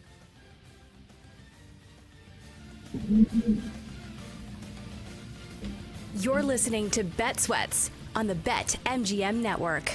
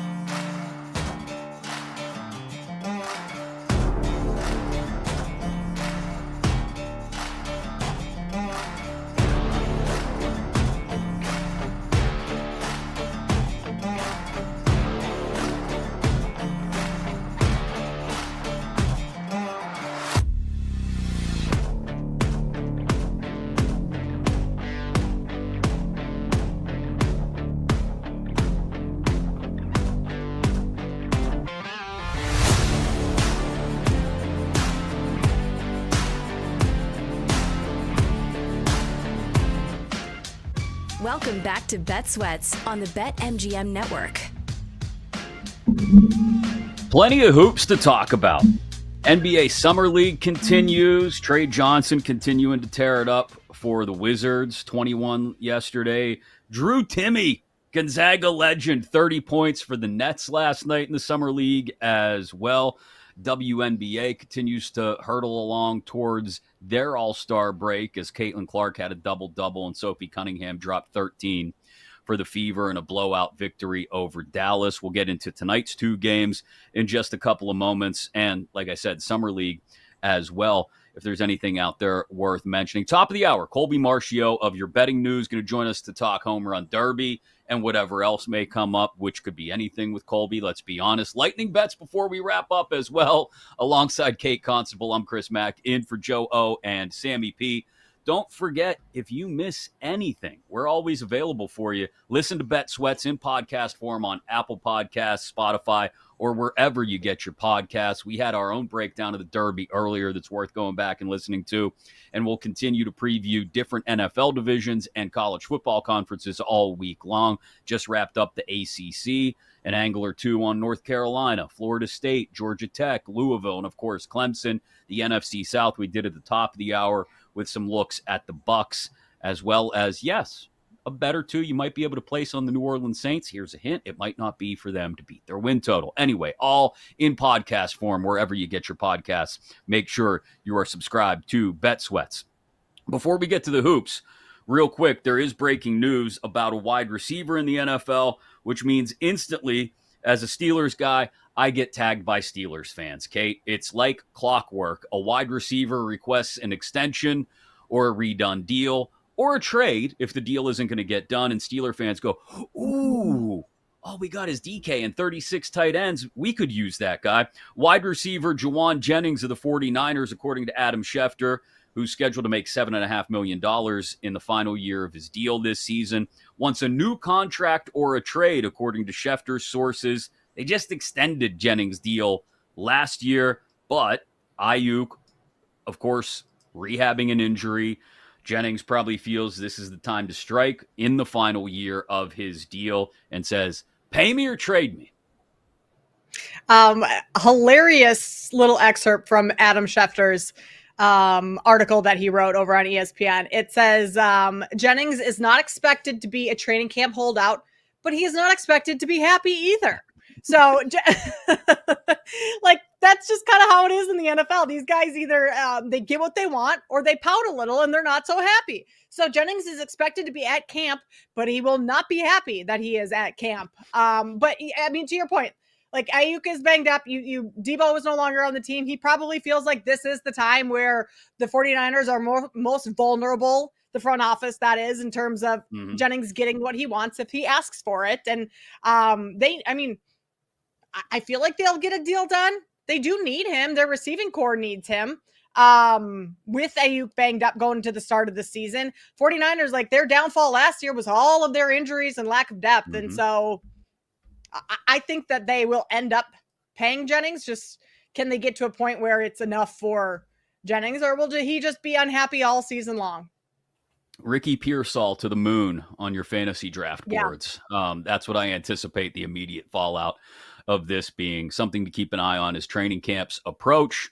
We've still got Terry McLaurin and the Commanders trying to work something out. Another wide receiver who says pay me or trade me. Like you said, now's the time of year for that with camps about to open. I don't think anybody's happy to be in pads sweating their butt off at a training camp practice, though. So that feels like it goes without saying. He won't be happy. I wouldn't be happy either. Nobody's happy during a training camp practice at the end of July, beginning of August. Yeah, I wouldn't be happy either. These guys are just like showing up because they have to, so they don't get fined. But yeah, sweating stuff off in the middle of the summer training camp, especially when you want a new contract. Yeah, those guys are not very pleased right now. Yeah, no one's ecstatic to be out there. As for the WNBA, I mentioned Caitlin Clark's double-double last night, just 4-12 shooting, but 14 points, 13 assists, a lot of those dishes went to Sophie Cunningham, who had 13 points herself, is now 10 of 15 in her last 2 games from the field. We could talk about the Fever visiting the Sun tomorrow, because that is a game on the WNBA schedule for Tuesday night. As for Monday night, Minnesota visiting Chicago, who is having another rough season. The Lynx favored by 10.5 in this one, although one of their losses this year came at the hands of the Chicago Sky. Even though Nafisa Collier had a strong game in that one, maybe she's an eye for a prop tonight. Phoenix is at Golden State. Valkyries favored by 2.5 as well. Yeah, I think you go here. You take the points with the Chicago Sky against the Lynx. These two teams just played, what was it, on Saturday? And Chicago won. Now, do I think Chicago is going to win outright again? No, but if you look at the 2 games that these 2 teams have played this year, it was a Minnesota win by 5 and a Chicago win outright. So I think that this Sky team has been playing better as of late. They are trending upwards. It was a rough start to the season, but they have won 3 of their last 4.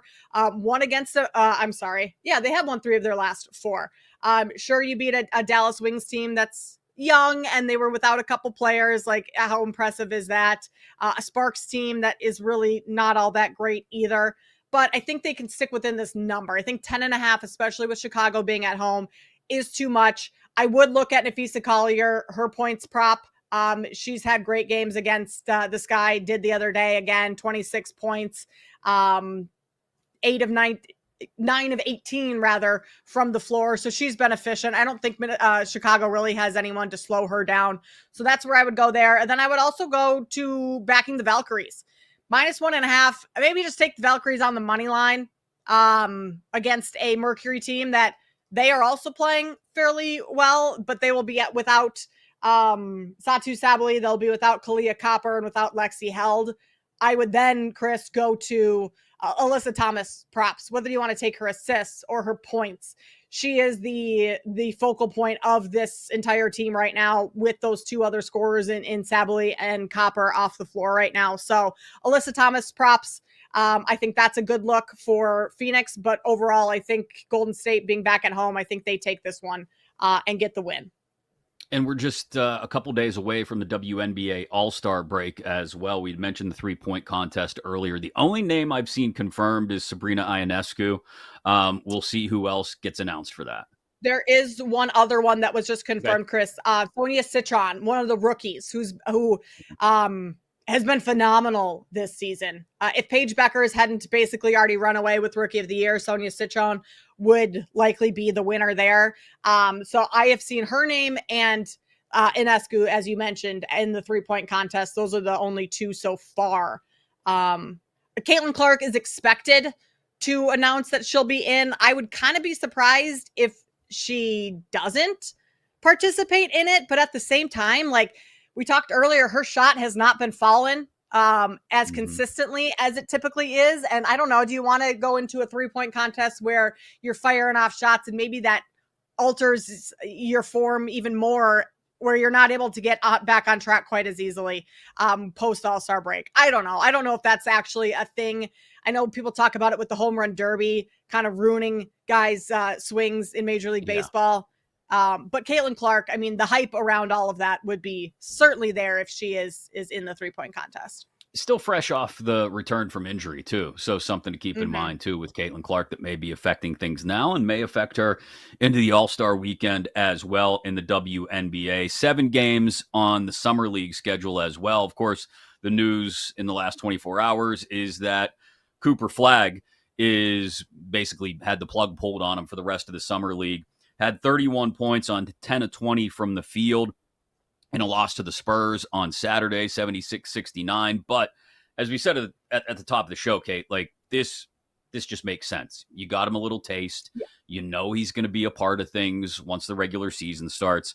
I don't think this is anything to worry about. I don't think this is anything really that's even all that noteworthy, other than the fact that they looked at Flagg, liked what they saw, even though the first game was a little rough, and said, okay, you're good. Go rest up and get ready for camp in the regular season. Yeah, I think we all kind of anticipated that Cooper Flagg would not play the entire Summer League. It makes sense. This is what happens all the time when you have, those top draft picks that are going to be just fine. They don't necessarily need the extra run in Summer League. Dylan Harper's been fairly good so far. He's been someone that, just to keep an eye on, second overall pick.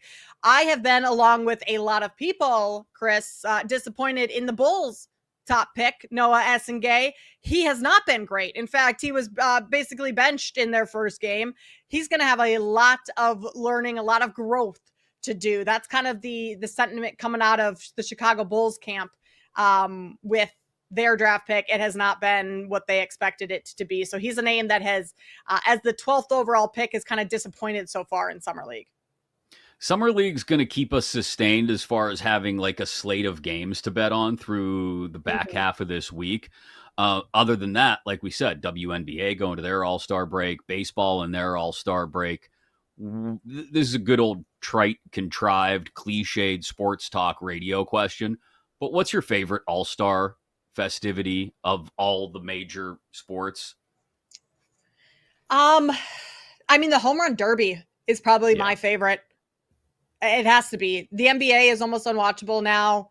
WNBA is fine, but I haven't been locked in on that. I think it has to be Major League Baseball, right? Like, does anyone watch the Pro Bowl in the NFL? No. I don't even know when that is. It has to be or where it is for that matter. It's Orlando sometimes. Sometimes it's the site of the Super Bowl. Sometimes it's back in Hawaii. Nobody keeps track of the Pro Bowl. It's not a real what game. Games they're playing. They play dodgeball half the time. Exactly. Right? Yeah. What's your favorite? I like when the NHL does some sort of country versus country thing, or this year they had the Four Nations face-off, which was perfect. Phenomenal. Yes. Yep.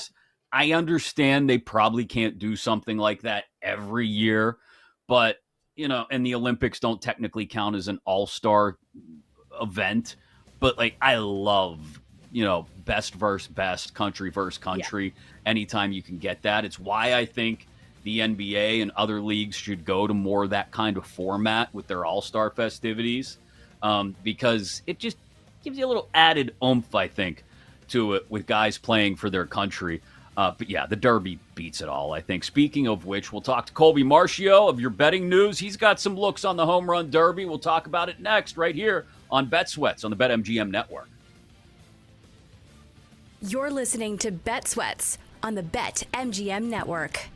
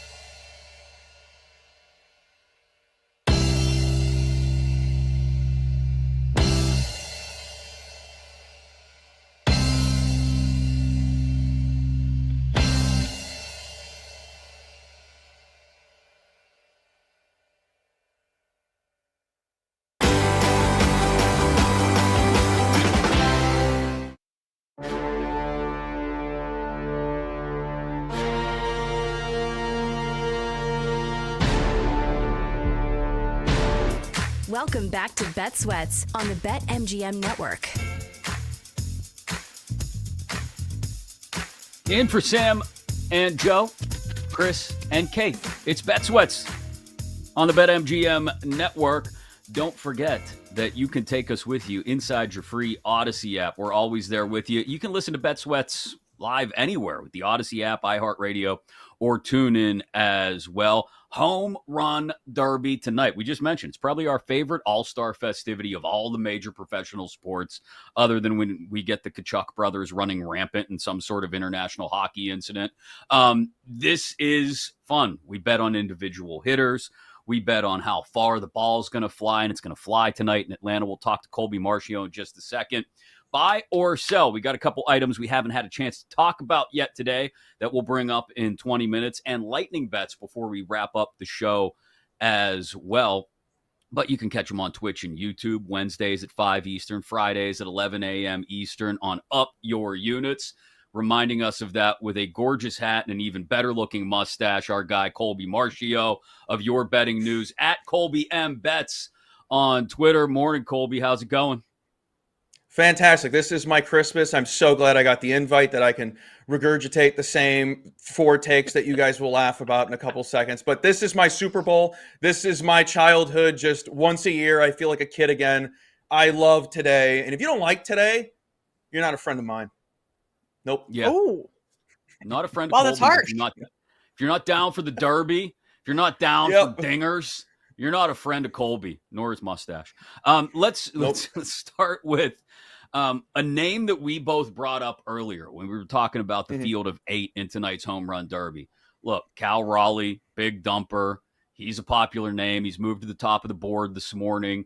O'Neal Cruz. It's one of the few bright spots in Pittsburgh. Just absolutely obliterates baseballs. But James Wood does that too. And a 32.4% home run fly ball rate.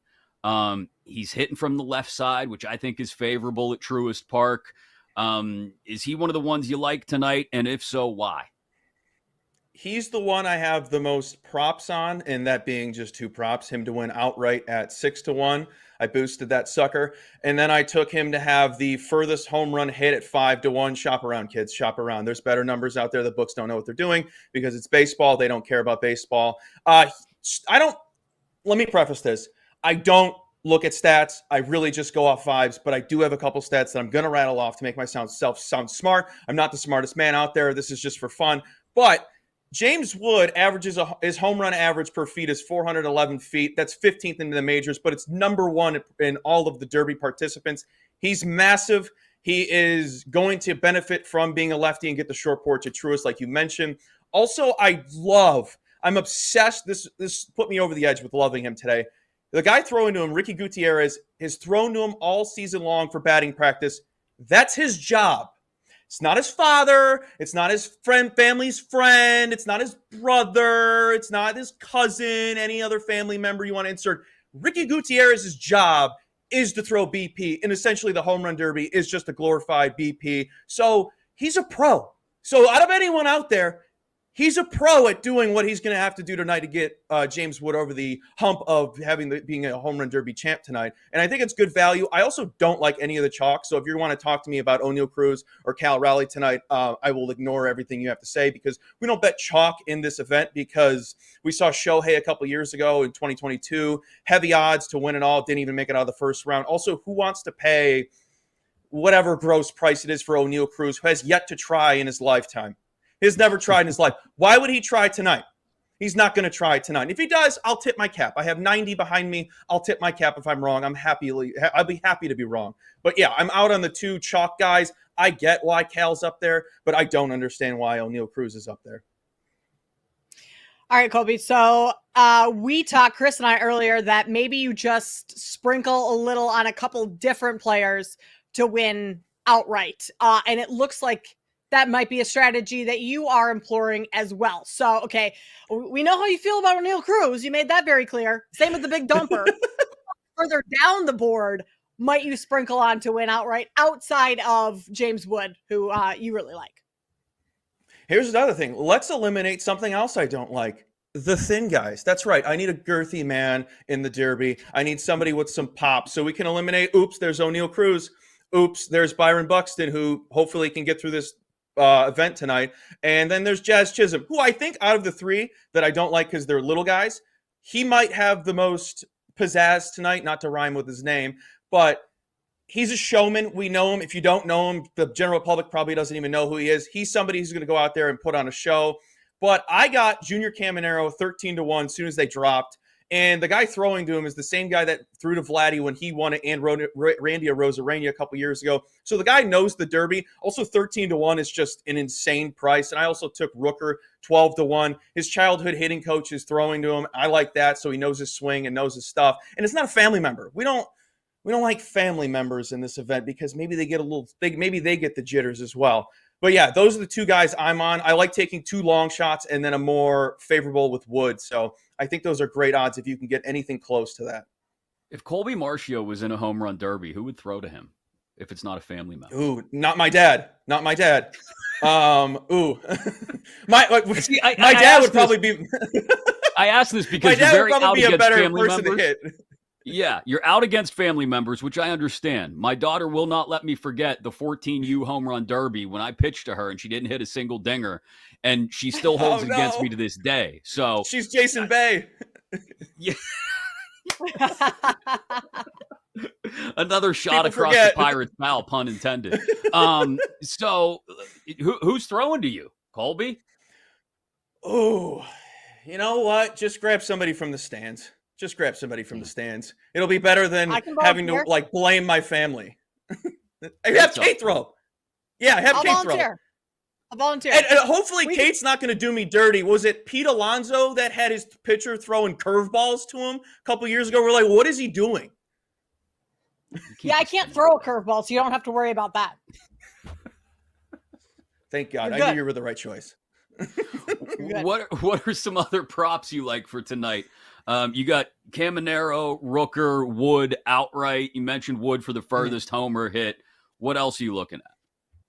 So I really didn't want to pay the juice on any props until I saw the most home runs hit in the first round by any player at 26.5.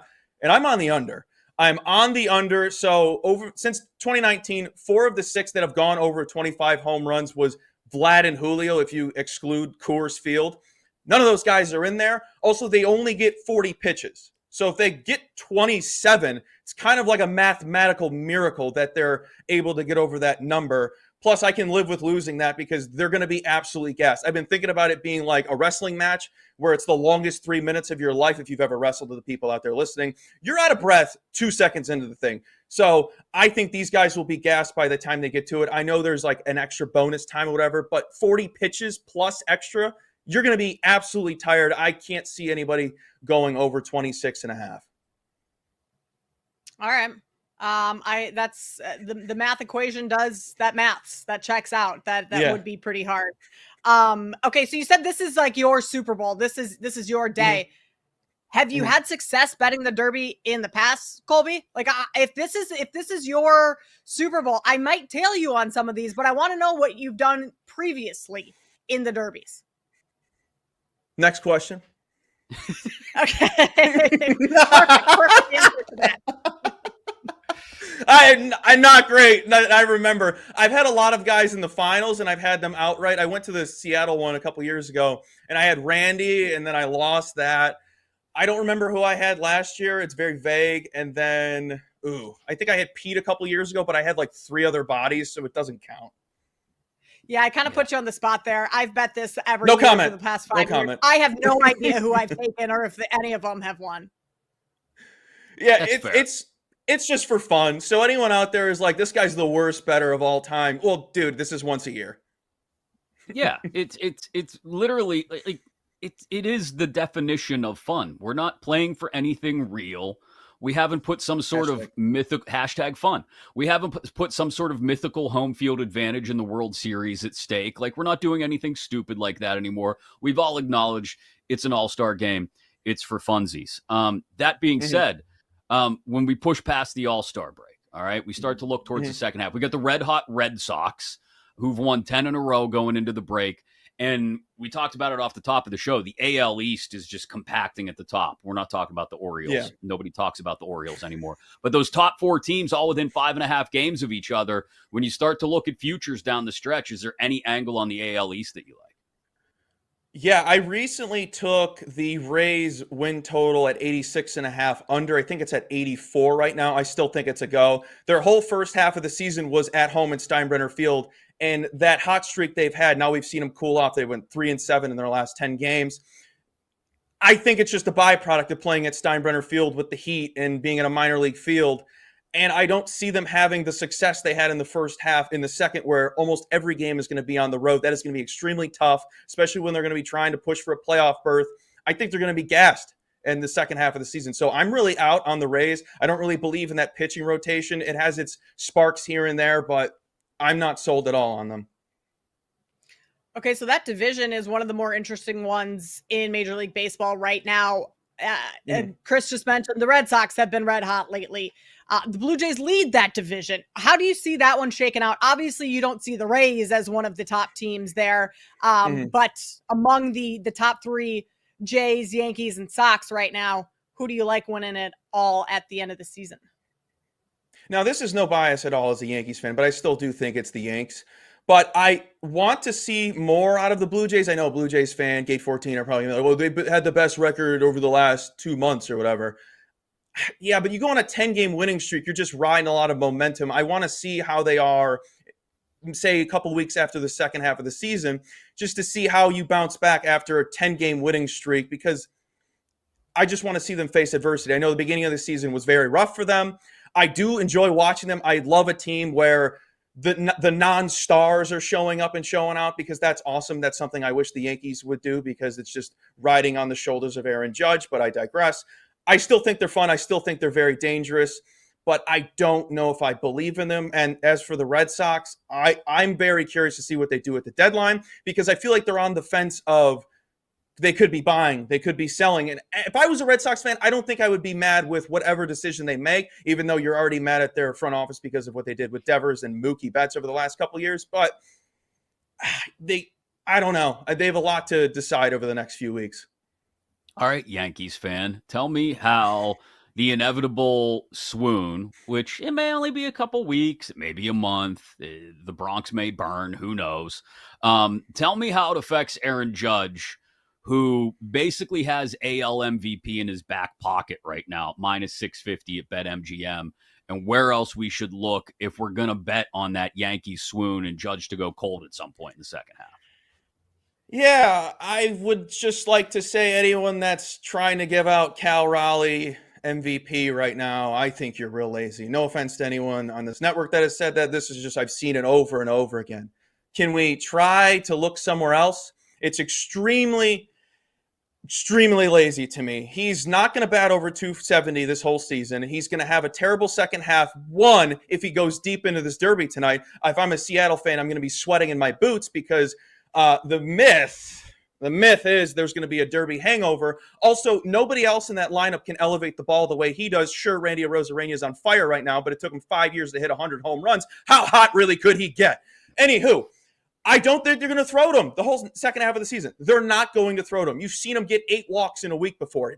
He's not going to have the same success at the dish that he's having at the first half. So I don't believe in that. I took Tarek Skubal to win MVP at 120-1 3 weeks ago or something like that. I still think if it's 80-1, you're getting tremendous value. The odds are wrong. It's a very closer race, much closer race than it is entailing. And if Aaron Judge misses some time, which I don't want, I would never wish that upon my sweet angel Aaron Judge, that I think Skubal could come out on top on that thing, because he is the MVP of the Tigers, and he stops any bad momentum going on into that clubhouse, because he's just that good. And I think it's much closer than anyone trying to tell me that it's Cal Raleigh. Okay, you missed the mark when it was 22-1 before the Wrigley series, so don't miss me with that. I don't want to hear it.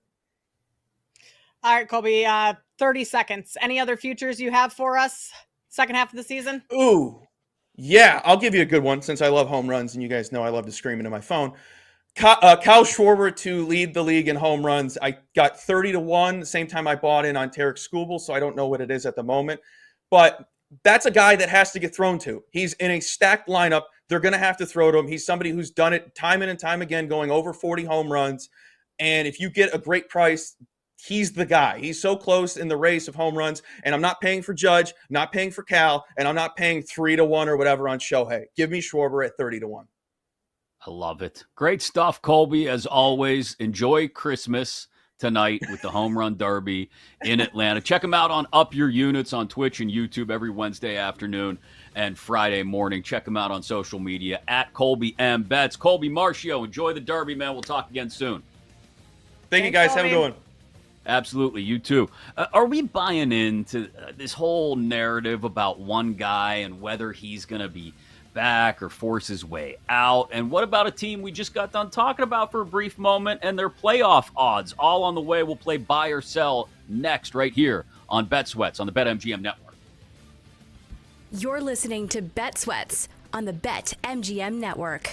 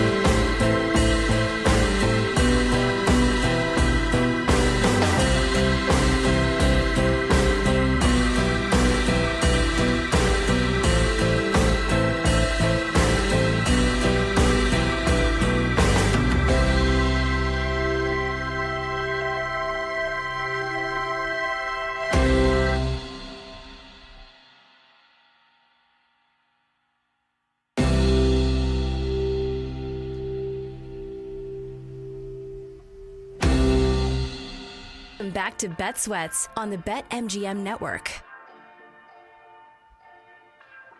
It's All-Star break time for a lot of folks. WNBAs get started later this week. Of course, the MLB All-Star break going on. We just talked to Colby Marchio and had our own breakdown earlier of the Derby tonight. We know it's Skeens against Scoobel tomorrow in the All-Star game itself. So there's a lot of stuff not going on. Doesn't mean we don't have plenty to talk about this week. Does mean Joe O and Sammy P get their own All-Star break as well alongside Kate Constable. I'm Chris Mack in for the boys here on Bet Sweats, live coast to coast on the BetMGM network. Like I mentioned, plenty of football previews. We did the ACC an hour ago, the NFC South in the second hour as well. You could go back and catch those in podcast form wherever you get your podcast. Just search for Bet Sweats. Lightning bets before we wrap up. We'll tell you exactly what we're betting tonight. But time to buy or sell. Executive producer Zach Kroll going to throw out some different items at us, and we'll tell you whether we're buying or selling what he has to say. And, well, there's hoops being played too. This guy's not playing them. Maybe playing some games with Laker fans in their hearts. But we'll start there with LeBron. Zach, what do you got for us? Yeah, guys. So as we know, NBA Summer League is going on right now in Las Vegas. And if you talk to anyone there, they will tell you that the number one storyline and the number one buzz around Summer League right now is, of course, LeBron James and what exactly his future holds for next season. There was an ESPN article that came out on Friday really detailing the Lakers' transition going from LeBron James to Luka Doncic. And it seems like LeBron isn't really too happy about the Lakers' plans going into next season. So my first question for you guys here on buy or sell is, do you guys think LeBron James will not only start next season as a Laker, but stay in Los Angeles for the remainder of next season? Kate, I'll start with you. I'm going to buy it. I think LeBron likes all the drama. He likes all the attention. He likes the storylines being surrounding him, but I don't think he's leaving LA. I know a couple teams have inquired about trading for him with the Lakers, the Cavs being one of those, but it's just, there's so much more, there's so many more logistics that go into it with teams trading for LeBron. LeBron wants to go to a contender, so a team is not going to be wagering their entire future to acquire LeBron, right? So that narrows down the places that he goes. I think this is more of just like a story narrative driven thing that LeBron likes to have chatter around himself than him actually moving on. I think he's in LA for the remainder of his career, whether that be just next year or another year after. Yeah, I think, like you said, Kate, there's not a lot of places that make sense for LeBron at this point in his career. There just aren't. It's why Cleveland is one of the few names that's been brought up because, you know, it's always the grand homecoming, that idea. But this is more about LeBron understanding the entertainment industry and the drama that goes into the storylines that drive the NBA. And let's not pretend for a second like he doesn't understand that the NBA offseason also coincides with one of the slowest times in sports, right? So he knows that every morning when he gets up and flips on the TV, maybe it's on ESPN from the night before, they're going to be talking about LeBron this and LeBron that. I'll be honest, as people that work in the industry, we know it's a real easy way to fill out a segment, right? Let's talk about LeBron and where he's going to be next year and what. LeBron's not going anywhere. So I am buying the idea of LeBron James as a Laker throughout the 2025-26 season. We might get a few more of these stories throughout the year about how he's not necessarily ecstatic about the idea of Lakers continuing that transition that Zach mentioned from the LeBron era to the Luka era. And maybe that's an easy way to build the framework for walking away after this year, right? I think it's no coincidence he opted into the final year of the contract. It kind of sets, at least in his mind, and definitely in the Lakers front office minds, well, we've got a finish line in sight. Not that they're necessarily, like I referenced earlier, ecstatic about moving forward into the non-LeBron era, but they went out and got Luka for a reason. And so they have a face of the franchise going forward. I think the Lakers know what they want to do. LeBron's probably not excited about it, but he reads the writing on the wall and also understands there's not a lot of places he can go because, like you said, organizations aren't exactly chomping at the bit to hand over 4 of their top players, future first-round draft picks, and everything else that would go into a possible deal to get a year, maybe 2 of LeBron. So I'm buying LeBron as a Laker throughout next season, Zach. Okay, moving on to some Major League Baseball. As we know, the All-Star game will take place tomorrow.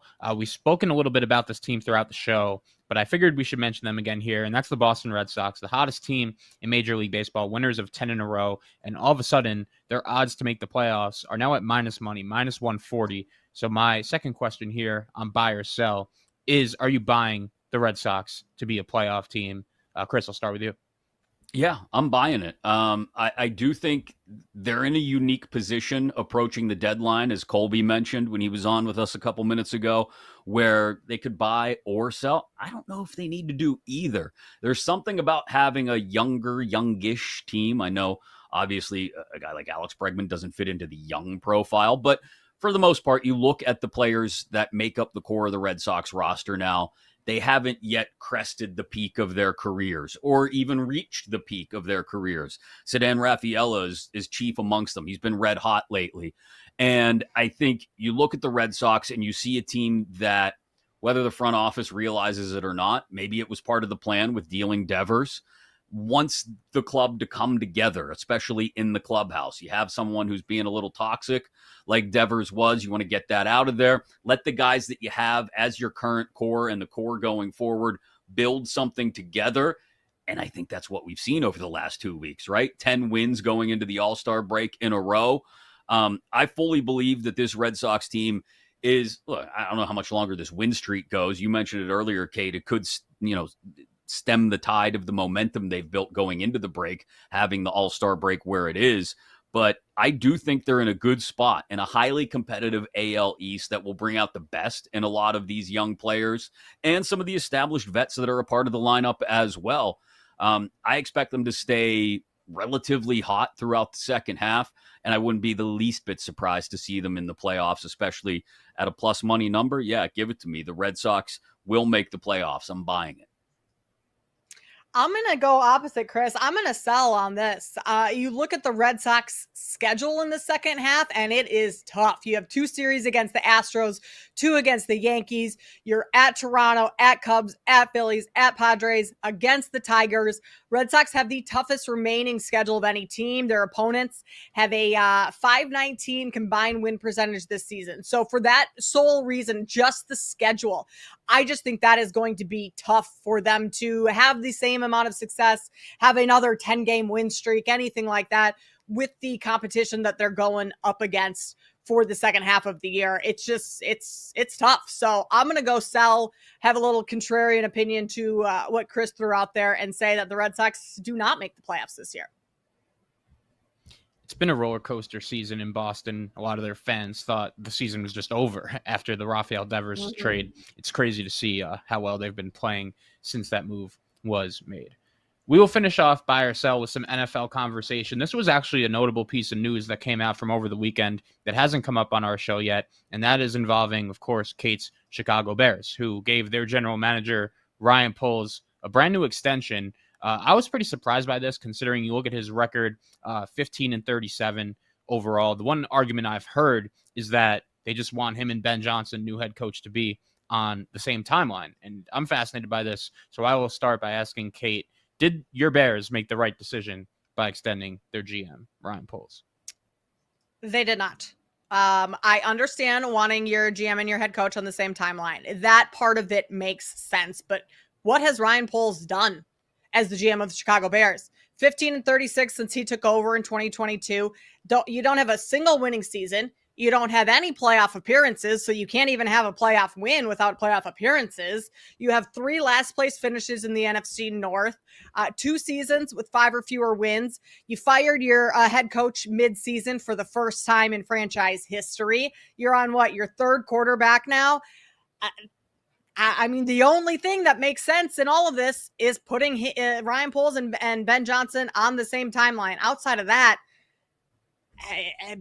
Ryan Poles really has not done much for the Chicago Bears. I don't think he deserves credit for drafting Caleb Williams.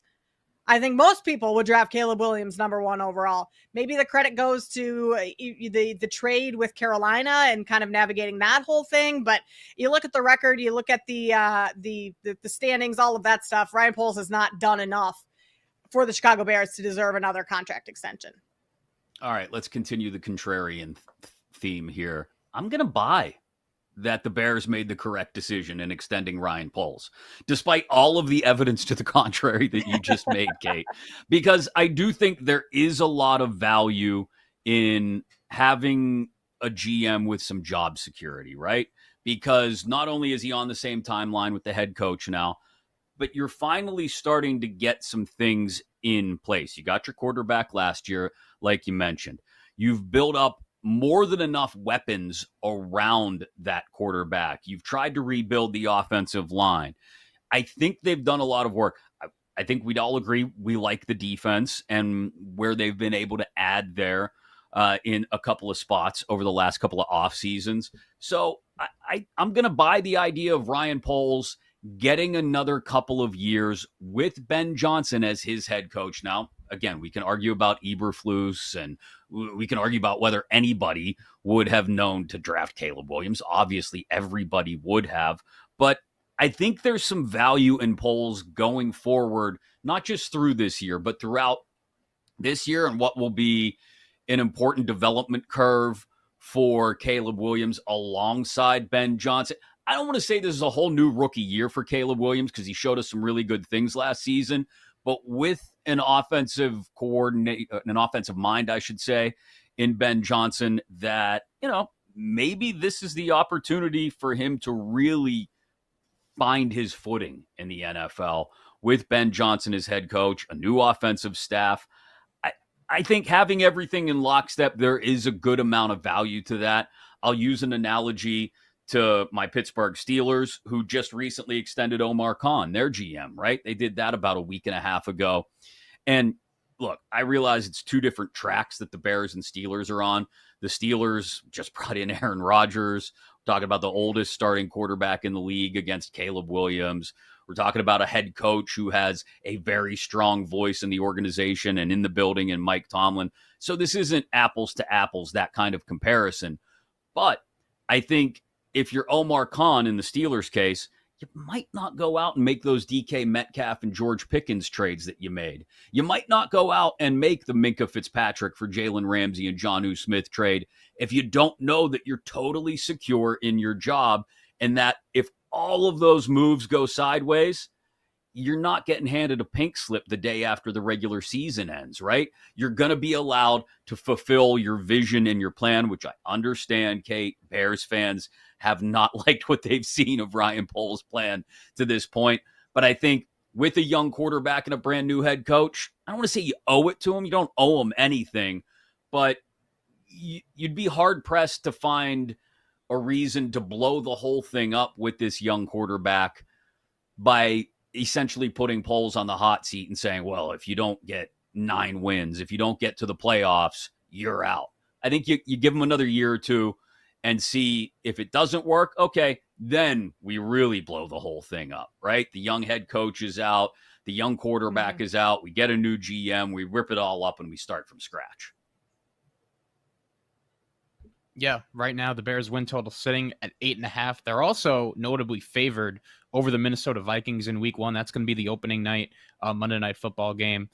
Bears right now 1.5 point favorites in that one. We know it's a big season in Chicago, scary, even with the first-year coach. Yeah, Vikings are winning week 1. JJ McCarthy's coming in hot. And everyone's in Chicago is going to be, Chris is like, really? I'm making JJ McCarthy faces. Anytime mentions JJ, I go, I make that face. It would just be very Chicago Bears to lose to a rookie quarterback week 1 at home when you're favored and all the hype has been on you in the offseason. Like it would just be on par for the course for that to happen. Not saying I'm necessarily betting that, but like it's how it goes here. This is what always fascinates me, or I shouldn't say always, but over the last decade or so fascinates me about Bears fans is this overwhelming sense of dread that exists in Chicago, that it's all going to just go up in flames anyway. Is that the overwhelming sentiment? That's spot on, because we win every offseason, Chris, or at least the past couple of years. We hang the banner. But yeah, it all goes down the drain pretty quick. And so yeah, there's just kind of dread of like not when, or not if, but when that it all is gonna go to down the drain. Yeah. Dread is a good word. They've got an opportunity though. I mean, Dallas at home in week 3. I mean, Vegas, New Orleans. The Giants are out there on the schedule. They've got some soft spots where they could build up some wins. Get to 9 wins. Caleb grows a little bit. There's reasons for hope and optimism in Chicago is all I'm saying. Lightning bets next as we get ready to wrap up Bet Sweats here on the BetMGM Network. You're listening to Bet Sweats on the BetMGM Network.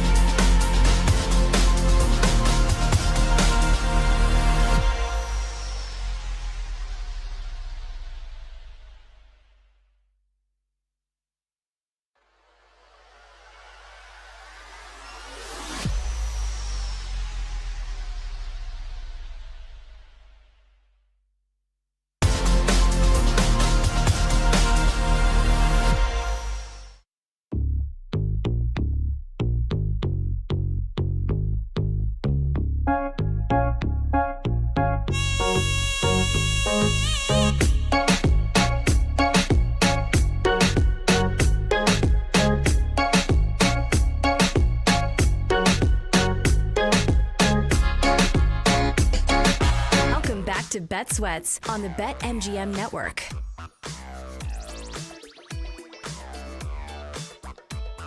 Don't forget, if you missed anything today on Bet Sweats, or if you ever miss anything at any point on the show, you can always get it in podcast form.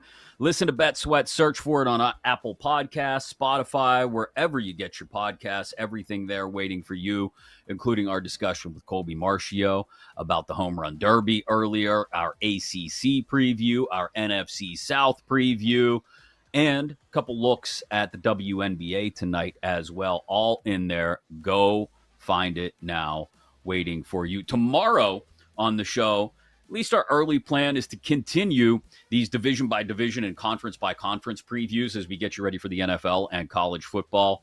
We'll take a turn towards the AFC side and look at the AFC East. Anybody challenge the Bills? Are we buying into the Vrabel in New England hype? Are the Dolphins going to be a hot mess? Is there any reason the Jets will actually not Jets themselves? Plenty to talk about there. And we'll also talk the Big 12. Do we get a regression? I mean, a wide open conference in the Big 12. Arizona State, Iowa State return to the championship game. And we'll also throw in some discussion about Notre Dame because, well, they're not in a conference. And we got to talk about the Irish because coming off their playoff appearance last year and trip to the national championship game, they're definitely worth talking about. And any looks at the group of 6 that we like as well. The other guys, which of those teams maybe have the best chance to make the college football playoff from those group of 6 conferences. Will obviously get you ready for the All-Star game tomorrow. Skeens against Scooble should be a fantastic matchup. We'll see how long those guys go and what All-Star game bets we like. Plus, a complete recap of the Home Run Derby, which, of course, is tonight. You can step into the batter's box right now and take your swing at the upper deck with elevated odds thanks to an odds boost token for the Derby right now at BetMGM. You'll get a bigger payout if your bet wins. Your chance at a bigger payout with every long ball. Go get that odds boost token right now inside your BetMGM app for tonight's Home Run Derby, which is where I imagine, Kate, most of our bets for tonight will go, right? You imagine correctly, Chris. I think we need to start there for lightning bets. Do we want to get underway? You want me to start firing? Sure. Yeah, go ahead. Start firing. Give me some Derby bets. All right. I'm going James Wood, outright winner for the Home Run Derby. We talked about him a lot. We both like him. I'm going to tail Colby Marchio, on one of his looks that I think is very good. Under 26.5 most hit home runs by any player in the first round. I like what Colby said about that. That, everyone gets 40 swings, 40 hits, 26.5 going over that, 27 home runs. That's going to be a lot for anyone to try and get in the first round. So I'm going to go James Wood outright. I'm going to go under 26.5 there. And then I'm also going to sprinkle. I told you I liked a little Matt Olson. I'm going to sprinkle a little Matt Olson as a winner as well. So I'm going to do 2 outright winners in Wood and Olson, and then under 26.5 for the first round in terms of home runs hit. Then going to pop over to the W, Chris. We do have 2 WNBA games tonight. Mm-hmm. I'm going to take the Chicago Sky plus 10.5. They're facing off against a Lynx team that they just beat 2 nights ago. Prior to that, they only lost by 5 against this Minnesota team. Something about this matchup is favorable for Chicago, and the Sky have been playing a lot better as of late. Early season woes kind of not totally out of the picture, but to the wayside right now. And I just like the way the Sky team is playing. So I'm going to take the points there, plus 10.5 with the Chicago Sky in the WNBA tonight. All right. Good looks. I like it. I've got a couple tails here. I've got way too many Derby bets. I'll just be honest. I do. It's like Colby said earlier. Fair. It's like, it's Christmas in July, right? If you like baseball, you like the Derby. If you like the Derby, you want to have some action on it, even if it's just a couple bucks here and there. So I got 2 outrights for the Derby, and they may be kind of chalky, but I'm okay with that. O'Neal Cruz at plus 350 by birth, not necessarily given what they've done over the last 45 years. I'm a Pittsburgh Pirates fan, so I will go Cruz at plus 350. James Wood, I have to tail that at 4-1 as well. Most homers in the first round, Cruz is plus 340 at BetMGM. Wood is 5-1. So if you're looking for a way to bet James Wood, but you maybe don't plan on sticking around for the semis and the final, you just want to watch the first round and get out, by all means, James Wood at 5-1, better number than to win the Derby in totality. Most first round homers by any one player, you mentioned it. Colby mentioned it, 26.5.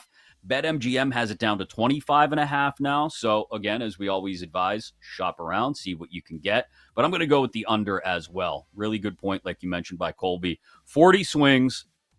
If you want more than, I can't do percentages real quick off the top of my head, it would be like if you want more than 2/3 of those to go over the fence, you might be asking for a bit much. So I'll go under that for the most first-round homers by any one player, under 26.5. And then a couple other spots I like. Longest home run over 479.5 feet. It's minus 120 at BetMGM. But I just think we're bound with Wood and Cruz, and really in any home run derby, where with the number of lefties we have, half the field lefties at Truist Park, I think we're bound to get one that gets jacked 480 feet or more. And then hitter for the longest home run, another angle on James Wood at plus 250. So those are my Derby bets. And I'll sprinkle in one WNBA bet as well. I know you mentioned Chicago to cover against Minnesota, but I'll go Nafisa Collier over 21.5 points as well. She had 26 a couple days ago against Chicago. So I think regardless of outcome, she will get fed tonight as well. So those are my lightning bets for tonight. What is the game plan for Kate Constable for watching the Derby? Because like a lot of people, I'll be honest, I'll watch a few hitters and then I'll be like, okay, this takes too long. That'll be the one thing everybody will talk about in the morning. Oh my God, I know they've tried to shorten this thing, but it takes so long. Like I'll get up and walk away a couple times because I can't stay locked in on the home run derby for 2.5 hours. No, it is a little bit too long. I will say, though, I just wrapped up season 1 of Love Island yesterday. I'm now a Love Islander. So I got that out of the way. And I won't be tempted to watch that because otherwise I probably would have had that on my laptop and then had the Derby on the main TV and just kind of back and forth. But like, I don't have anything else to watch right now. So it might have to be just Derby night. Park myself on the couch. I guess I did start quarterback last night after Love Island. I mean, I kind of had a movie marathon last night. So quarterback, that might have to that might be the play tonight. Quarterback on the laptop with the sound on and then the Derby in the background. And I pause quarterback when my guys are up in the Derby. Because that's you're fair. Right. 2 hours of watching the Derby is a long time. So 2 questions that I have. One is, I Love Island. I hear everybody talk about it, right? My daughter's obsessed with it. My wife hasn't really started to get into it yet. She's more of a Bachelor fan. Explain Love Island. Give me the elevator pitch and tell me why I'm missing something fantastic. You're not. It was a complete time waste, like 22 episodes, each an hour apiece. I've wasted way too much time. Over the last week, and I kind of binged it. I mean, it's entertaining. You put a bunch of single people on an island or a location, and they have to couple up with each other. And if you don't necessarily have a couple or someone that you're hitting it off with, you get like voted off the island. Winner gets $100,000. So it's basically like just a Bachelor in Paradise with a different name. Exactly. And there, I guess season 7, the finale, I think is tonight or it was yesterday. I don't know. But so many people talked about it. I was like, I need to just try one season and see how it is. I won't, that's not sustainable during football season, anything like that, because you just don't have time for it. No time. So you're not missing much. But this past week when there wasn't a whole lot going on in sports, it was okay. I will not be binging seasons 2 through 7, though. I'm drawing the line just at 1. Yeah. Okay. That's good. You got a taste of it and you've had enough. Here's my question about quarterback, because my son and I watched the first episode the other night. is it just me, or do you, maybe it changes with the rest of the season? I always end up walking away from these things feeling like a big soft spot for Kirk Cousins somehow. I mean, yeah, 1,000%. One of the first scenes you see him in, or maybe he was just talking about it, is Great Clips. How can you not love a guy who's spent the last 2 decades going to Great Clips to get his hair cut? He's just endearing, especially season 1, where he talks about like Kohl's, his wife picks out his outfits, all of that stuff. I'm only an episode and a half into it, Chris. So I'm not all that much further than you are. But yeah, Kirk Cousins does just become just that endearing guy because he's just so normal. He's just a normal dude that is a good football player and has millions of dollars in his pocket. And I think that's what it is. Like, nothing against Joe Burrow or Jared Goff, right? Like, Joe Burrow is Joe Cool, and he seems like a really interesting dude. He's learning to play the piano and all that, right? Very cool. And Jared Goff seems like a good guy as well. But, like, you've got a swimsuit model wife. Sorry. Yeah. Like, come on. Let's come back to reality. And Kirk Cousins just seemed, like you said, like, Great Clips for the haircuts, Kohl's for the khaki shorts, and like he's one of your neighbors. He just happens to play quarterback in the NFL. Maybe not very well anymore, but he happens to be an NFL quarterback. Yeah. I mean, he's like living in the cul-de-sac. Hey, everyone come down for hot dogs. We're grilling at 6:30. Come swing by for a hot dog and a Diet Coke. Like, that's just kind of the guy he is, where I don't think Joe Burrow is having the neighborhood over. Well, no, his house Joe is Burrow's buying into, Batmobiles and stuff. Like, again, just seems like a good dude, but not as normal as Kirk Cousins. Right. I think, you nailed it. Oh, now I got to go watch the rest of quarterback and get caught up on that as well. We'll recap, maybe not Love Island or quarterback tomorrow, but we'll definitely recap the Derby. We'll look ahead and get you your All-Star Game bets as well. With that on tap for tomorrow, like I said, more football previews as well. The AFC East, the Big 12, Notre Dame, the Group of 6. Plenty to get into all week long. Alongside Kate Constable, I'm Chris Mack. For Brian Gertsch, for David Dykstra, for Zach Crow, we thank you for joining us. Go download the podcast now wherever you get them. This has been Bet Sweats. Thanks for listening to Bet Sweats. If you missed anything on today's show, make sure to listen back on the Odyssey app or wherever you get your podcasts.